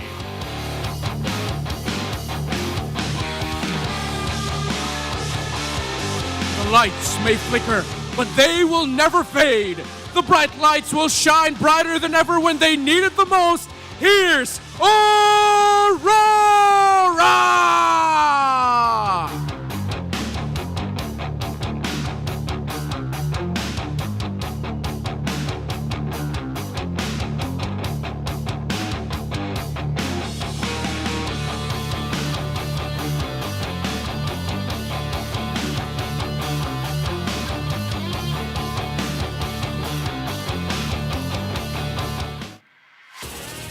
They are the defending M-Series champion for a reason, and they're just counting the wins until they get to the playoffs. Welcome the reigning champions of the world, Falcons APBren!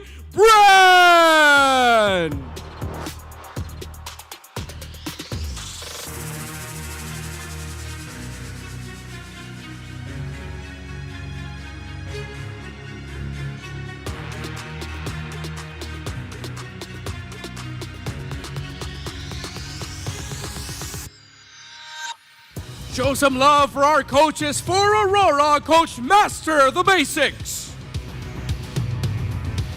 And on stage for Falcons APBren, Coach Trevor.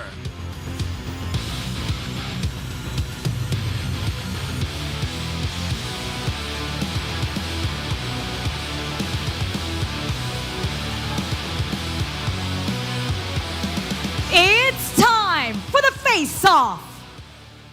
Domeng, Renegade, step forward. Super Marco, Ogwin, step forward.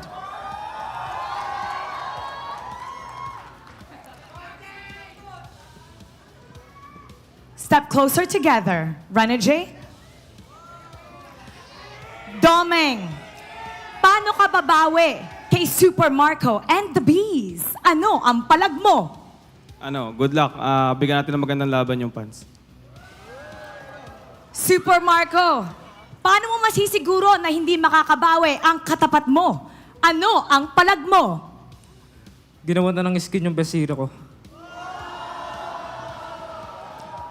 Renegade, ano ang palag mo? Tignan na lang natin mamaya sa laro. Ogwin, palag! Tandaan mo, since Season 12 playoffs, di ka pa nakakaisa. Palag kung palag!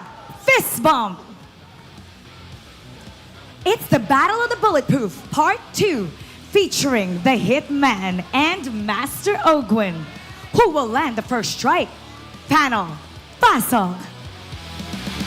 Did you hear that? Did you hear that? I think we've been hearing okay responses, but when Ogwin spoke.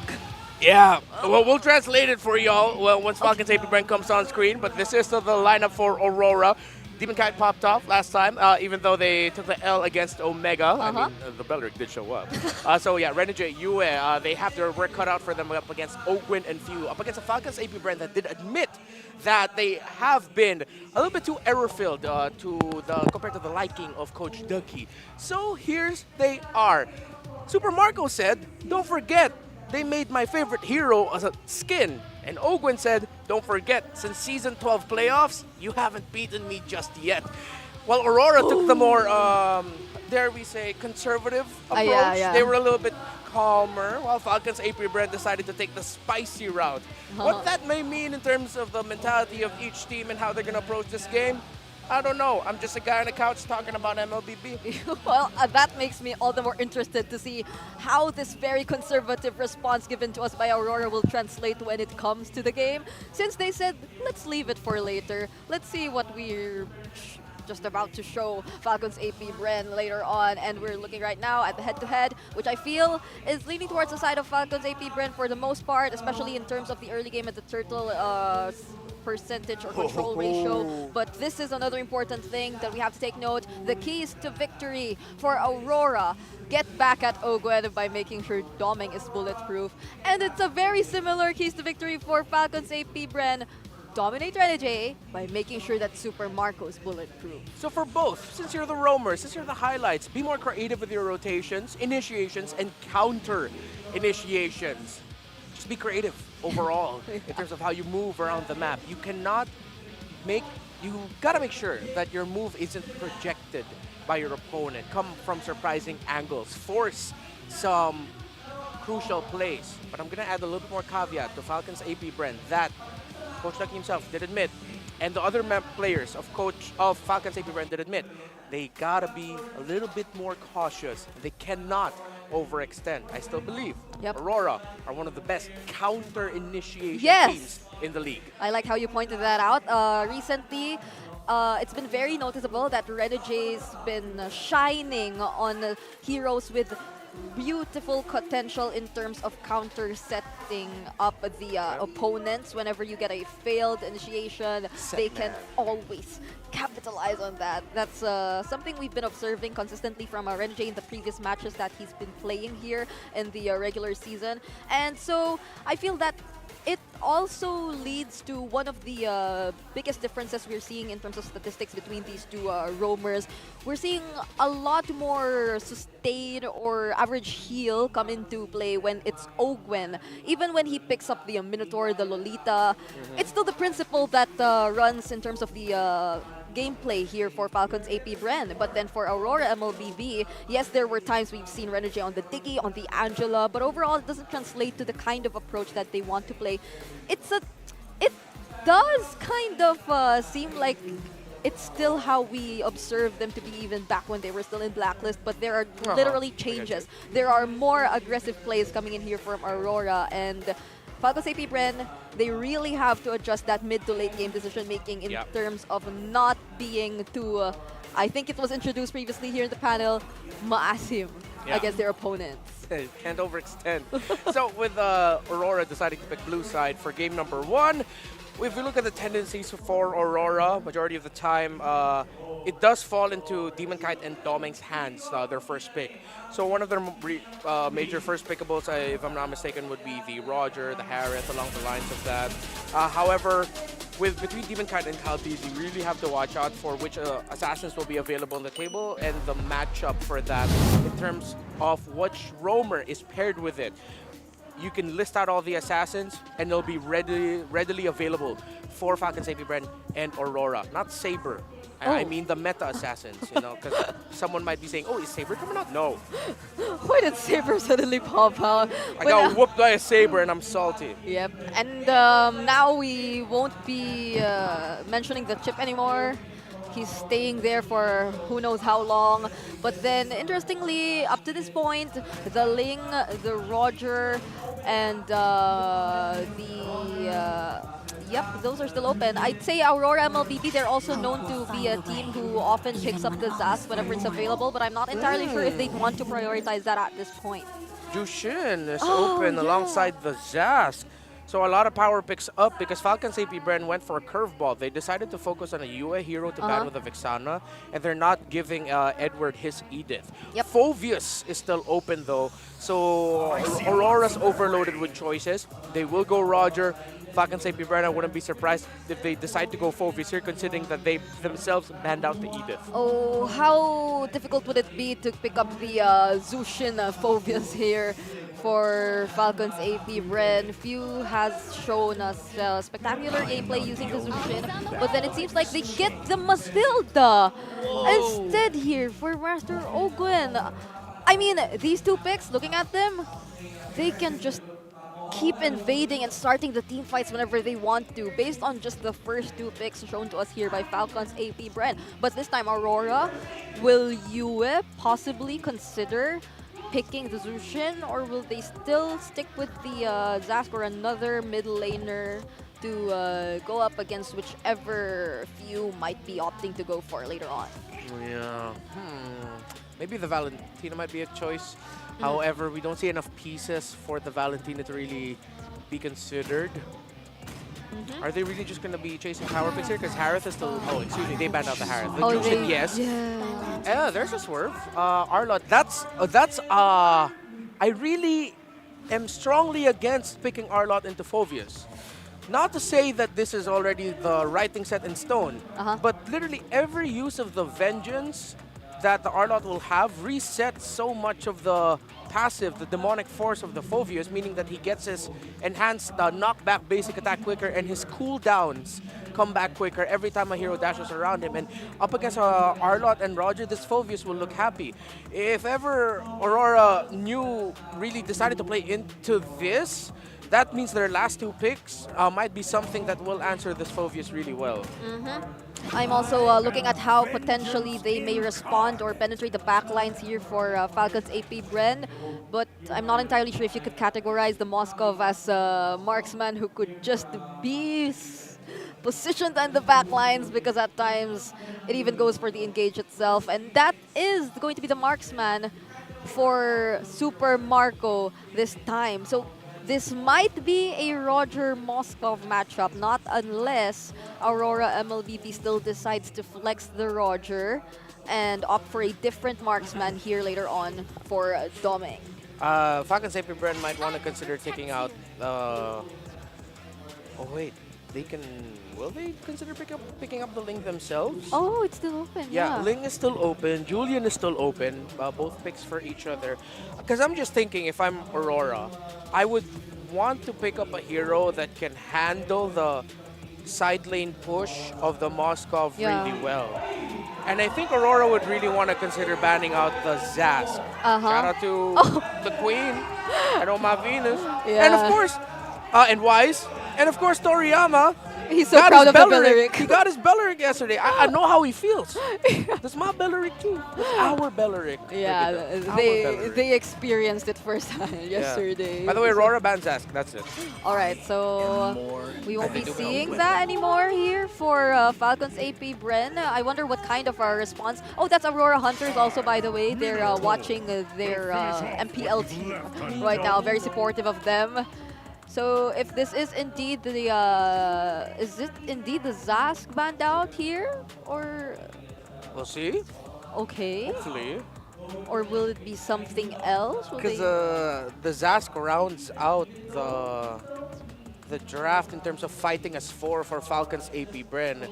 Super Marco, again, classic Moskov play is just going to be splitting the map. Unless they don't do that and they pick up the Ling themselves, then have the Ling split the map and have the Moskov join in instead.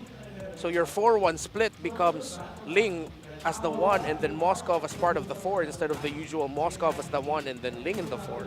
Yeah, I think that's tricky to fight against if you were Aurora MLBB right now, who I think are very much focused on the team fights. They have an XP laner who shines when it comes to that, and they also have a mid laner who works best when it's paired up with other heroes who decide to engage and go all in terms of the team fight. So will Falcons APBren decide to pick up the Ling, since we've been mentioning all that, or will they opt for something else since we're lacking their mid laner as well? I'm not entirely sure if they want to open the... I think Hayabusa instead. All right. Aurora can go pick off. They can go high invade pick off. High invade first, which is the Grok or the Cho. High invade pick off, which is the Cho. Yep. Or they could even consider the Jawhead in Yeah, the here. Jawhead Maybe in not the Cho anymore because there's a lot of dashes and the Phobius will be very happy. So maybe the Grok if it's for Renegade. You just need something that can help read the rotation of the Hayabusa and invade in the jungle because up against a Matilda and you don't see the mid lane. Wait a minute, what if this is a mid lane Matilda? And we don't see the roam yet of Ogwen. Wait, there's a Grok also, if ever. But oh wait, they still go for the Cho. So they still decide to go for the Cho, and they secure a late game hero. Now, whether or not this is going to be a Mathilda mid lane is up to the last pick of Falcons. APBren, will few be showing that possibility to us? Because if I were to think about the other potential roamers here that Ogwen might be showing, there's still the Lolita even. Banned. Oh, by Lolita FCAP. is banned. Okay, so now the Grok or there was a Gatot Kacha game previously, but I don't think Got out roam for them. Yeah. I think they're considering whether they're gonna go Kufra, maybe Grok. I like. If it's mid lane Matilda, maybe it's a Terizla roam or even a Terizla mid. I don't know anymore. Oh, so it's a roam Mathilda after Oh, all. okay. They Wait, decided Yeah. this looks like TNC or something. Yeah, so TNCS draft, they go for the double sustain, fast rotations, but I think the Faramis and the Matilda are both going to be packing Purifies though. Unless the Matilda goes Revitalize, that does happen from time to time. Well, that makes the Cho pick a little bit happier, even though he's giving a lot of cooldown reductions and passive resets to the Phobius. They do need the pick-off roamer here looks even better as a choice for RORA, but in terms of the overall lineup rating, it seems like Falcons APBren is eking them out. The late game potential looks good for FCAP. Yep, I think they can take things step by step here, be extra careful. Still, they have the upper hand in terms of engaging and starting and picking off the heroes. But we'll leave it for later. Let's head it over to our casters. Thank you so much, Renmar and Brigida.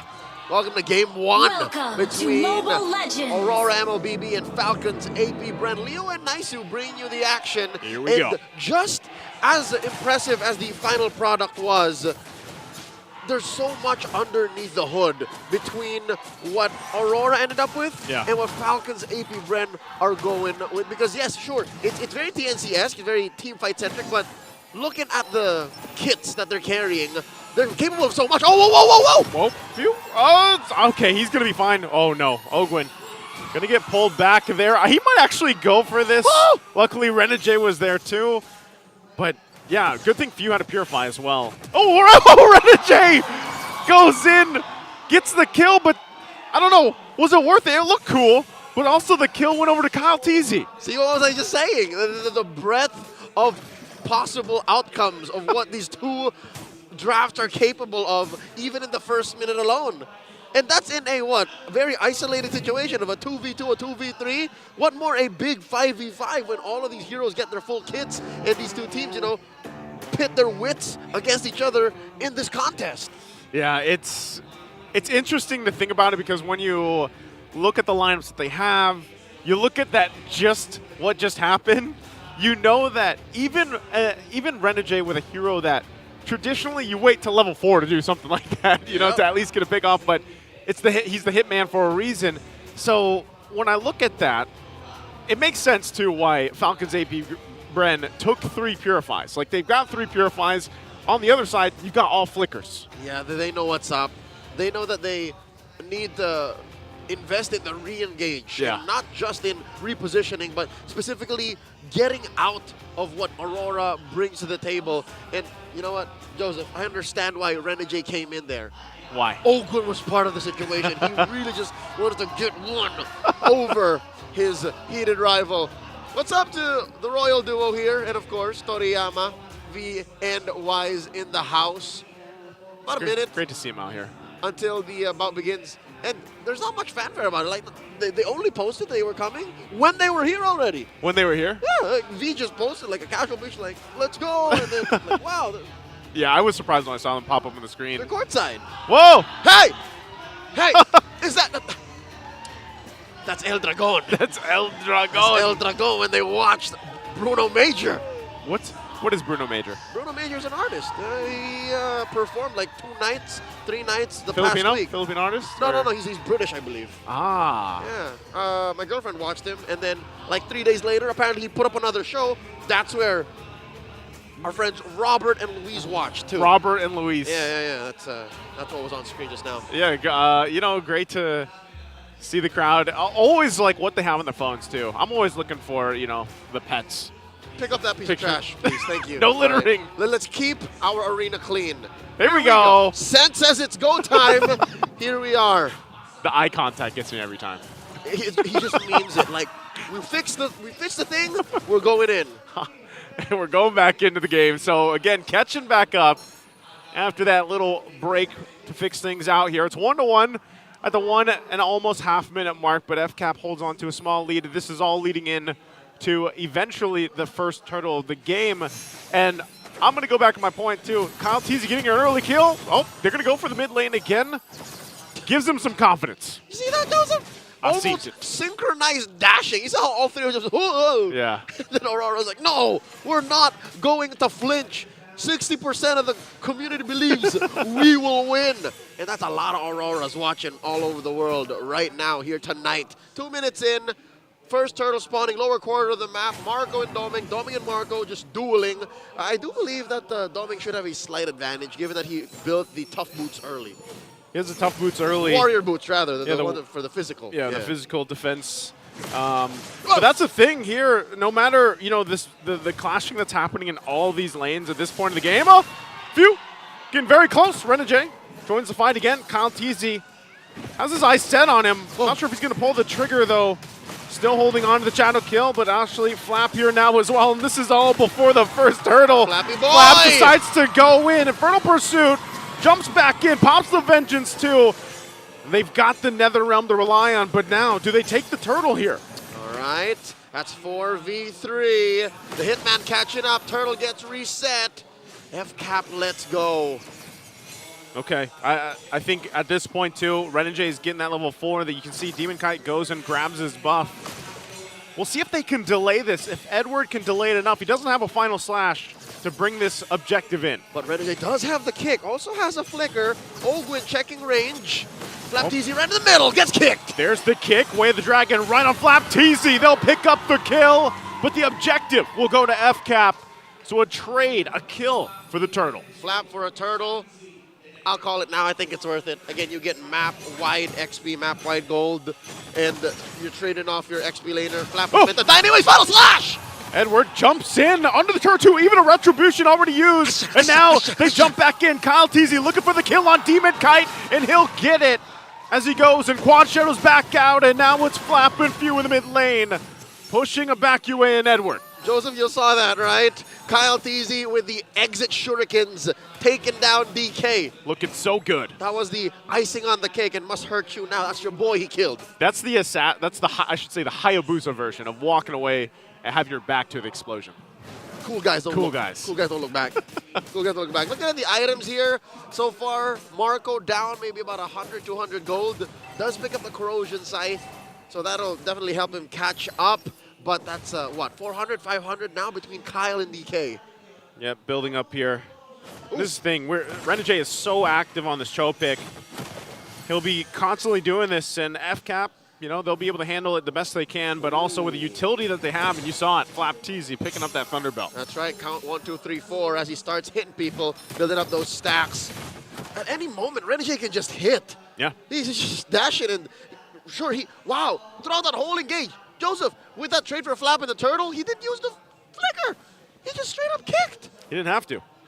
That's what I'm saying. Very disciplined on utilizing that flicker. What? Oh, good. Might be a skirmish coming out here. Certainly eager to be used. Be able to find 2. Kyle Teasy is going to jump in with the shadow kill. He finds Renegade quite low, but won't be able to clean up the kill. Will jump in with the SOD, the Spear of Destruction, right on target. Wow. The killer instinct on bulletproof Marco. So far still bulletproof. Dolman coming in with the blazing duet. Damage check. Damage check pretty much at this time. I think he's only got the DHS if I recall for Doming right now, but what a pickup for Super Marco, and that's also going to be an objective pickup for FCAP here. Another key item being picked up for Ogwin. Now, Flask of the Waste is locked in for this Matilda. That's 2 for 2 now. The defending world champions scoring 2 turtles over Aurora MLBB. Abun Jingjing here, cornered by Flap and Kyle. And he does get the final slashes to help clear the waves. Up top, Marco, though, going to get caught out by 3. Make that 4. Dude, Renegade is just everywhere. Yeah, he is. He has to be. Right now, they're going to trade objective across the map, going for the orange buff, and now Edward will be in trouble. Infernal Pursuit after Infernal Pursuit. Flap TC won't be able to get the last one, though. Charles. And now he's going to get focused down. 3 members, Spear Destruction, not going to find the connection. It did actually land on Edward, but you don't take that one if you're Super Marco. No. Maybe if this was like 10, 15 minutes in, you would. Yeah. But at 6, forget about it. Renegade in trouble. Hits him. Whoa, Renegade taking a lot of hits. He's everywhere, but he can't escape that one. That was a wisp. I got him. That was a wisp. All right.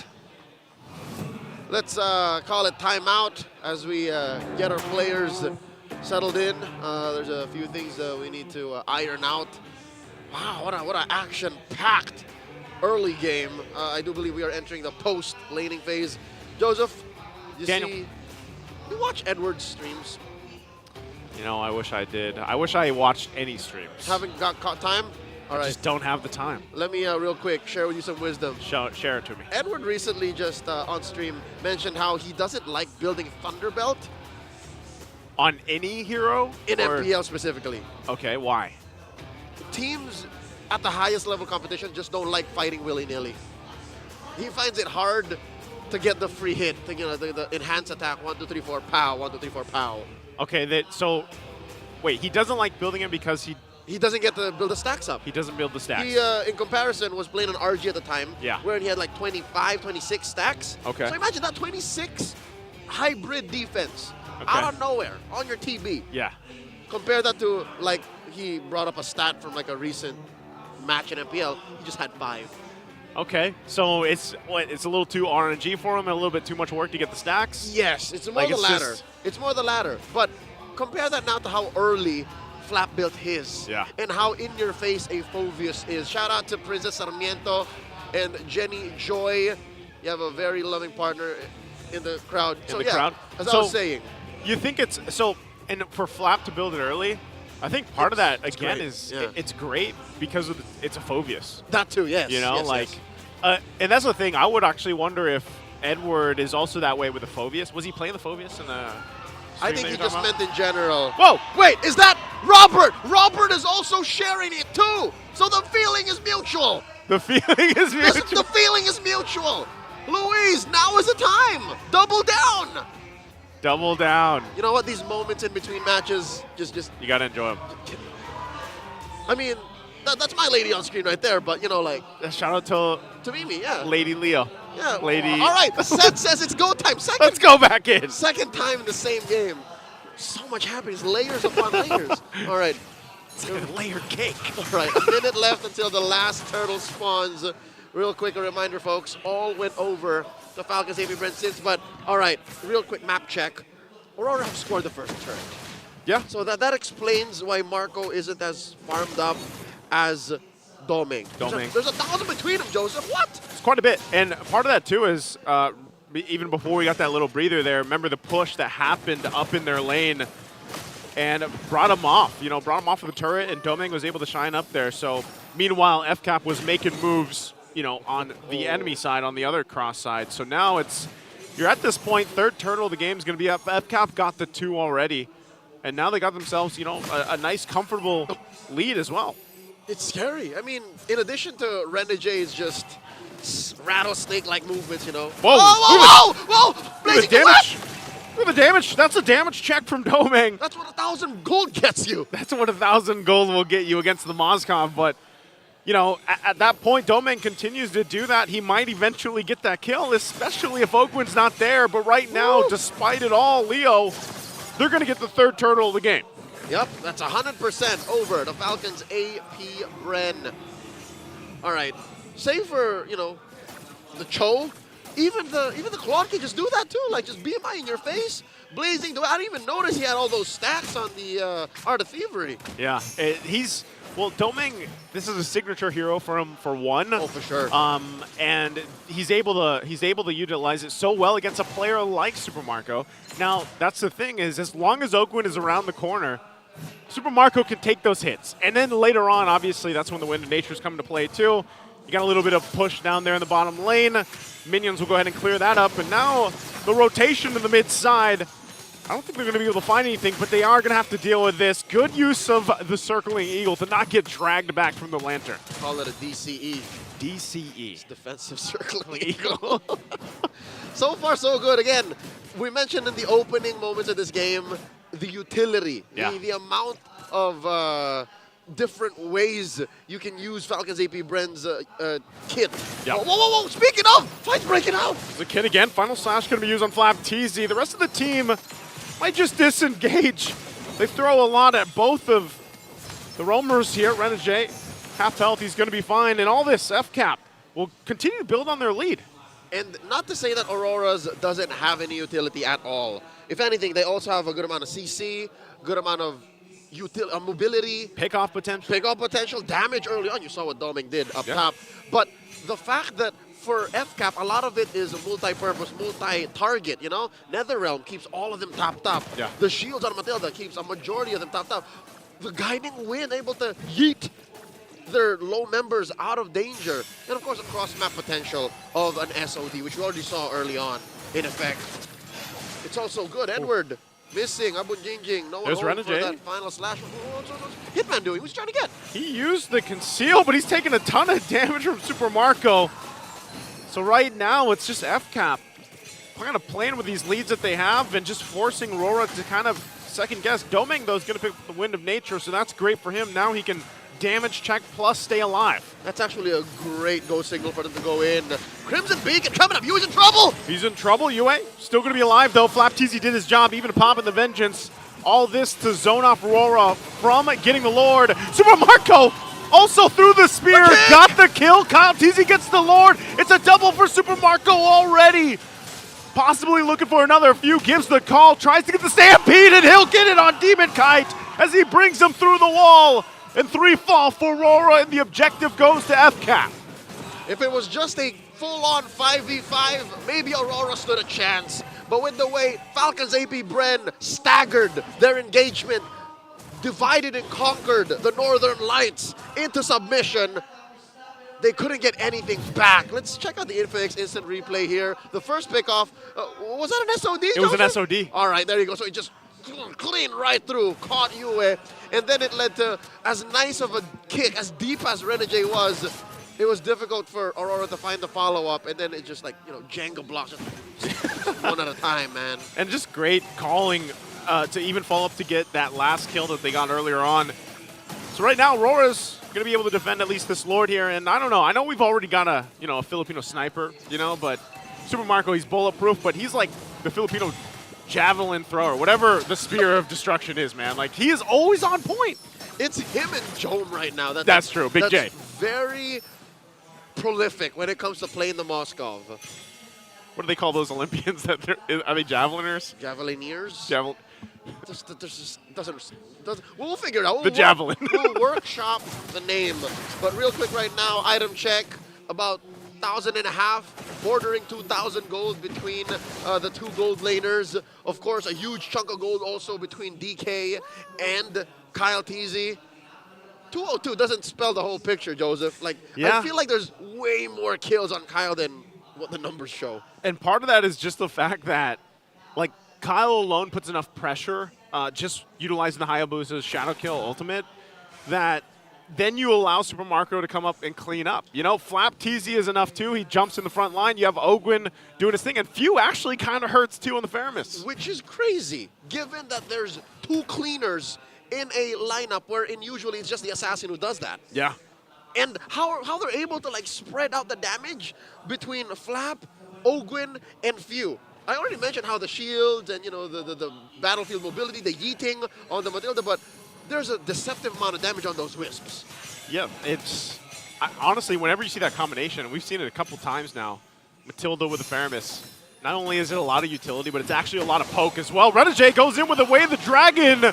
Right on target, but Kyle Teasy will go ahead and pop the shadow kill, withstanding the setup. Still going to be able to get out of dodge. Spear Destruction once again. They're going to follow it through. Super Marco joined the fight and unleash it there on the bottom side. Even Edward can't withstand the onslaught. 2 down for Aurora.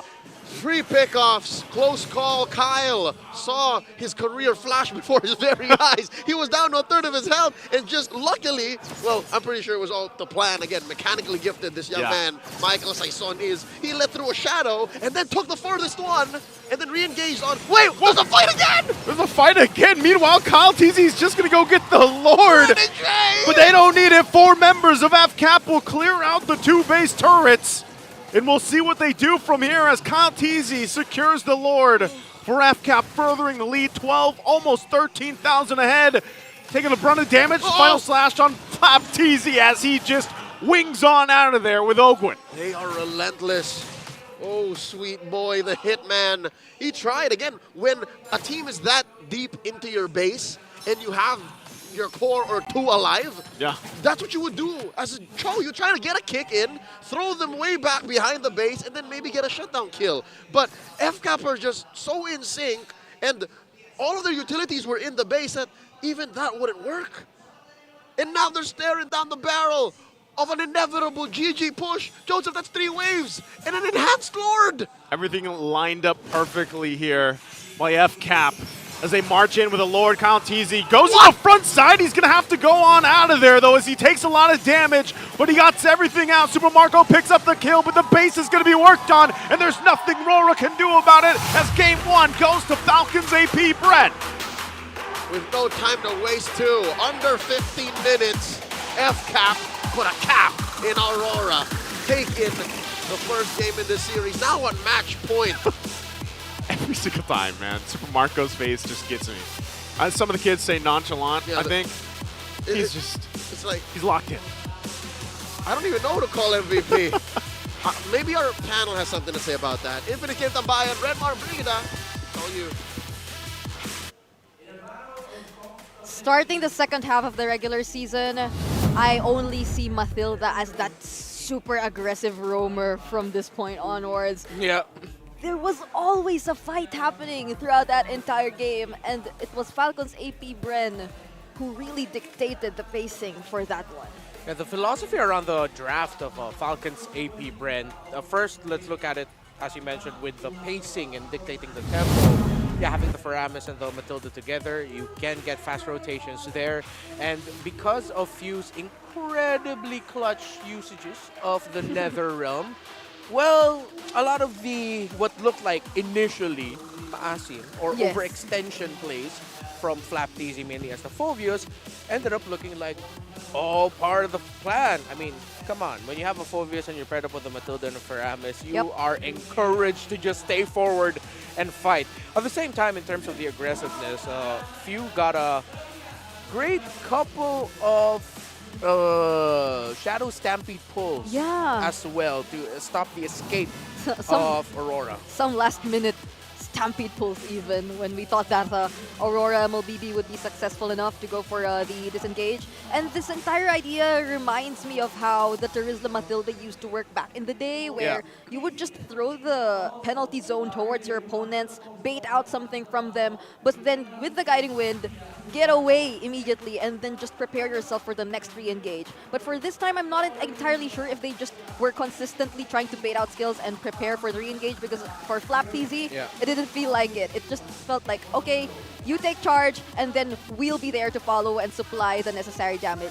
In the rare occasions that Kyle TZ did try to start everything up, and there were beautiful responses, I feel, from Aurora MLBB, such as clutch final slashes or even stuns that could possibly lead to Kyle TZ being burst down, he could also find his way out, and then that's just all the more go signal for Falcons APBren to proceed with the team fight. This was a slower paced game in the sense that you could really tell. First, on the side of Falcons APBren, again, they have acknowledged their overextensions. So they were a little bit more careful in terms of when they would be taking the fights, making sure minion waves are pushed out, and then you decide to commit a play. Or if you have one minion wave getting shoved in, you're in the opposite side of the map looking for the trade. Looking at the items right now, is that a, right? That's a Blade of Despair rush for the Hayabusa, it looks like. Yep. decided to rush BOD, and it seems like as the game went on, he decided to pick up the Skybracer because they were in a better position and they already knew that they were getting the kills rolling there. And Flask of the Oasis for the Matilda. It wasn't actually double shoes. They both packed Inspire for the Faramis and the Matilda. Yep. So they both get the 5% cooldown reduction out of the gate. Yep. And I feel like for this particular scenario, could this be the approach you should be doing up against a lineup with a Zushin, where you just kind of overwhelm the members with forward pushing team fights that at the same time would be quite tricky for Yue here to get the stacks on the Lantern Flare against the Phobius, who could every now and then immune himself from the threat of getting tossed around with the Lantern Flare. And I feel like there were a lot of initiations coming in from Renegade, which were somewhat really targeted towards the specific members here of Falcons APBren, but against the kind of composition that they had, which had unlimited resources to just save one another, it did feel like a struggle for Aurora MLBB to just look for those precise pickups as they would want to go into this game. So all in all, there were a lot of factors negated here for Aurora MLBB. Even their overall team fight presence somewhat didn't feel, or for Falcons APBren, it felt like they denied them of that, since even the Blazing Duets, there were some back in the laning phase, but when it came to it having to happen during the team fights, it didn't like feel like it was noticeable anymore. Falcons APBren, they just kept pushing forward, and Aurora MLBB, I felt like they had their backs against the wall during the entire game. And look, 3 sources of magic damage on the side of Falcons APBren, Matilda, Phobius, Faramis, literally just one. If you'd consider the magic damage coming out of the Wind Talker over Roger, magic damage, sure. Actually, not even sure if it was Wind Talker because he's in the jungle. No, I think he didn't. It's the gold laner Rogers that I pick the Wind Talker from time to time. So you're not gonna outdamage the lineup of Falcons APBren and not have enough to take down the Phobius. Again, Cho, Arlott, Roger, even the Claude, when he BMIs into or around the Phobius, that all gives him the extra 20% cooldown reduction of the passive, so that he gets his enhanced basic attack quicker, gets a little bit of that shield more, and then it reduces the cooldown of his other skills. This is a 2-protect-1 lineup. We saw that when you have the Moskov, remember the idea is you're in the opposite side of the map, split push in. So you have 4 members fighting together. You have the Matilda, the Phobius, the Faramis, and then the Hayabusa. So, tough. It was. I feel like there were limited options here for Aurora MLBB in terms of how they wanted to fight back. I mean, if you're put against that kind of situation, you would want to really fight for those pickoffs, since that's where you're probably leaning towards. You have a Cho as your roamer. But then, given the nature of Falcons APBren, just really deciding to group up every now and then, it didn't really happen as Aurora MLBB wanted to. But we have a quick meta check here, right in time, since we are watching Falcons APBren, who is the team who introduced this combo to us during the first time. So what can you say about the Lolita Hanabi and how often we're seeing it nowadays? Well, it's struggling in MTC and MCCs, or on the Europe or Central Asia side. However, in Cambodia, Singapore, and Malaysia, it's doing well. Especially Cambodia, 4-1. Yeah. Shout out to Donut and Super Red. Hey, fellow Filipinos. Look, Hesa also used it. Marky used it. Hey, there's a lot of Filipinos too in there. It struggled in ID. Remember the past of the synergy between them? We've talked about this before. It's the Numenon Energy Core shield of the Lolita, and the fact that when there is a shield on the Hanabi, she is immune to crowd control effects. That's why the Lolita is built with like full support, full magic. The more magic power you have, the more shield you will give. Flask of the Oasis, Blood Wings. There's Oracle on there, but actually the way Ogwin built it when we saw this happen was a Holy Crystal. Because the power spike of that is actually a defense spike for a Hanabi to make her even more unkillable. They're just really banking on the sustain, even picking up the Revitalize battle spell, so to add up to the amount of shields and healing that they're able to supply to their teammates and even themselves, paired up with the Oracle, if ever they opt to go for that. But again, recently we've seen the Holy Crystal, they really went full magic damage here for Ogwen. And another interesting thing we've learned in the previous time that we've seen this Hanabi Lolita combo happen in the MPL Philippines is how there was a decision to go for the Bloodwings, which a lot of people back then were really surprised upon seeing. They were questioning it. Even some of the supposedly really knowledgeable people might have found themselves surprised upon seeing it. But there is a very logical explanation as to why the Bloodwings was decided to be picked up, right? Yeah, again, number one, it's because first, the Bloodwing shield is already there. You have to take damage and get yourself to a certain point to trigger the shield of the Rose Gold Meteor.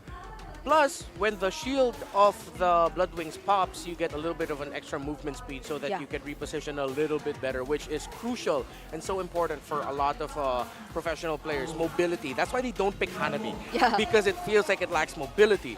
But when you itemize it and then pair it up with heroes, it empowers the CC immunity because it gives it shields, and then you can get the movement speed that you can get, then Hanabi's really good. Yep. We've seen this passive even with a very low cooldown, I think. Like every now and then you get that shield that once it gets popped, you have that additional movement speed. So I'm not entirely sure if we've also seen the Quantum Charge or any other additional movement emblem builds together to couple up with that. But that compensates for the lack of mobility. And whenever they're pitted against a situation where you need to provide the sustain, again, there's the Revitalize, there's the shields. You just use a single skill on the Lolita and then that generates shields for your, as long as it's also under, or the cooldown's not there. So there's a lot of things that come into play for the Lolita Hanabi combo, and I'm pretty sure a lot of our viewers right now have already tried it themselves. I admittedly have tried it also previously. We all know how whenever there's an interesting hero that suddenly pops up, you suddenly feel eager to use it. Even Chaknus Katot Kacha back then, when he introduced it, even the Belleric, I'm sure that last night, yesterday, earlier, you've encountered like some people using the Belleric suddenly. I don't know how well it goes when you're playing in solo or if there's no Louis, but doesn't go well at all. Take it from him. I think he was playing earlier and he was very disappointed at his teammates. Lost twice. See? But for now, if you want to win up to 90,000 diamonds, you can visit the MPL Arena if ever you are here in the Philippines. Just make sure to post and put the necessary hashtags together with it, and of course make sure that it's public so we can see and decide on whether you can be potentially one of the winners of our Diamonds giveaway. And also, for those who are together with us here in the MPL Arena right now, we also have the smart gameplay pose later on. So earlier we've had the Index Salon beauties. We were looking for the freshest face and some persons who could be bringing home some prizes. Right now we have the gameplay pose, hashtag the power of smart. They just have to copy the player pose that they're seeing in front of our screens. Those in the back were fast. Oh, they were fast. They were quick to bite. No, why did he get shy? Oh no! Why are you guys shy? Come on, come on. Don't be. Oh wait, he said something else. Oh wow. Now we have to decide which among these three. He's getting the stoic face too. Those are strong competitors. Oh no, he put it down. Oh, we're back to this guy. We're good. With a tricolor sweater. Okay. Okay, 1B. Oh! Hey, Wise has it really locked down, even the face. So it's Wise versus that guy, I feel like. Oh! Even the angle of the face is accurate. But we have to give it to Mr. Serious Guy also. The tilt could be a little bit more tilted towards the right side, or in our perspective, the left side. Brigida, just be happy he won. He got the expression. So technical. I mean, be happy the guy won. I thought the last time we did this, we were very technical. So you're crossing a line. Okay, but then if we were to do it, I'd do it this way. I'll just see. You should tilt your head a bit towards the side. There's no head tilt. What? There is. It's a slight head tilt. Okay, let's just double check whatever poses we'll be seeing later on. But for the side selection update, this time Falcons APBren picks the blue side. Were they blue side already earlier? It was Aurora on the blue side, right? All right. So even then, they got the win, but now this was their choice. They want the blue side. So I wonder what priority picks they have in mind. Yeah, this is important for Falcons APBren, how they set the tempo in this draft. Because if they get this, they're playoff secured. Yeah, I'm looking at the possibility of a Phobius going into their hands once again. Hey, or wait, what that? Sir, come back here, sir. Was that nice? Come back here, sir. Sir. Sir. Sir, That's nice, they can't see your face, sir. You need to crouch. You going back up? Oh, all right, okay. Oh. He's going to be going up on desk. He's too tall. When he stood behind you, we only saw his like upper lip. I don't know, downwards. is that Naisu's fault or the camera's fault? Yeah. I can't say anything. If I stand, they'll see it. My entire. Or can't we say anything? Don't be shy about your height. Yeah. I'm a proud 5-footer. You didn't need to really exactly say how tall you were. 5'4" or 5'3", I think. Okay. You can't be if you're 5'4", never mind. I don't want to divulge my height. Let's not talk about height anymore. You know how many times I've heard all throughout, hey, Renmar, you're way shorter than I expected you to be. I mean, it's true. I think you but guys should see it for yourselves. So I hope you come visit us here in the MPL arena. To see how short I am? I don't think no one wants to see that. I want to see the next one. FCAP, one game away from playoffs. Yeah, but that's one thing you'll get to see as well if you decide to visit us here. But now, all right, since this is what we all want to see as well, we're finally getting into the second drafting phase between Falcons APBren and Aurora MLBB. So now, what are the bans so far? The Ling is open once again, if ever, but so is the Phobius and the other power picks that we've been observing recently. Okay. So with Falcons APBren taking away the Moskov, their free reign to first pick the Roger. I see lots of prey. So Falcons APBren will have that taken away from them. Oh, they also banned the Fanny, did RORA. Oh, they don't get the Whoa, or it's anything really else. Matilda. We're going back to this era? Yeah, but this time with like assassins. Oh yeah. I think RORA really needs to take the Phobius now. I agree. Pick up the Phobius. What other priority picks could be up for grabs here for Aurora MLB?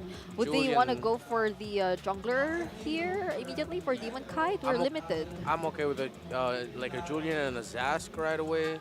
Or I'm sure there are heroes that I'm forgetting. Yeah, aside from the Phobius. So that's a Phobius, the Julian, or the Zask. Of course it's a Phobius. So, still the Claude. Doming really wants to play around the Claude for today. So that leaves, at least the Moskov isn't available anymore for Falcons APBren. So Super Marco will have to show us something different.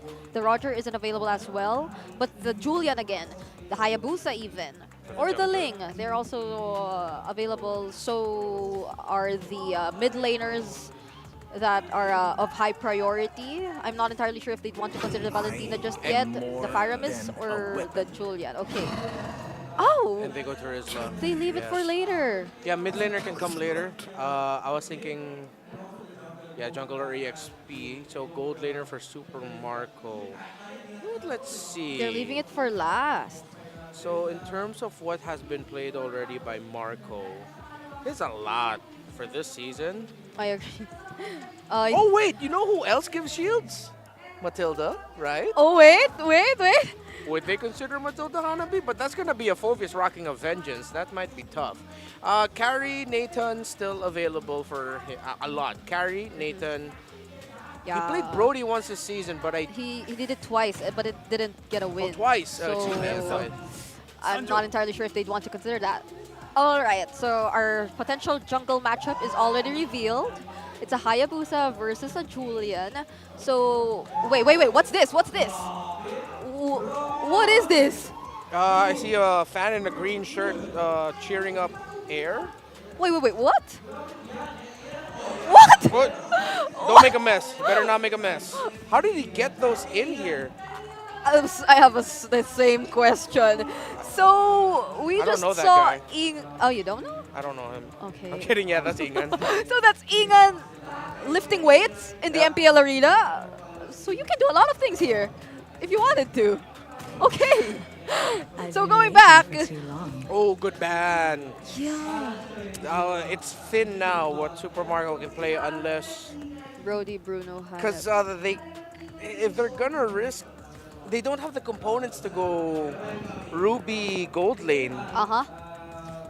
And at the same time, they're gonna be lacking damage to deal with the Phobias. Are they gonna be stuck with forced to pick up a Lunox or something in the Gold Lane? If they're gonna, okay, hypothetical, if it is a Ruby in the Gold Lane for Super Marco later, and not my guts wish for it to be a Hanabi, if it is a Ruby, that means this Julia needs to go mid. Okay. Because you need a good source of basic attack. So you need to pick up a Ling if available and put it in the jungle. So it's gonna be mid Julian for Few, jungle Ling for Kyle, and then you put a gold Ruby. Again, that's the suggestion for a scenario if this is the gold lane Ruby. But we're not entirely sure if they want to go for that just yet. So instead, Aurora MLBB, they take out the Pyramus first, and if they're focusing on the mid laners here, which might be an advantage for Falcons APBren if that wasn't, or if the Julian mid was the plan all this time. Then they just limited the hero pool here for Yue to choose from.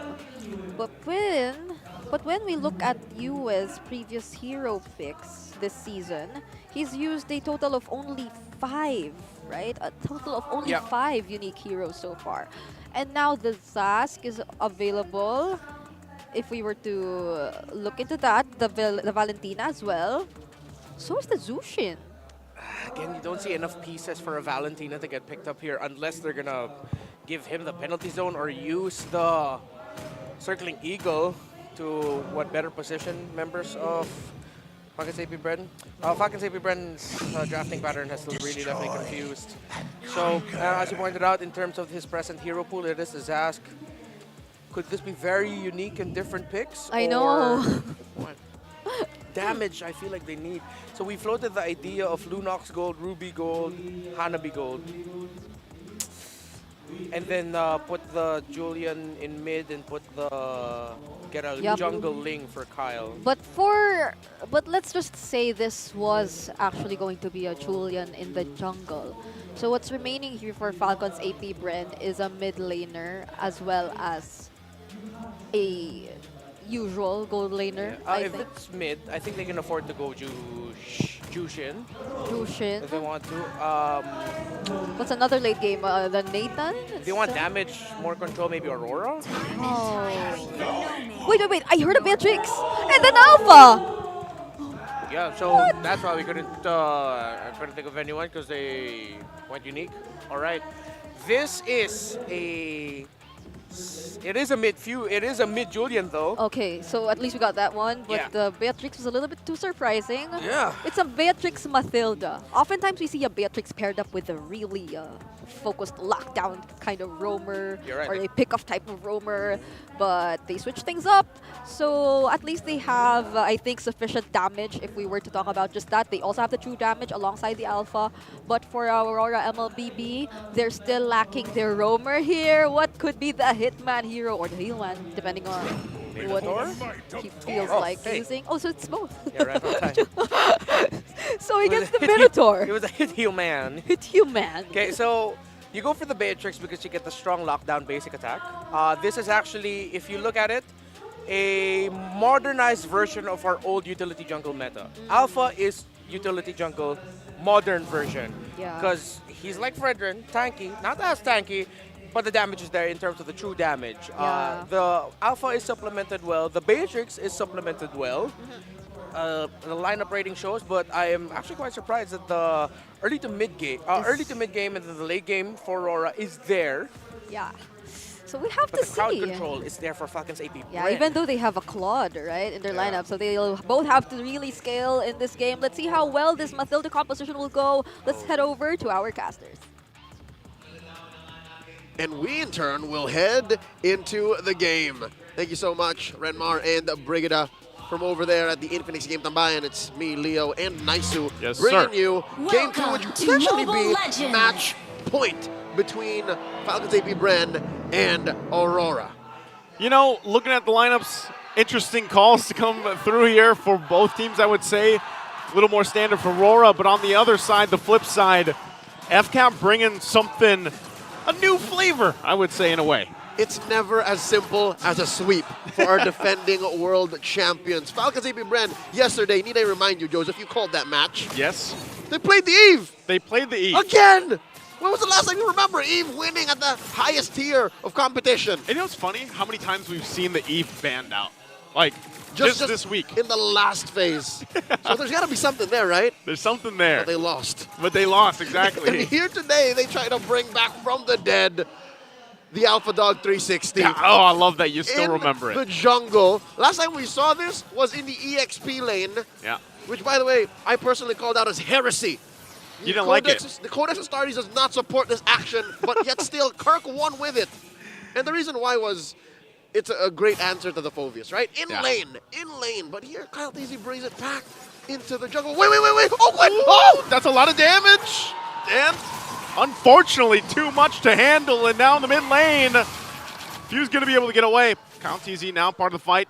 I don't know if he gives this to call. Spear of Alpha going to go and find Renegade, but it's just too much. And Flap doesn't have the penalty zone, that level 4 just yet. So they're getting forced out of this mid lane. DK gets that big K. First blood drawn. I mean, good news and bad news. Well, number one, you snowball. As Aurora, you definitely need the momentum boost. The little Shandian for your morale, given what happened in game 1. But bad news is it's just on Ogwin. And you saw that in engagement, in 10-15 seconds of a team fight, or rather a little skirmish, the Alpha didn't blink. Like, that's what you get picking a utility jungler, quote-unquote, in the current metagame. Like, you can take fights and stay in fights. You can stay there, and right now he's going to stay on the turtle. Oh, Demon Kite's going to go in and just swoops in, red trees the turtle away. The knock-up 2 from Renegade, sending them into the air. Few will get a kill on Renegade. Still have to battle it out, though, but they're going to get collapsed down on as Kyle Teasy is drawn out as well. Rora comes clapping back, takes the objective, and takes the buff. This is tough for FCAP as Aurora just trampled through them.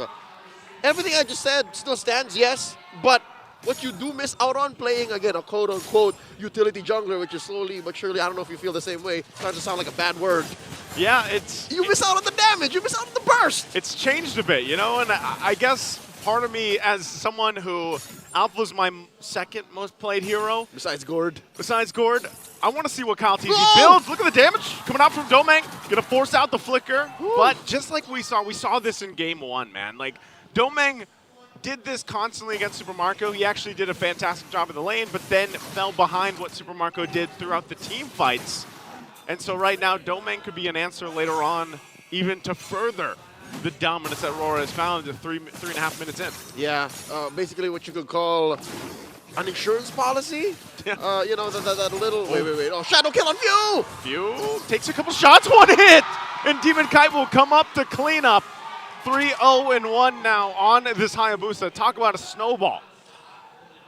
Usually Julians are elusive, but when you have a Hayabusa that just tracks you, that claps onto you with no other targets around, and he presses the shadow kill, there's nowhere else to go. You see what I'm seeing here, Leo? What do you Edward, see? first item. Locked in the Thunderbelt. He went with it! Oh! Okay, Ogwood has the Eagle. shield. Circling Eagle going to be used. Should be able to escape, and he does, but look at that. If they're just around a little bit longer, a second or two longer, it's almost a sure kill for Aurora. Yep. They're playing with inevitability. I still don't see the clear winning image for Falcons APBren, given that all turtles over to Aurora, majority of the kills, and even map control. Look, FCAP are struggling to keep their own orange side of the jungle. Another shadow kill! Demon Kite going to get caught, this time with the Spear of Alpha. Quad Shadow's on out of there. And this is the dominance we've been talking about from RORA. They're so far into the jungle of FCAP right now. There doesn't seem to be an answer, at least currently at this point in the game, for FCAP other than to catch up. Oh, 1v1 kill. Abun Jing Jing. Go. All right. This gives all of us, even y'all folks watching at home, a few moments to try and digest exactly how this match will go, because I hate to say it so early and I hate to preempt what's happening here, but Joseph, it smelled like a Game 3. It smelled like a Game 3. Hey, you know what? In a highlight match, I wouldn't have any other way, man. You know, take us to a Game 3. We already did it earlier. Why not? Why not? And this is save for is that Kyrie? That's Kyrie.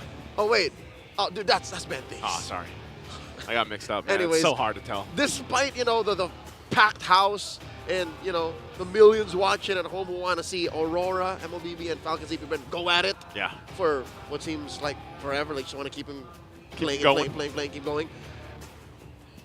It really just is logically sound to say that Aurora might win this. More likely, right? Yeah. Can I have a skin, Video please? game dominator.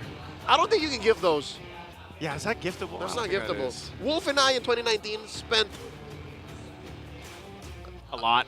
An ungodly amount of money, to just buy it. Okay, well, let's think about this right now, because everybody's seeing all the M5 skins being flashed around. That's coming the next week. promos. How much do you think, I don't know, has it been stated how much those are going to be? I would assume it's going to be to the same package as the Estes skin, Lancelot skin, the Evos Harith skin. I don't even remember how much those were. The Cho skin. They're like epic, right? Or are they a step above the They're epic? a step above. They're an exclusive. Hey, congratulations on They got married. Tied down. That's Ikakasal means married. They're getting married. Oh, nice. We got lovebirds in the arena tonight. He's got emails coming in too. You should have put it on D&D, man. Put it on D&D. All right. Yeah. Snap back into the matchup, right? 5 minutes in. 5 minutes exact, by the way. And you're already looking at 2,000, about 3,000 between. Yeah, and I think at this point too, I would say anytime we see FCAP down like this in the early game, it's where they kind of take a step back, I feel like, and then just rely on their macro powers, like their macro prowess to get back into the game. The problem I see with that this time around, and you've been talking about this, is like where exactly does that alpha fit into this equation to make things work? Because once you use that Spear of Alpha and then once you get his combination off and everything else, you're kind of a sitting duck. Now, I know for I think it was his first item, he picked up War Axe. I think that's all Kyle Teasy has right now. Yeah. It's literally just a War Axe. And again, as a alpha, what you want to do is make these fights last a little longer. And I think that's one of the main strengths he has. Sure, War Axe, you got to get stacks on it, amps up your penetration, amps up your damage output in general, helps with the whole beta True passive, damage stuff, yeah. But I'd reckon from here on he will maybe, hopefully, start building a little bit more hybrid, like hybrid. BFB, Thunderbelt maybe, anything. How's all right, how's work? These Shrek memes are getting a little out of hand. They're so complex, and when you get down to it, it's brain rot. Anyways, it's brain rot. It just throws you off this whole analyzing. Figuring it out, and then eventually it's just nonsense. Anyways, talking about the alpha, I do hope he starts building a little chunkier, because I think that's one of the main things that alpha brings. Because that's what Kurt did. That's what he did in XP lane. Yeah, almost full-on defense. Full-on defense, and honestly, like I said, as someone that likes to play the alpha, I think that might work best in the current meta. And how many times too do you see those, like the bad word we mentioned, utility junglers pop up? You know what I mean? Like when they do, and you're up against a hyper-focused, hyper snowballing hero like Hayabusa that has early kills like this, you're going to be behind for a little bit, man. Like, you have to play catch-up. A little bit is an understatement. Then what's up to Arvin Resho Toriyama, a good friend of ours. What's he going to show us? His Belric. The Belric.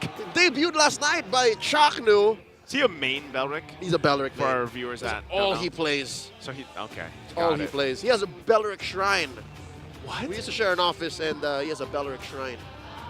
Happy 17th month of love. All right, it's their 17 months is about a year and change. That's quick maths, about a year Year and a half. almost a half. Year and a half. All right. Oh, wait. Is that what is that? That's what we're looking for, the I'm looking pets. is that my baby? Is that my son? Or Was that your my, son? my daughter? Was that a husky? I don't know. I'm sorry, I saw the dogs. That was a husky. That's Tuesday. I know. Oh, that's Tuesday. That was Okay, Tuesday. so that's. Yeah. I've never seen a picture of it. Very cuddly. Hey! Hey! Hey, is that Renmar? Is that Renmar, the Reptar? Is that a picture with Feliz? That's her. That's her. Everyone's flexing That's their she. loved ones. Salamat malam, by the way, from across the seas. Oh, there it There is. it is. That's Castle. That's Castle. That I was recognize baby Castle. All right. Maybe you guys can think about if you ever watched an MLBB competitive game in your neck of the woods, what would you show on your phone? Oh, geez. You know me, 99% I would just show the boys. Show the boys. Yeah. I'd probably do the same. If I was a younger man, I would have shown, older pictures of our friends, It's like a beardless wolf. I think at this point I'd probably just have to, Hey, don't put your friends on blast. They're probably young. They sent you this picture in full Confidence. confidence that you would not share their yawning pics. They end up sharing it to thousands of people online. Millions even. Millions. You have to reconsider the kind of friends you have, folks. Hey, is that somebody's wedding picture? Everybody's got a story here. Well, happy 3 hours. Wow. A fresh Man. relationship. Ain't that one of the most precious moments? Why are you not with her if it's only been 3 hours? No, they spent the day together, and No. then he skedaddled, went over the arena. They made it official. He's like, all right, I got to go watch MPL. We're a couple now? All right, peace. I gotta See go. ya. I gotta go watch FCAP. They're fighting Aurora. It's a highlight match. You wouldn't understand. That's what they have to do. Peace out, babe. All right, ladies and gentlemen, as much as we would also love to get the action going, I do believe what ails FCAP and Aurora needs a little bit more elbow grease, if you understand what we're saying. But trust us that in just a bit it will resume. This is a match that you cannot miss. And it is the highlight match for Week 5 of MPL Philippines Season 14. On behalf of everyone making this show possible, my name is Leo. This right here is Naisu. We're going on a quick break. When we come back, best believe the action resumes. Experience Lakas ng Pinas. All access.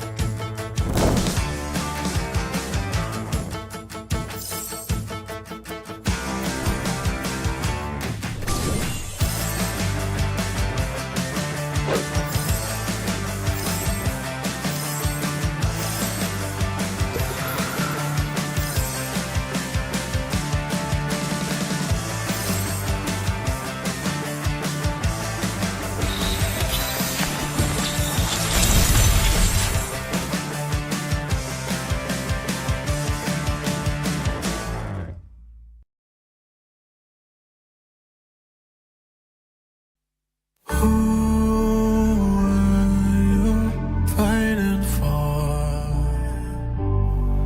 no one would ever know your name. Who are you waiting for? No one would be there to save you. You would be alone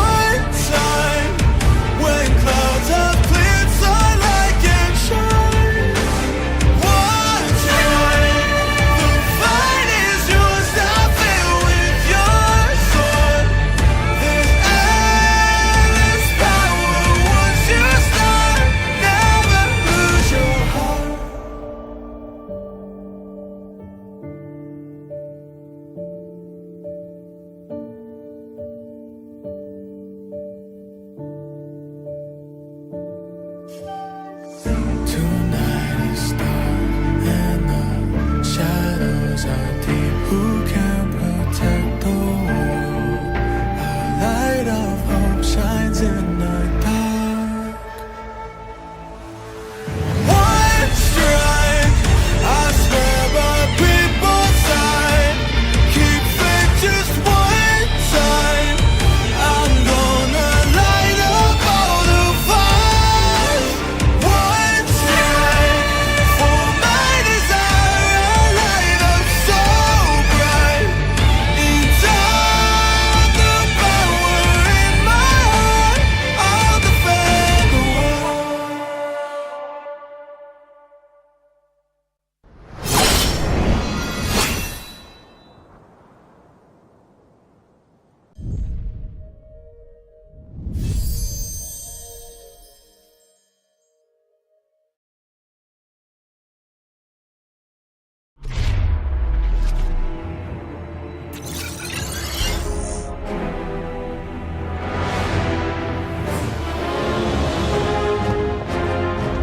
You don't know the power of the dark side.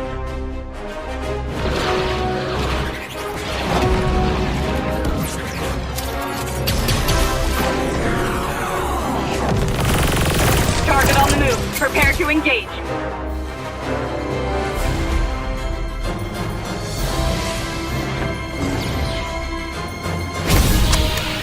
May the Force be with you.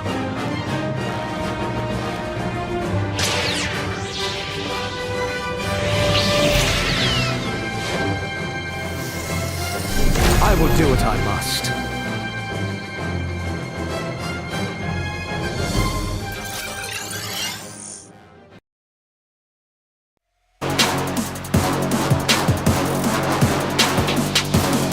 Lakas ng Pinas!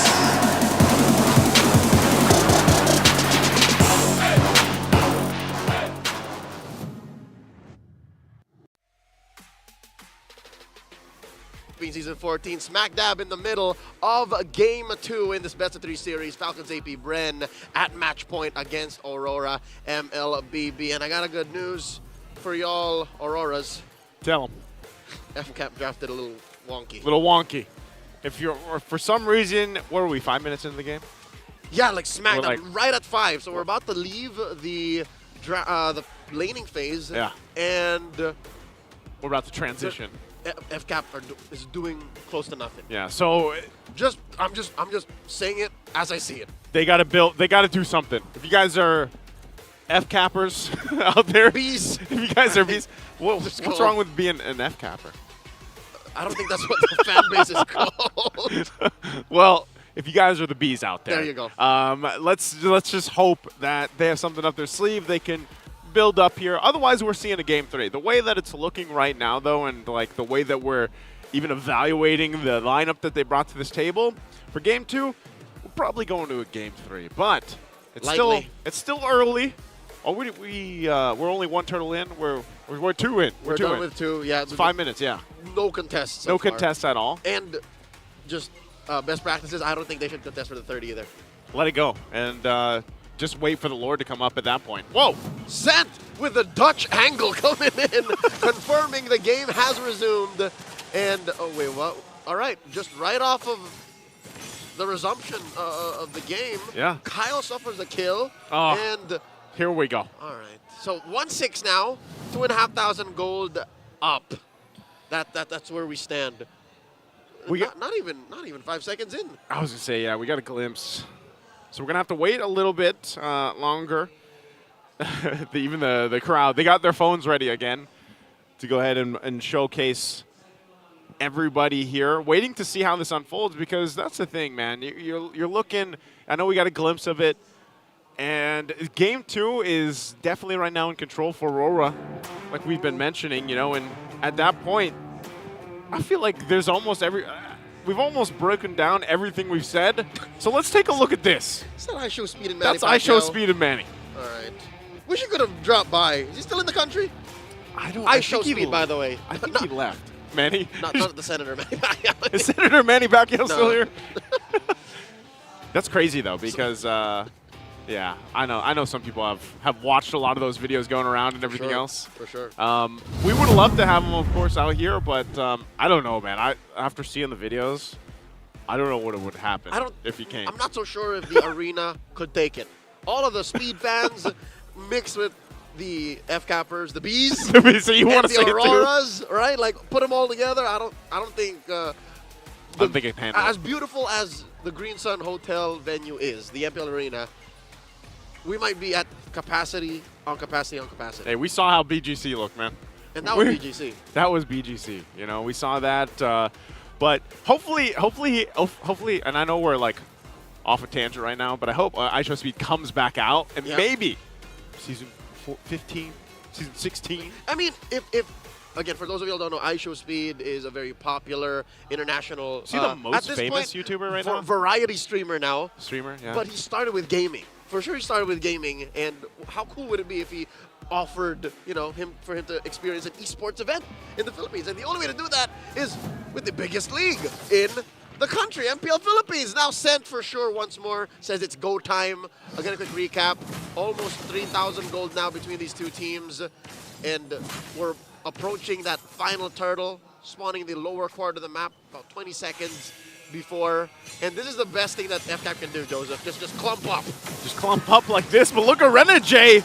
Gonna jump in, find the 3 members with a knockup. Manoa and Fury Flap trying to get out defensively with the penalty zone, but Kyle TZ already gonna be punished. And now Domeng comes in with a blazing duel and it will pick up Super Marco as well. 3 fall for FCAP and RORA further dominating the game.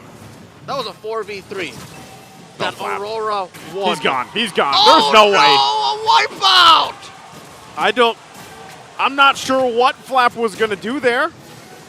But, yeah, RORA just cleans things up. And now the Turtle here, third one of the game, going to go to them as well. Aurora cleaning up.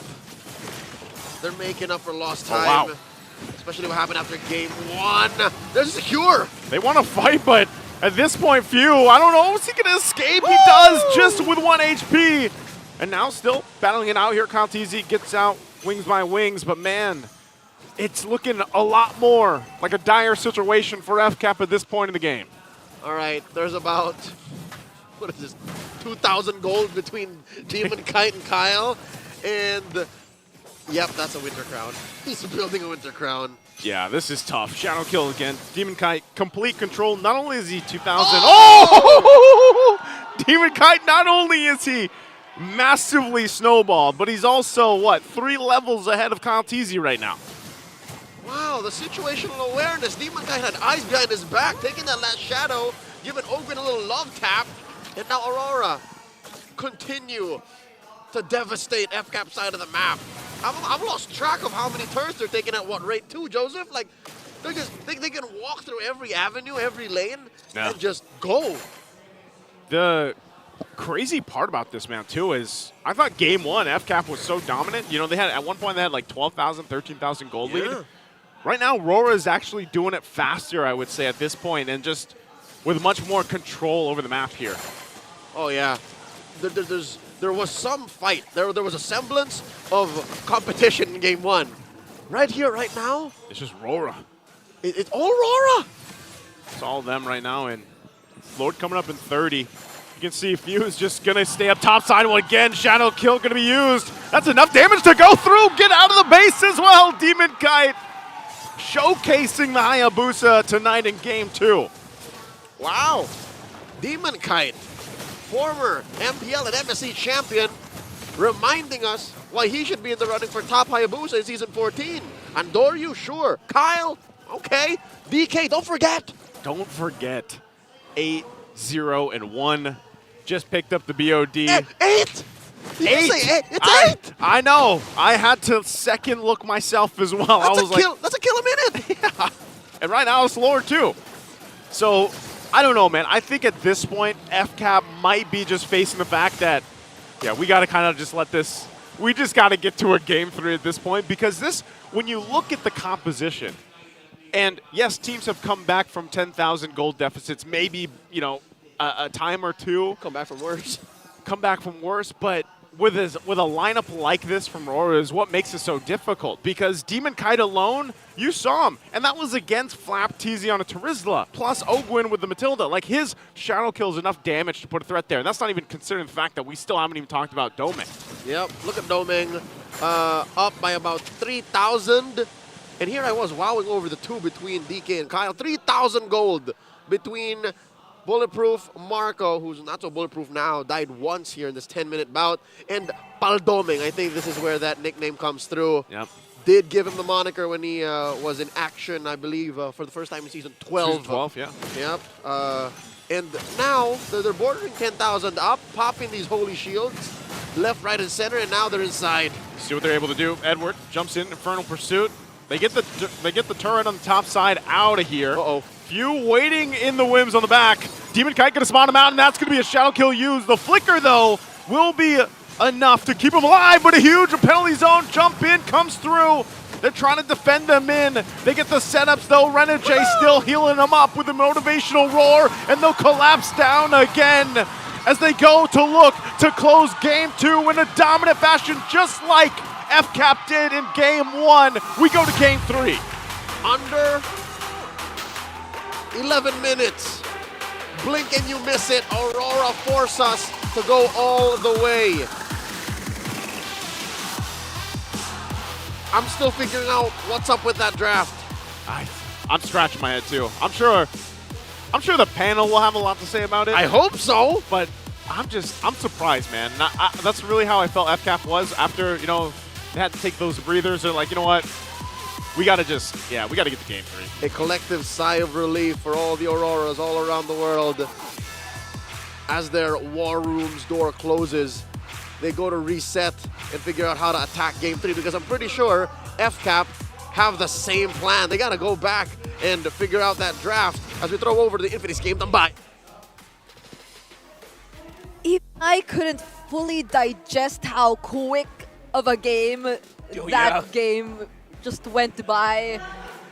As mentioned by our casters, it was 11 minutes of just consecutive aggressive plays where Demon Kite just felt like he was unstoppable on that Hayabusa. Demon Kite was in the zone. Actually, the roam trio of Aurora were in the zone. Demon Kite, Renegade, Yue. But of course, the MVP will go to the Hayabusa with the things that he was doing there. When you're playing with this kind of lineup by Falcons APBren, you have the idea of we're playing around the specific formation. It has to be systematic. There's not a lot of room for improvisation, considering the fact that you're playing around, again, a utility jungle in the alpha, a utility that deals damage. I know, guys, chill. So for Aurora this time, when you have a Minotaur and a SAS constantly feeding information to the jungler, then, well, you will get some really great opportunities for the Hayabusa to just pop off. Especially with Renegade timing and conserving his Minoan Fury. And, well, it went incredibly well for Aurora, considering that they were able to get kills plus the first turtle from the Demon Kite first turtle steal. Yeah, so it feels like this is a highlight. Of course, we have to replay this multiple times just to see how great of a play it was from Demon Kite. And again, it seemed like yet another opposite kind of setup in terms of lineup, wherein Aurora was just continuously engaging since they had a lot more possibilities to do with their lineup, like the Hayabusa, even the Claude. There were so many backline potentials coming in here for Aurora, which again for Falcons APBren, as you mentioned, they have to do it a little bit more systematically. They need to put the frontliners in the front to start things up and then let the other damage dealers follow afterwards. But then most of the time, that was something that Aurora MLBB just expected to happen. So they were able to play around these ideas that were supposedly done by Falcons APBren. And it felt like they were just caught inside their own jungle. They had little to no opportunities, especially for Super Marco, I feel, to just get the items, get the farm, even clear his own lane, because Demon Kite felt like for the first few moments in the game, he was just constantly looking for Super Marco and denying him of that. Yeah, again, when your mid-trio loses, your side lanes, either one of them or both of them are gonna lose. And there is a universe wherein a Beatrix will be able to do well maybe even beat the Claude in lane. However, considering that the middle of the map lost for Falcons APBren, Super Marco had to play conservatively up against an incredibly aggressive Domeng. Domeng knew that, okay, since the middle of my map is winning, and you could also attribute it to a lot of just confidence in Domeng knowing that he can win this matchup if he just plays aggressive and get into Super Marco's head, don't let him play comfortable. Domeng just dominated Super Marco in the gold lane since the middle of the map was dominated by RORA as well. Flapteezy struggled. Super Marco struggled. It was just a struggle all throughout. Another way to put it, the mid-3 rotation of RORA alongside the timed rotations of Edward. It was a near-perfect game for them, and the reigning world champions were just like, wait, yo, guys, we got nothing. Absolutely nothing. I agree. It also seemed like this was the Claude game that Domeng wanted to happen in the previous game. And it was handed over to him by that beautiful execution of, again, the mid-trio rotations coming here from Brother J, using both the Hitman-Healman version of himself alongside this Zas, which Falcons APBren had almost no answers to whenever he decided to put out the spawns or even the Dominator's descent in each and every team fight. So there were just a lot of problems that came into play here for Falcons APBren, and what better way to put an end to the first week of the second half by showing just how much all of our teams are deciding to step up with multiple game 3s to start the week. If I remember correctly, last week we only had one game 3. It happened during Sunday. You're right, The first series of Sunday. But today, or at least for this week, I lost count of how many game 3s we've already seen from all of the teams suddenly showing sudden changes in terms of their playstyle. 3, 4, 5, 6. I think more than half of their series this week went to games. 4 out of 7. That was so funny. Super Marco just like was peaking here. Oh, that was such an intense fight we've seen. For now, I think we need to breathe a little bit. So we're throwing this into a short break, and once we get back, we'll continue the series between these two teams.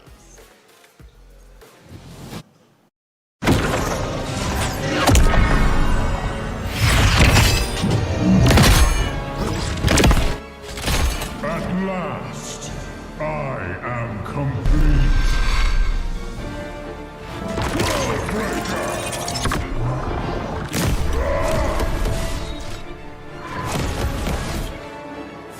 Come in fairness.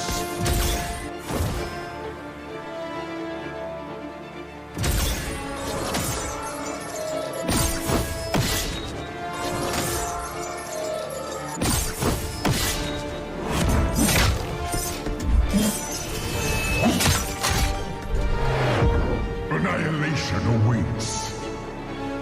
Boundless is my hunger.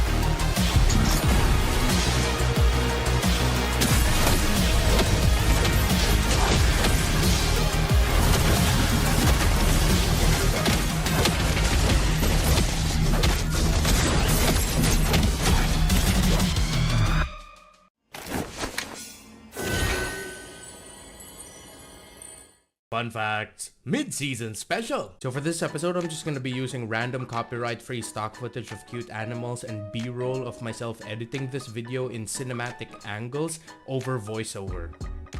Let's start things off with the bulletproof leaderboard. At the mid-season point, King Kong leads with 9 bulletproof games. Kelra and Super Marco are tied with 8, and Benny Cutie and Doming are tied with 7. By the way, important thing to note, Super Marco actually leads the league in least deaths per game. Now let's look at the Maniacs. Demon Kite has 2 recorded Maniacs so far in Season 14, while Kelra and Super Marco has 1. And hey Demon Kite fans, he's also the multi-kill leader for Season 14 so far, with 2 Maniacs, 5 triple kills, and 10 double kills. There have been 65 games so far with an average game time of 16 minutes and 21 seconds. The longest and shortest games of the season were both won by Falcons APBren. So there's actually also this really cool fact where 66% of the teams that got the first blood in the game and 63% of the teams that got the first turtle eventually won the game. That's pretty cool. Hey RG boys and girls, let's look at the most picked hero per role. In the jungle we have Nolan.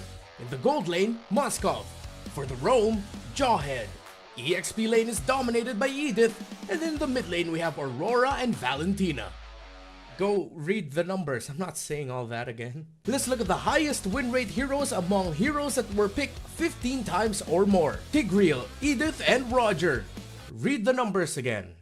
You can do it, I believe in you. So here's another cool thing that I want to share. It's the win rate of the most used hero pairings in Season 14. So that's all of that there on your screen. Look at Roger and Zask. 11 times picked, 82%. Look at those 2 little overachievers. And then there are the others. Yeah, I'll just move on to the next one now so that I can finish this video. The number 1 most first pick hero in the league is Roger with 13 picks. For the 4 most picked heroes and the first 2 picks on the red side, that's these 2 right there. Yeah, that's it on that slot. It's Edith, Harith, Zask, and Roger. So let's look back at stats that focus on the players. We have King Kong getting the most turtle kills so far with 40, and Kyle TZ has the most Lord kills so far with 20. And so far in Season 14, Kyle TZ and Benny Cutie are tied with the most game MVPs with 5. Hey, thanks for watching. See you on the next one. Coming up in MPL Philippines Season 14, Week 4, the star match of the week. Witness a potential banger as FCAP and FNOP face off in a fully fierce fist fight for first place. Will the Super Fam keep their momentum alive, or will our world champion Titans break the streak? I mean, that's, if they beat their prior matches between TNC and Nairschi respectively. Will Kelra, the gold standard, be able to withstand a literally bulletproof Marco with a Lolita Hanabi combo? What are we calling that, by the way? Lolabi?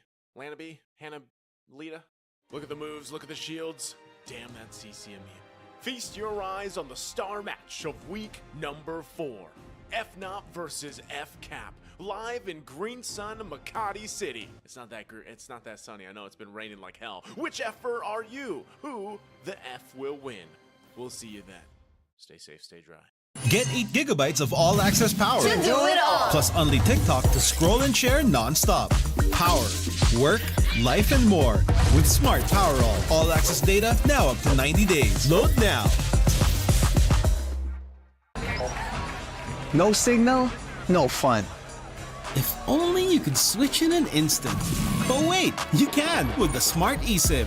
Backed up by nationwide coverage. Get your Smart eSIM now.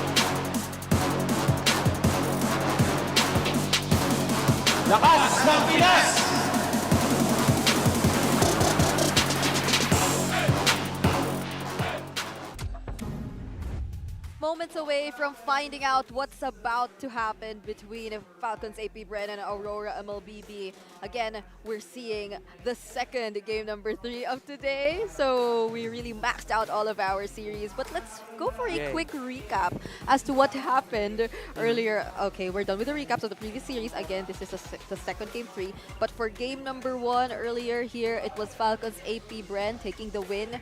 We mentioned a lot about how there were so much plays created here by the forward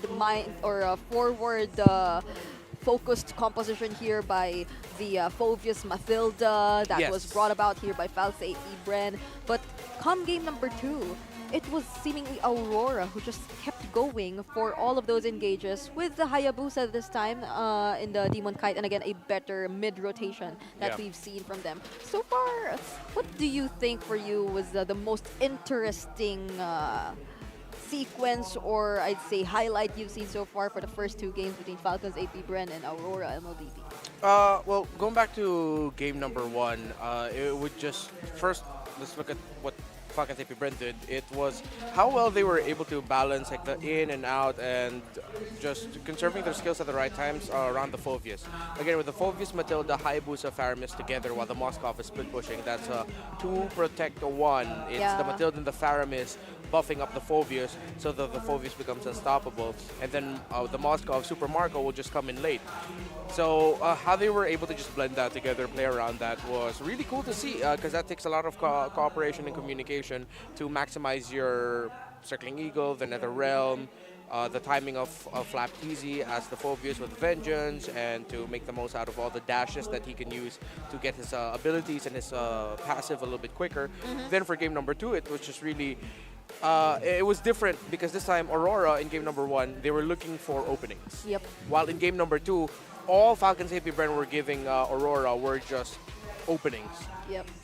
Although we gotta credit Demon Kite, it was openings that are difficult to spot. If you're a Hayabusa player, you know those openings. Because if you see, okay, wait, the Roamer's not here, Roamer's out of position, then maybe the mid laner's low. I think I can dash into this, go under tower, shadow kill, get a shadow out, maybe commit it. Those little things that he would decide to commit. So really just how Demon Kite was able to rock that Hayabusa. That was a sick Hayabusa game. That is TikTok levels of edit of it takes a lot of performance, hero mastery in order to pull off that kind of play, and it is precisely because of this Hayabusa gameplay we've seen from Demon Kite, which is why Falcons APBren aren't securing their playoff spot just yet. Because if you haven't asked, this game matters a lot for Falcons APBren, because if they do get the win, since we're basing it on a 1.1 point system, they become the next team after Fnatic Onyx to secure the playoffs spot. So that means tighter competition for the remaining teams because there are less spots to secure towards the playoffs. And it's interesting because we're just in week number 5. But if ever things go in favor for Falcons APBren, then we have already 2 teams that could go potentially into the upper bracket if things go well for them consistently from this point onwards. And this is our quick draft recap. As you can see, there were a lot of surprises as well. We've highlighted Aurora, MLBB, but there are also certain questions left unanswered for us here as to probably why there were certain options here for Falcons APBren, why the sudden show of the Beatrix, I think, for their gold laner here. I mean, at this point, I was trying to think of other remaining options possible. There was the Nathan. The Brody was brought up, but there is a not so good win rate so far when Super Marco decided to bring this out twice. It lost twice. And there was also the Bruno, which I think was a little bit tricky to pull off as well.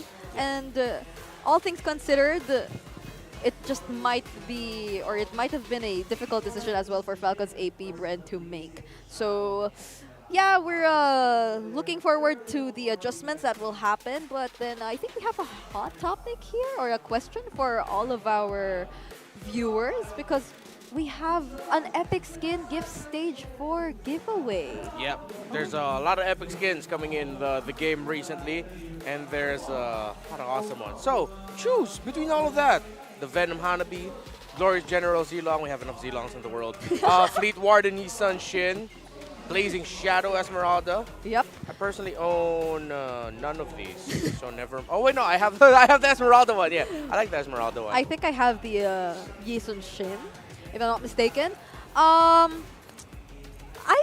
don't know if we've seen much Esmeraldas here in MPL yet, right? But No, there were times where we were wishing we saw the Esmeralda, Yeah. but we didn't. Even up against the several Hanabi Lolita metagame Yeah. checks again, we've been mentioning all that. And there were also some pretty decent Mathilda games even. Yeah. But then I think we're just at a point where the Esmeralda isn't really considerable. But I think we have a delivery here.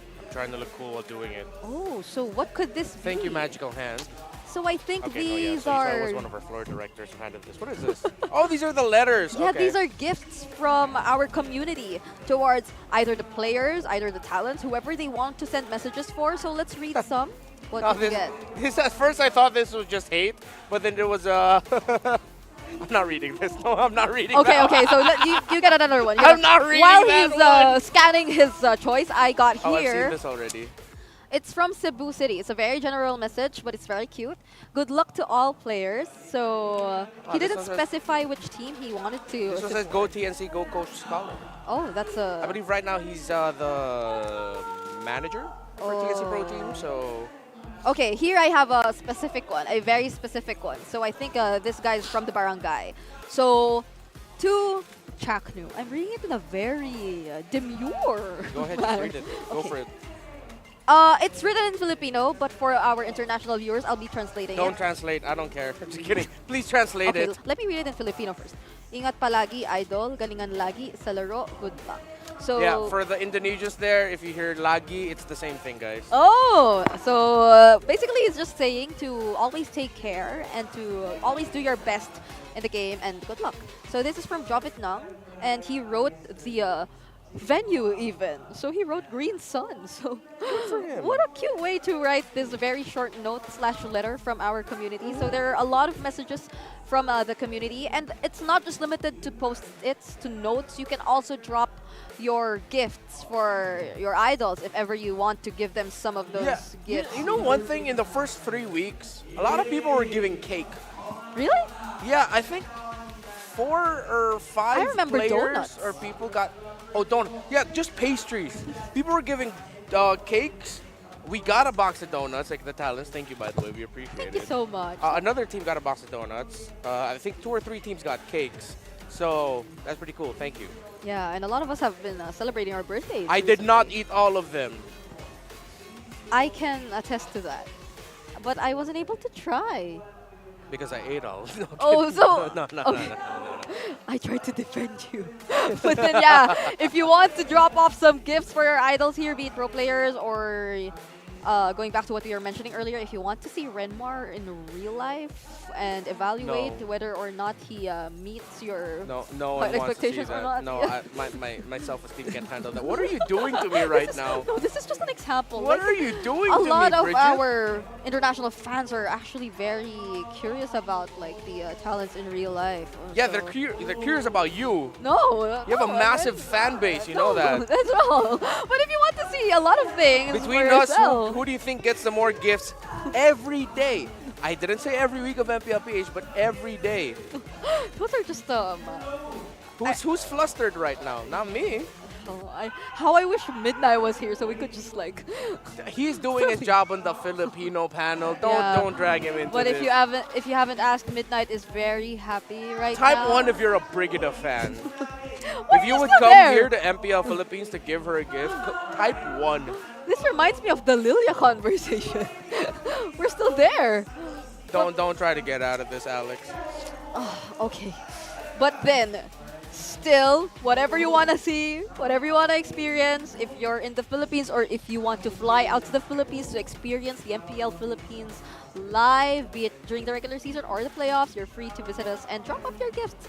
We Yep. have a community hub or a gift box here. You can also put on some notes. Yeah, y'all already know that. We've been in this topic for quite a while. That's right. That's why we're all definitely waiting to see what is going to happen in the next matchup between Aurora MLBB and Falcons APBren. I'm wondering, Wait, there's a group of people behind us right now. who's that? Oh. Who's that? I can't see it. I think they're gonna. Yeah, there's a group of people right behind us. So I think we're I think we're gonna get an interview with Mara. So we're throwing to I Mara in wouldn't a be bit. surprised. But as I was saying, I think it's Falcons APBren here on the right side or the away side. So that means they get to pick their side in the third game. Yeah. Likely going to be blue either way. But I wonder who we're seeing. I think they're wearing jerseys. I hope they're wearing something at least. No, If they weren't, then how did they get in here? From this distance, Sure I they think did. Who are they? they're wearing some Falcons APBren Oh, I think it's jerseys. their MDL team. It could be their MDL team, Yeah, yes. it might be. It might be their MPL team. So we just got confirmation right now that we might just be talking to Falcons APBren's MDL team. So to get to know these players more, if they are the players, let's throw it over to our host, Maria Aquino. Save us, Mara. Dito sa MPL Arena, kasama natin ang Index APBren. Hello! Introduce yourselves and your role. Ako nga pala si Angelo Ponce, Lord Deco, XP lane ng Index APBren. Ay, ako nga pala si Iron John Torres, ang tank ng AP Index. Ay nga pala, ako pala si Rod Stewart Thomas, ang jungler ng AP Index. Ako nga pala si Salam, gold laner of Index APBren. Behind you. Hello guys, I'm Daiso and also the team captain of Index APBren. Go ahead. Ako po si Rome Leonard Tolentino, Leon, jungle of Index APBren. Hello, ako nga pala si Zero, XP laner ng Index APBren. It's nice to have you here. Now, coincidentally, nanalo kayo sa MDL against Aurora Hunters last week. Now, kwento niyo naman sa amin, how are your preparations now for the next weeks? Ano lang po, more practice lang, then tiwala lang sa kampe. Now, ngayon nakikita niyo na yung mga kuya niyo na naglalaro ngayon. How is it like watching them live? May mga nakukuha ba kayo para magamit nito sa MDL? Sobrang saya po na pinapanood po namin sila ng harap-harapan kasi naka-inspired po na gusto rin po namin maglaro dyan dito po sa MPL. Ayan po. And, Tapos yung teamwork po nila gusto po namin talaga matutunan. Ayan po. What else? Teamwork, what else? What else can you pick up from here? And yung comms po, yun po yung gusto namin matutunan sa kanila. So far, napanood natin yung laban ngayon. Ano yung mga pinaka-interesting moments na tumatak sa isip niyo? Ngayon po. Yes. Yung game 1 po, sobrang linis po ng laro nila. Ang ganda po ng teamwork nila. And who do you look forward to na napapanood dito? Sino nga ba yung, who do you look up to here? Kayo, I wanna hear. Go ahead, don't be shy. Sino yung kuya na talagang you're looking up to? Si ano po, si Kuya Kaltisi. Idol po talaga eh. Anong gusto mong sabihin? Sana mag-1v1 tayo. Sana mag-1v1? At good luck sa game 3. Good luck sa kanila. And now we're gonna be talking about the game a little bit more. Babalik na tayo sa ating panel. Pasok! Thank you so much to Mara Aquino and Index APBren. So that is confirmed, the MDL team of Falcons APBren.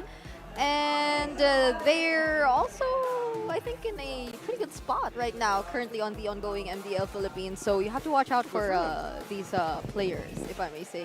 Yeah, the APBren MDL team historically has struggled. So good to hear that they're doing much better here in MDL Philippines Season 3. Hey, Aurora goes red side! Oh, wait. Oh, so we're in Aurora side? Huh? Oh, no. Okay, so...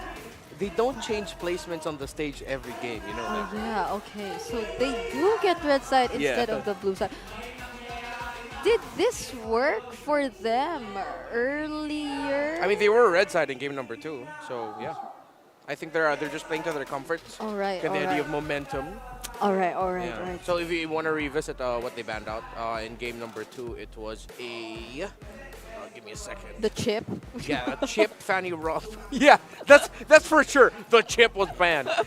Chip, Fanny Roger, carry Faramis. So one of the things that Aurora did is that they really remember when you're going to the red side and if you're to the blue side, you don't have your gold laner yet. Red side already has their gold laner. Yeah. They can focus on the gold laner pickups. Instead of focusing on all of them, they just banned out one, the best one in the scenario, which we both agreed on, which was the carry. So if Falcons APBren are going to be in the blue side again, I think they're going to have to lock in their gold laner for Super Marco first phase. However, it's actually quite against the trends of Falcons APBren to pick Super Marco's pick early, because most of the time Super Marco's pick comes in the second phase of their draft, even on the red side. Yep, and recently we've been seeing the priorities shift. They're leaning towards the Mathilda more often if it's open, but then earlier it was also previously banned out, or even the Faramis. I mean, in game number 1, if I'm not mistaken, it was the last pick here. Yeah. But then, yeah, if they do decide to reveal the gold laners earlier, I wonder if they'll leave it open. Because previously, they took out both the Harith and the Roger, so the options were very limited. So I feel like it was a little bit tricky to immediately show up your gold laner, unless it's the Moskov. But even then, teams right now, they're very confident in playing against the Moskov rather than, or as compared to previous, I don't know, weeks or even months, wherein Moskov felt like it was unstoppable. I mean, it's been through some nerfs now, so Yeah. yeah. It's not that it's unstoppable, but it's annoying to go against in the case that you always have to be watching your side lanes. And again, in the Philippines, we talk a lot about how macro important is to us. If we're not comfortable and we don't have our control, you get split pushed, essentially, or minions will win it for you. Apparently. And at the same time, the late entry that Moskov dishes out, when the Spear of Destruction hits, and then suddenly you've been fighting it as 5v4, even though you've utilized so many abilities, suddenly there's a Moskov to come in. It's a trip to go up against, and not the easiest. Yeah. So it's not a always ban type of hero, but at the same time, it's something you gotta respect.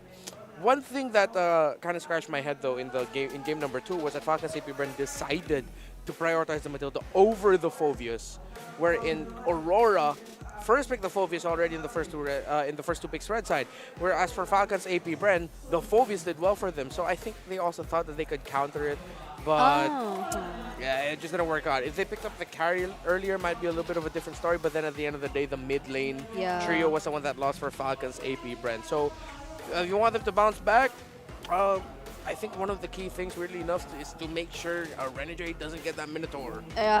So maybe also not prioritize the Matilda just yet if the Phoveus is still available and other really risky power picks for the opposing team. And also for me, I think the Moskov goes really well or works really well for Super Marco. Like, given the or objective-oriented playstyle that he's been constantly showing us ever since. You know how he always tends to just go for the turrets in the early stages, and whenever he does use the Spear of Destruction, it's always precise, and the follow-ups are very much accurate. And this is the moment we've all been waiting for. Finally, the last draft of the day between Aurora MLBB and Falcons APBren. So, as we've mentioned and previously talked about, yes, this time all of those priority gold laners are actually open and up for grabs for both of these teams. So, Aurora, will you ban the Jushin or will you ban the Phoveus? I think they can consider giving the Jushin and they can ban Roger instead. So they do ban the Roger. Phoveus, Falcons. Not unless they still go for the Matilda. If they're going to rush the Matilda again, then they have to pick up the gold lane earlier. Okay, so I think I heard the Phoveus. There we go. Yes, so they changed things up. The Phobius is now the priority for Falcons APBren. Does Aurora MLBB want to consider the Harrison? So they decide to pick the Hylos and Moscow. That's a quick response. Yep. Okay, so no more Claude games now for Doming. Now they take Valentina? away the Moscow. Oh, it's still Matodo. Wow, they're really leaning harder than this. So they can consider Valentina or Oh yeah, the expressway. Aurora. I'd be a little bit iffy on the Jushin here. Oh wait, no, get your gold laner. Just get a gold laner already for Super Marco. What do you think? The carry, did they get it this time? Yeah, I mean you already see the high loss. You know that's gonna be in the front line. So just go ahead and pick up the high loss already. Excuse me, the carry already. All right. So could it be the carry, or do they want to switch heroes and probably get the Claude? I'm not entirely sure of what priorities Falcons APBren is currently considering this time. All right, so they leave it for later. The Julian is going to be the pickup here for Falcons APBren. Doming on the Moskov, checking the statistics. Not so okay. The 42% win rate overall, but I think there's been a little bit of a struggle, if I may say, for Aurora MLBB in terms of pulling this off. They're ranked first in terms of kill participation, yes, but you play the Moskov not entirely dependent on all of those team fights that you immediately join in on in the early game. So we'll see how this pans out for Aurora MLBB. Now they're left to pick their last hero before we head into the second banning phase. So they're yet to reveal their... Wait. Oh!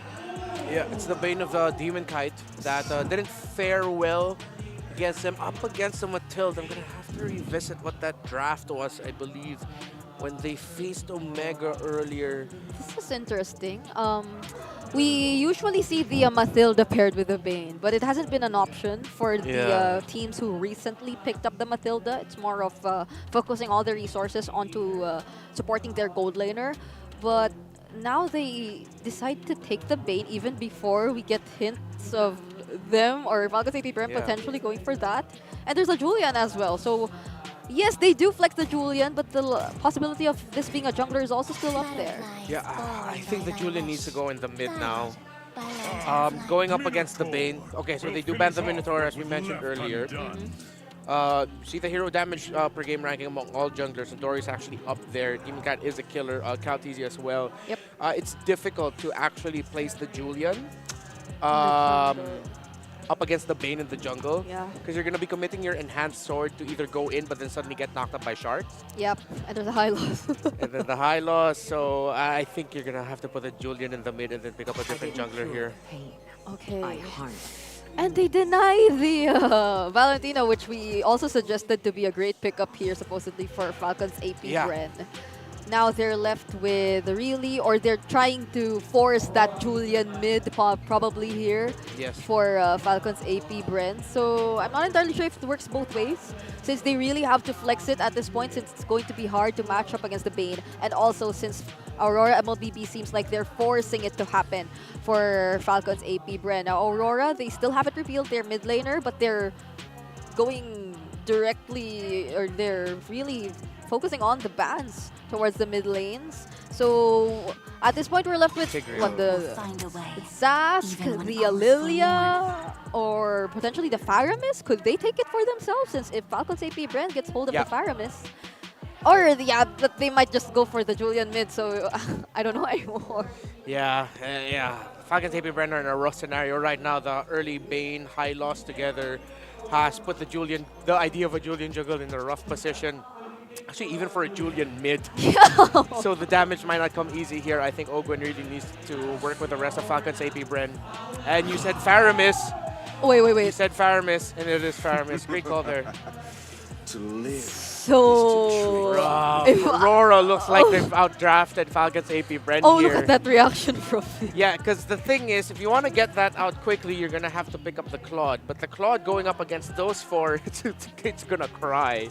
So in this scenario, maybe you're just going to end up picking something like the Aurora in the mid, but the Julian in the jungle.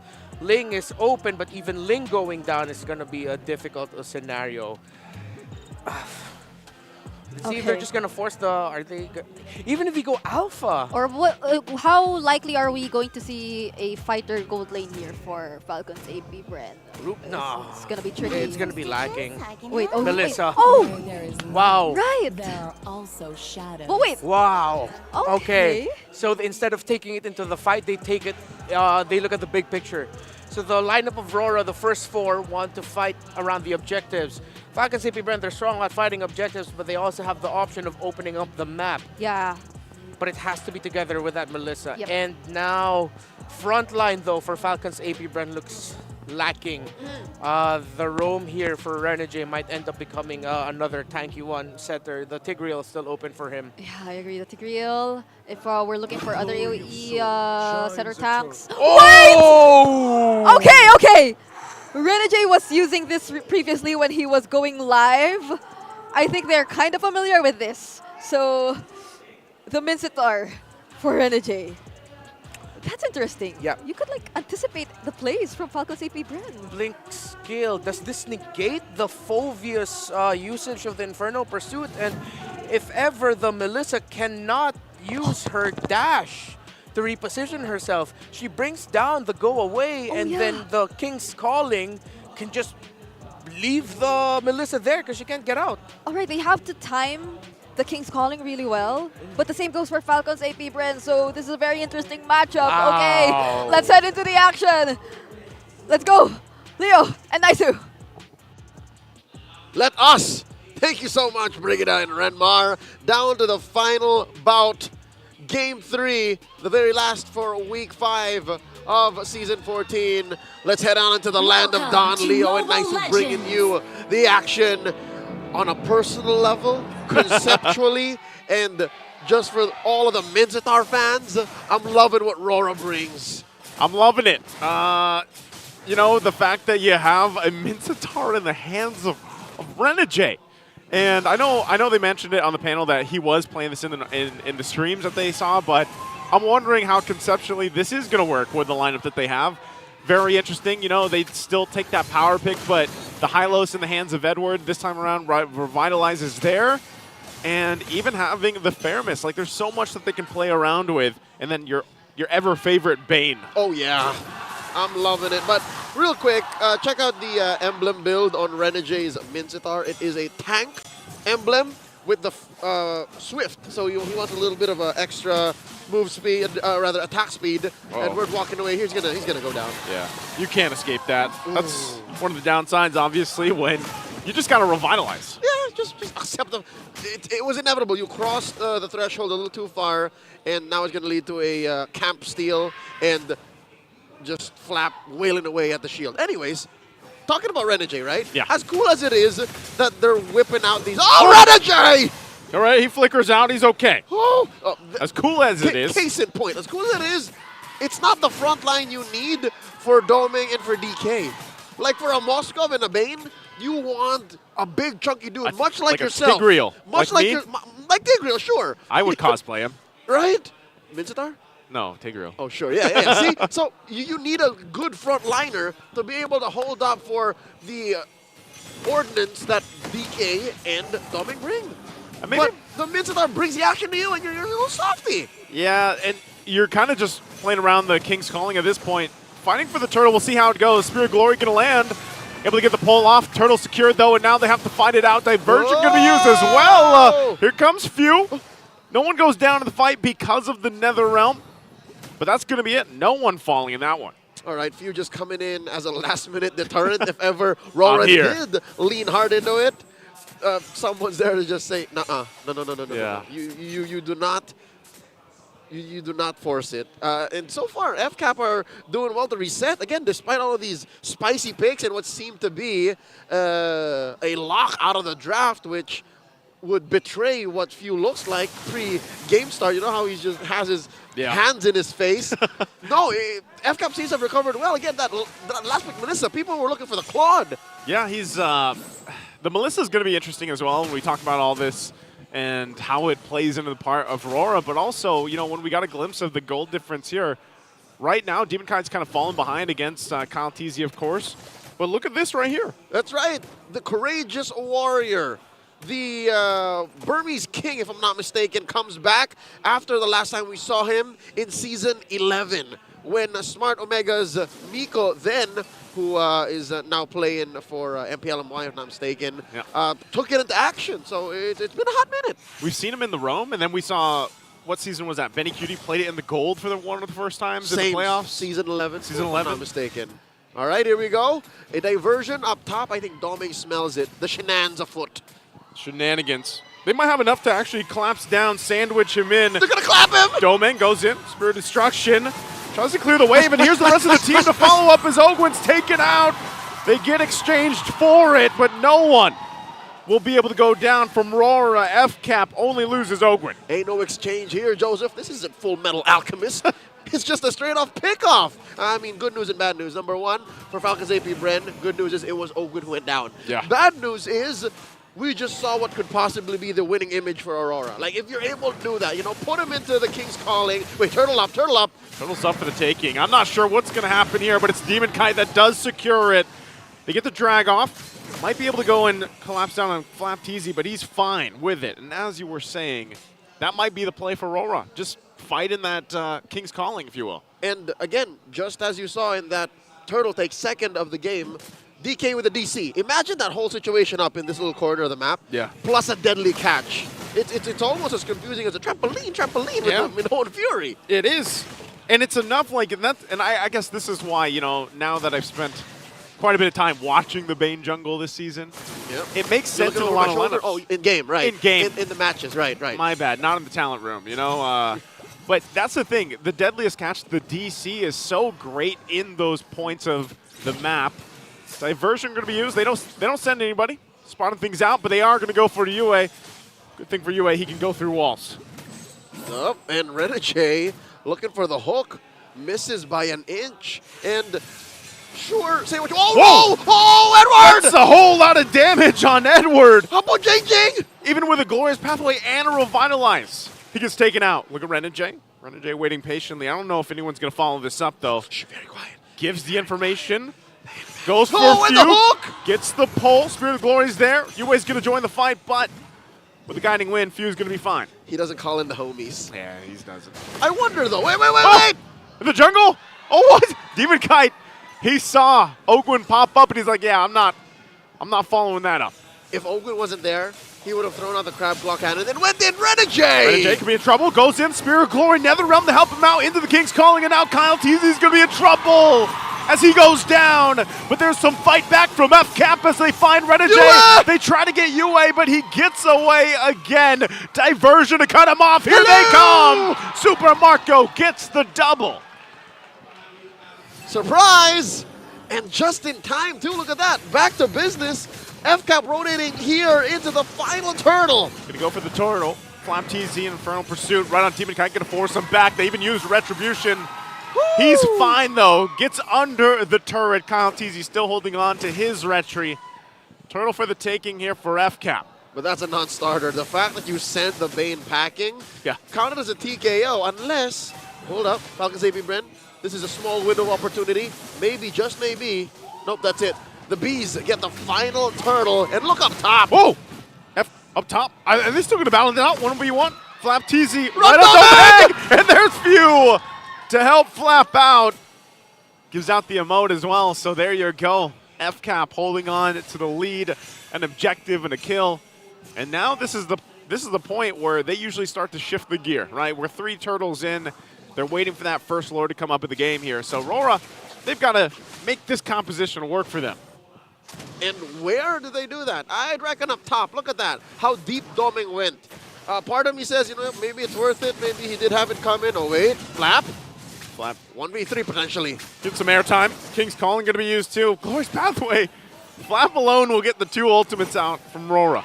That's why you also put a Purify on a Phobius. Vengeance, sure. Flicker, yes. Oh, wait! Coming in! Ogwin goes in with a Circling Eagle. Flap re-engages as well into the backside, right on for UA. Netherrealm comes out. Spear Destruction won't land from Domeng. But RORA stays alive. Kyle TC gets multiple members knocked into the air. And all this for that Tier 1 turret in the mid lane. Flawless approach by Falcons APBren. could have sworn they were all a part of Morpheus's squad. They were straight up, I know Kung Fu. They matrixed all throughout the Matrix. You know what I mean? Like, they just, all of them kind of split it through. And some part of that has to have been on purpose. Yeah. Some part of that, like, It's planned. They know the trajectory of a good SO. Different team fight if Dominic came in. 100%. Even if he, for the most part, he's been farming up. So Domeng's threat level in terms of the Moskov, if he joins the fights, is going to be there. But if you don't land the Spirit of Destruction, that's always the risk, right? Yeah. If you don't land it, unfortunately, you're walking to the team fight if you can get there in time. Which most likely is a no-go. You just say, all right, I'm just going to try to split push here, which I think what he was doing anyways, much like he started up top. Now, Lord spawns upper quarter of the map. Shuffle started up. Aurora, all 5 of them are here. Doming's not putting anything up to chance. Certainly you are going to be used. Glorious Pathway, King's calling. They're trapped in it as Fuse going to be taken out, and now Aurora trying to fight it out as well. Edward goes down. Renegade has to flick around. Yue as well. DK! Super Marco looking for more. Tries to go off in one hit from Demon Kite, but Demon Kite will escape. But with all of that, FCAP secures themselves the Lord here as Aurora has to go back to base. All right. Edward for few. I'd call that a team-wide TKO. Falcons APBren, despite not getting the kill on DK, was as good as dead. Yeah. They sent him back in, no retribution holder. Because usually, I'll tell you this now. Tell me. Even if this is a Bane that can't really be up front, as long as you have the Crab Claw Cannon, especially if you're rocking the Thunderbelt, that's secondary. That War Axe. The War Axe. Eventually into more damage items. Oh, diversion! They're going to walk right into that as Demon Kite is taken care of. And Flap Teasy jumping in a little bit further with the Infernal Pursuit. Edward, enough to get away. Still holding on here, only losing Demon Kite, but man, they've got to defend the base now. On behalf of all the Auroras, I was just trying to break down how DK can get out of the sticky situation, how this Bane might be able to perform his task to help Aurora MLBB get out of this rut, but he got diverted. FCAP wasn't going to allow it. They didn't even let me finish my sentence. Right now, I'm not sure if they're going to be able to finish this base defense. They all force.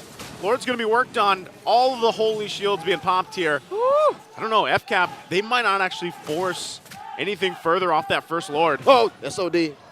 Not a... You don't, not you don't take that one. Yeah. But here's the silver lining for Aurora, all right? Look at this lineup. BOD on the way for Demon Kite. Respectable kit on Yue. I'm mentioning these 2 players specifically is because off of them, they might be able to do a good high ground defense. Like, I'd give this whole lineup a rating of just playing inside your base, hunkering down, accepting the fact of, inevitable obliteration. Like, you're going to lose, but if you're able to just hold out, protect your turrets, protect your base. Hunker down and make it happen. Yep. Diversion. Oh, it's a feint. It's a feint. I give him like a 4 out of 5. Like, this is a lineup that can really just stay behind, your walls. Yeah. Much like the first season of Attack on Titan, just stay in there. Stay in the I walls. stopped watching after that. Like inside the walls or like behind the walls? Because, no, I don't. Don't spoil me.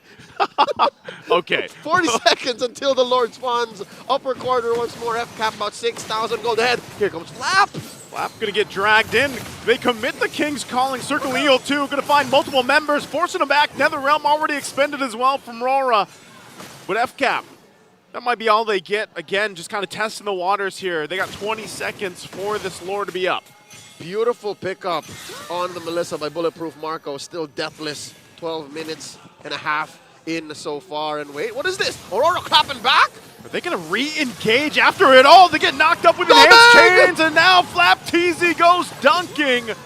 Able to get the double, and now pushing it on the top side turret. Spirit Destruction going to come out from Domeng. He actually follows it up. What? He goes in, but he's going to be fine.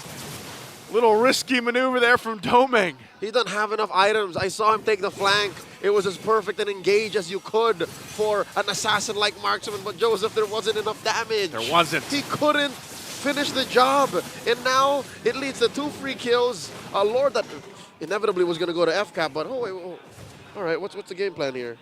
He's just trying to get some push in, but he's going to get back to base. Sneaky. But yeah, as we were saying, Aurora, at this point, if that last engagement wasn't enough of proof, maybe just take it in the base.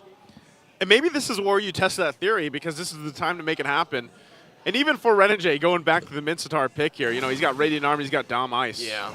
And you're just, his sole purpose here is to help with that defense that we're talking about, that miracle defense. I'd reckon it's more to just punish those who are up front a little too further in, you know what I mean? Yeah. Because he's not a real tank. He's not. Sure, you can build tank items, but he's not going to last, at least not even against Few and Flap. You know what I mean? Take any two hero combination from FCAP, Renegade folds. Yeah, we'll see. Again, Winter Crown picked up 2. Glorious Pathway. Flap's going to go in, and a huge knock-up on Yue. Yue couldn't even use the ultimate, and now they're going to collapse down in the base.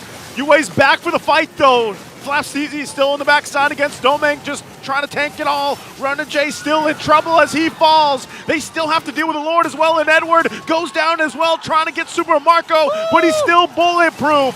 And FCAP now on the base of Aurora. They've got 3 members to defend.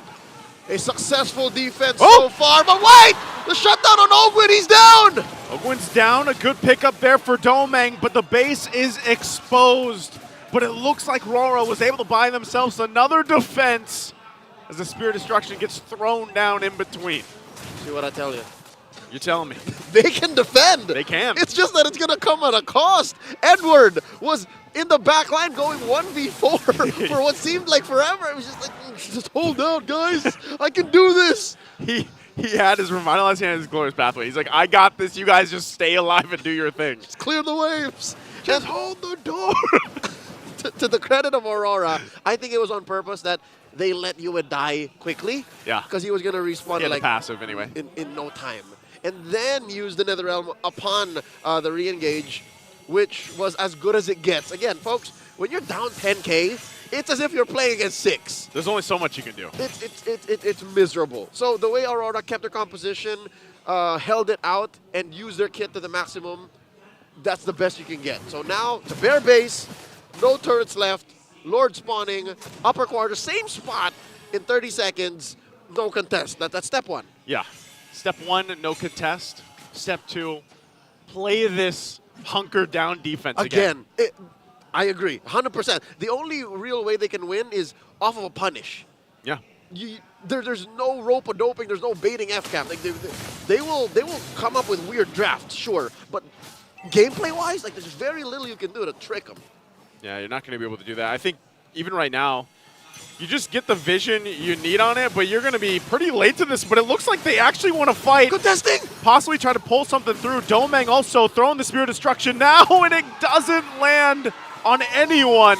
So that might be the call to go back. But again, the Netherrealm going to be used as a knock-up from the Enhanced Chains. Throws them into the air. And now Flap TZ, front of it all, has Ogren there with him. There's nothing RORA can do but watch. Whoa, diversion. Taken. Diversion, the cutoff again. Renegade's already taken out of the picture. Double for Super Marco. And now down 2 members for RORA. Full force of FCAP in the base.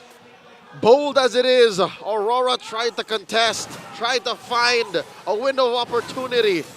A sliver of hope, but it's not going to happen. They're inside the base. Good damage there. Domeng still trying to pop off the best he can. Flap TZ will take him out of the picture, though. And base is worked on. And FCAP will go and take the series. Sweet revenge denied from Renegade as Aurora fold once more. Our defending world champions. Falcons APBren take the series.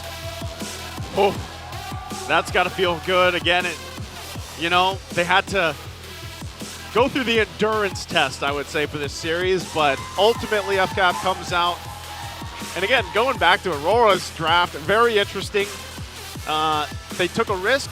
Unfortunately for them, it didn't work out. In game number 3, they tried to hold on the best they can, but yeah, like you mentioned, FCAP is a team that there's only so much you can do when you have that kind of lead, and you're able to work through that. And I think even for game 2 with FCAP, I don't know if that's like limit testing on draft and picks, but it's an interesting series how they kind of went through this and what they garnered from it. And it's not like both teams in the last 2 games had no legs to stand on, right? Yeah. Aurora here taking their bow, accepting defeat like a champ. it's not like their game 3 was just whatever, you know what I mean? Like, oh, you just pick the middle star just because you could. No, they tried something, and they were going off a very strong draft. It's just that FCAP had the better of them. Speaking of which, we're thrown over to the stage with Mara Aquino. She's with the winning team right now for their interview. On behalf of Naisu, it's been an honor to be at your service. My name is Leo. You just witnessed FCAP take the dub. All right, Bees, let me hear it from you. Falcons, APBren! Congratulations dahil kayo are playoffs bound. Great job! Playoffs bound, ibig sabihin you're one step closer to your current goal na mag-qualify sa M6. And one step closer sa promise mo na gumawa ng TikTok account. Are you excited? How do you feel about that? Kasi kami highly curious about your first post. Ayun, excited din. Kasi matagal na akong inaaya ng mga to, mag-TikTok eh. Tapos ang dami ring naghahanap sa mga comment section. And more so even now. So we're also really looking forward to that. It's one thing to be excited about. Ito naman, si Super Marco. Super Marco! Hindi mo pinabawi the next standard. So, sino pa ba ang nasa listahan mo, yung next gold laner na papatumbahin mo? Huh? Uy, may bulong. Sino? Siguro si Jom tsaka si Kelra. Jom and Kelra. Bakit? Kasi tinalo nila kami, gusto mabawi. Both of them. Meron ka bang palag sa kanila? Do you wanna say something to them? Wala. Wala na? Okay. Pero aabangan natin yan sa susunod na ano ang palag. And now, we're gonna announce the MVP. Let me hear it from you. Sino? Let's take a look at the screen. Our MVP is Super Marco! Super Marco, anong gusto mong sabihin sa mga supporters nyo? Thank you po sa mga sumuporta dito, mga nag-effort pumunta rito kahit sobrang late na natapos. Yeah. Tsaka shoutout kayo, Babs. Thank you for your continuous support. Ito, meron tayong malupit na supporter na makakatanggap ng 3,000 diamonds. Our lucky fan, come on up. Hello, congratulations. Every single series, nagbibigay tayo ng 3,000 diamonds. What's your name? Sonia. Sonia. Sino ang favorite player mo dito? Actually, sobrang hirap mamili kasi talaga na kayo sinusundan, guys. So, congrats na nanalo kayo last year sa M5. Pero for this game, si Super Marco. Super Marco, katabi mo na. Okay, anong gusto mong sabihin kay Super Marco? Dapat panalo ulit sa M6. Yeah. Oh, what do you have to say about that, Super Marco? Qualify muna. Qualify muna. We're looking forward to that. Now, it's time for you to bow with the winning team. All right, Falcons, APBren, you may now take your bow and take your walk of victory. Go ahead, Sonia. Falcons, APBren, one step closer to qualifying for the M6. We're gonna break that game down for you, so we're gonna go back to our panel. Pass up. What a way to secure the series from Falcons APBren, despite the unorthodox and surprise picks shown to us once again by Aurora MLBB. This time it felt like they weren't taken by surprise. And one of the most composed players at that is our game MVP, Super Marco, with that beautiful usage and timing of the muddles. Yep. Really had to time up muddles together up against a lineup that had a Faramis.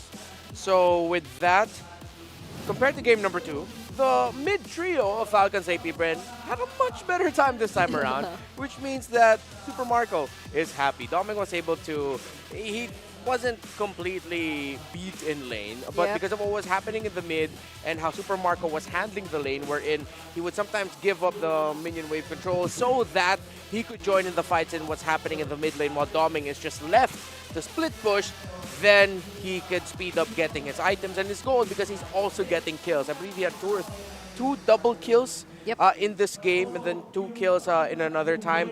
And what was conceptually could have been very difficult by Falcons APBren. Again, they met it with great macro map control. We talked about how RORA in a forward team fight, if this lineup of RORA got a snowball team fighting for Falcons APBren would be extremely difficult. So they played the map, rotated fast. I agree. And what faster way to rotate than immediately pick off Edward in the XP lane? That was already an interesting rotation coming from Falcons APBren. They were really persistent about taking out the high loss immediately at the beginning of the game. And from that point onwards, they were just consistently surprising Aurora MLBB, which is something you would expect from a lineup who utilizes the Lu Yi. So the timings as to when they wanted to go for the diversion plays always caught Aurora MLBB off guard. It seemed like even though they had a lot of beautiful, potentially beautiful responses in their arsenal, such as the King's Calling and even the Nether Realm, which once used at the perfect timing could potentially deny or negate those surprise factors from Falcons APBren. It felt like they were always a minute or a second too late in using those skills on time. So it was always Falcons APBren getting the upper hand and eventually leading to Super Marco gaining this much statistics, right? And his gold lane gameplay. Nether Realm was just burned through really quickly. Again, as you mentioned, with the muddles linking everyone up together, the basic attacks. And we got glimpses of the difficulty that the lineup of RORA could pose to the lineup of Falcons APBren, specifically with making Kyle TZ struggle. But Falcons APBren played it smart and they played it sharp. Again, as you mentioned, after they took Edward down, what happens is that means the Phobius can leave lane a little bit more. He can sacrifice 1 minion wave later to allow Edward to push in, while Flap TZ is already joined in with the rotation. What RORA did to adjust that was, okay, instead, let's make sure High Loss is with us. You don't need to build it through the minions and the push. Just join us instead. So they started fighting 5v4 because Falcons APBren read that rotation, sent Super Marco out of lane, started fighting as 5. Domeng was stuck split pushing. So was the Faramis, the Bane, the High Loss, and the Mincetar fighting together, severely lacking damage. And even the deadly catch didn't feel like much of a threat. It was just catch. It was just catch. It wasn't really deadly. Whenever Falcons APBren went for the engage, they were always able to dodge it. For some reason, they weren't really stopped in their tracks whenever they wanted to chase after Aurora MLBB. There were some moments that it seemed like Demon Kite didn't even want to dish out the deadly catch just yet, but he was just forced to because they were just really chasing after him. Even, I think I recall the first few turtle objective takes here by both Falcons APBren and Aurora MLBB. It didn't go as planned for Aurora, so Demon Kite, interestingly, we were mentioning in the draft, this might just be a very difficult game for the Julian, but it seemed like it was the Bane who struggled this time against all of those threats posed by Falcons APBren. And so still, to this day, they remain, or they secure the win against Aurora MLBB.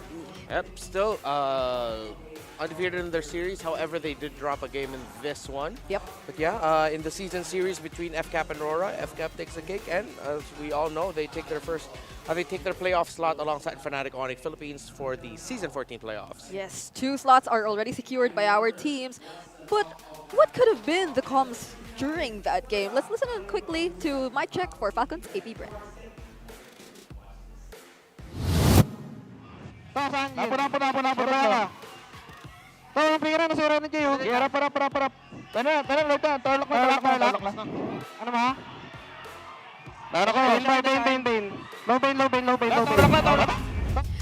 I like how a lot of the highlights there were at the base of Aurora MLBB, but you hear them calling not to just stay there for long and immediately shift or discipline themselves, go for the Lord, or if not, could they just get the other turret? Like, there was this moment where it felt like they just cleaned up all of the inhibitor turrets before eventually trying to put an end to the game.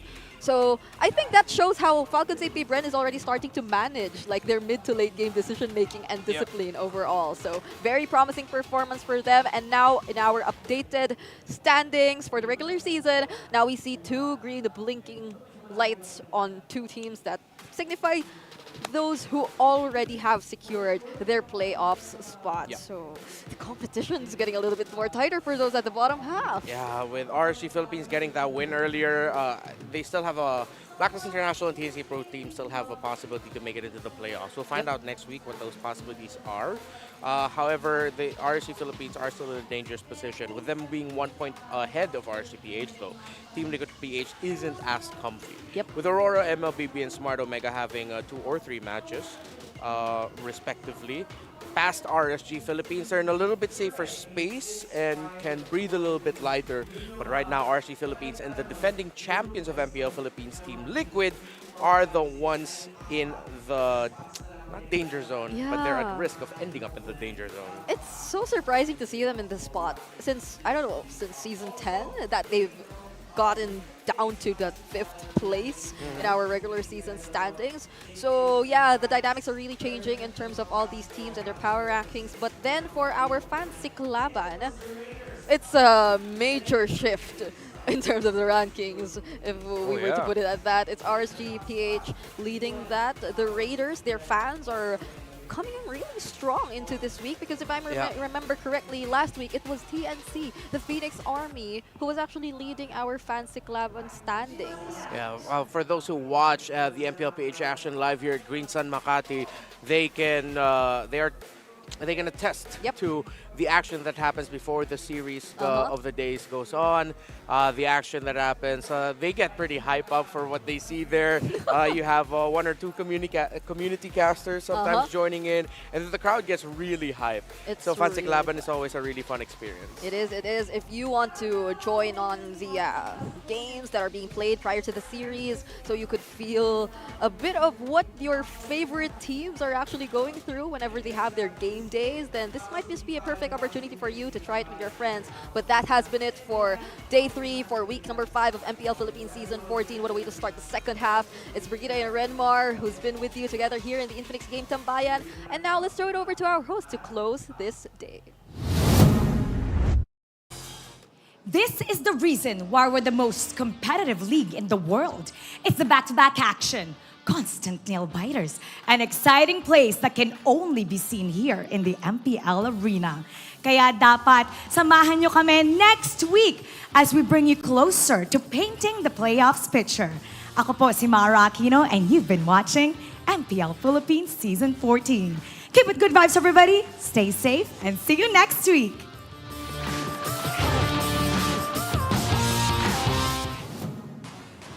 The 14th season of MPL Philippines is brought to you by the following sponsors. Smart, the official telco partner of MPL Philippines Season 14. The official tournament phone of MPL Philippines, Infinix GT20 Pro. Official suppliers, EMC Asia and Index Salon.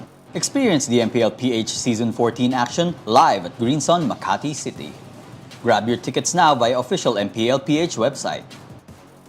Don't miss any MPL action by following our official Facebook and subscribing to our YouTube channel. Follow MPL PH on TikTok for more content. And to ensure the equality and fairness of our games, MPL Philippines is also monitored and supervised by the Games and Amusements Board.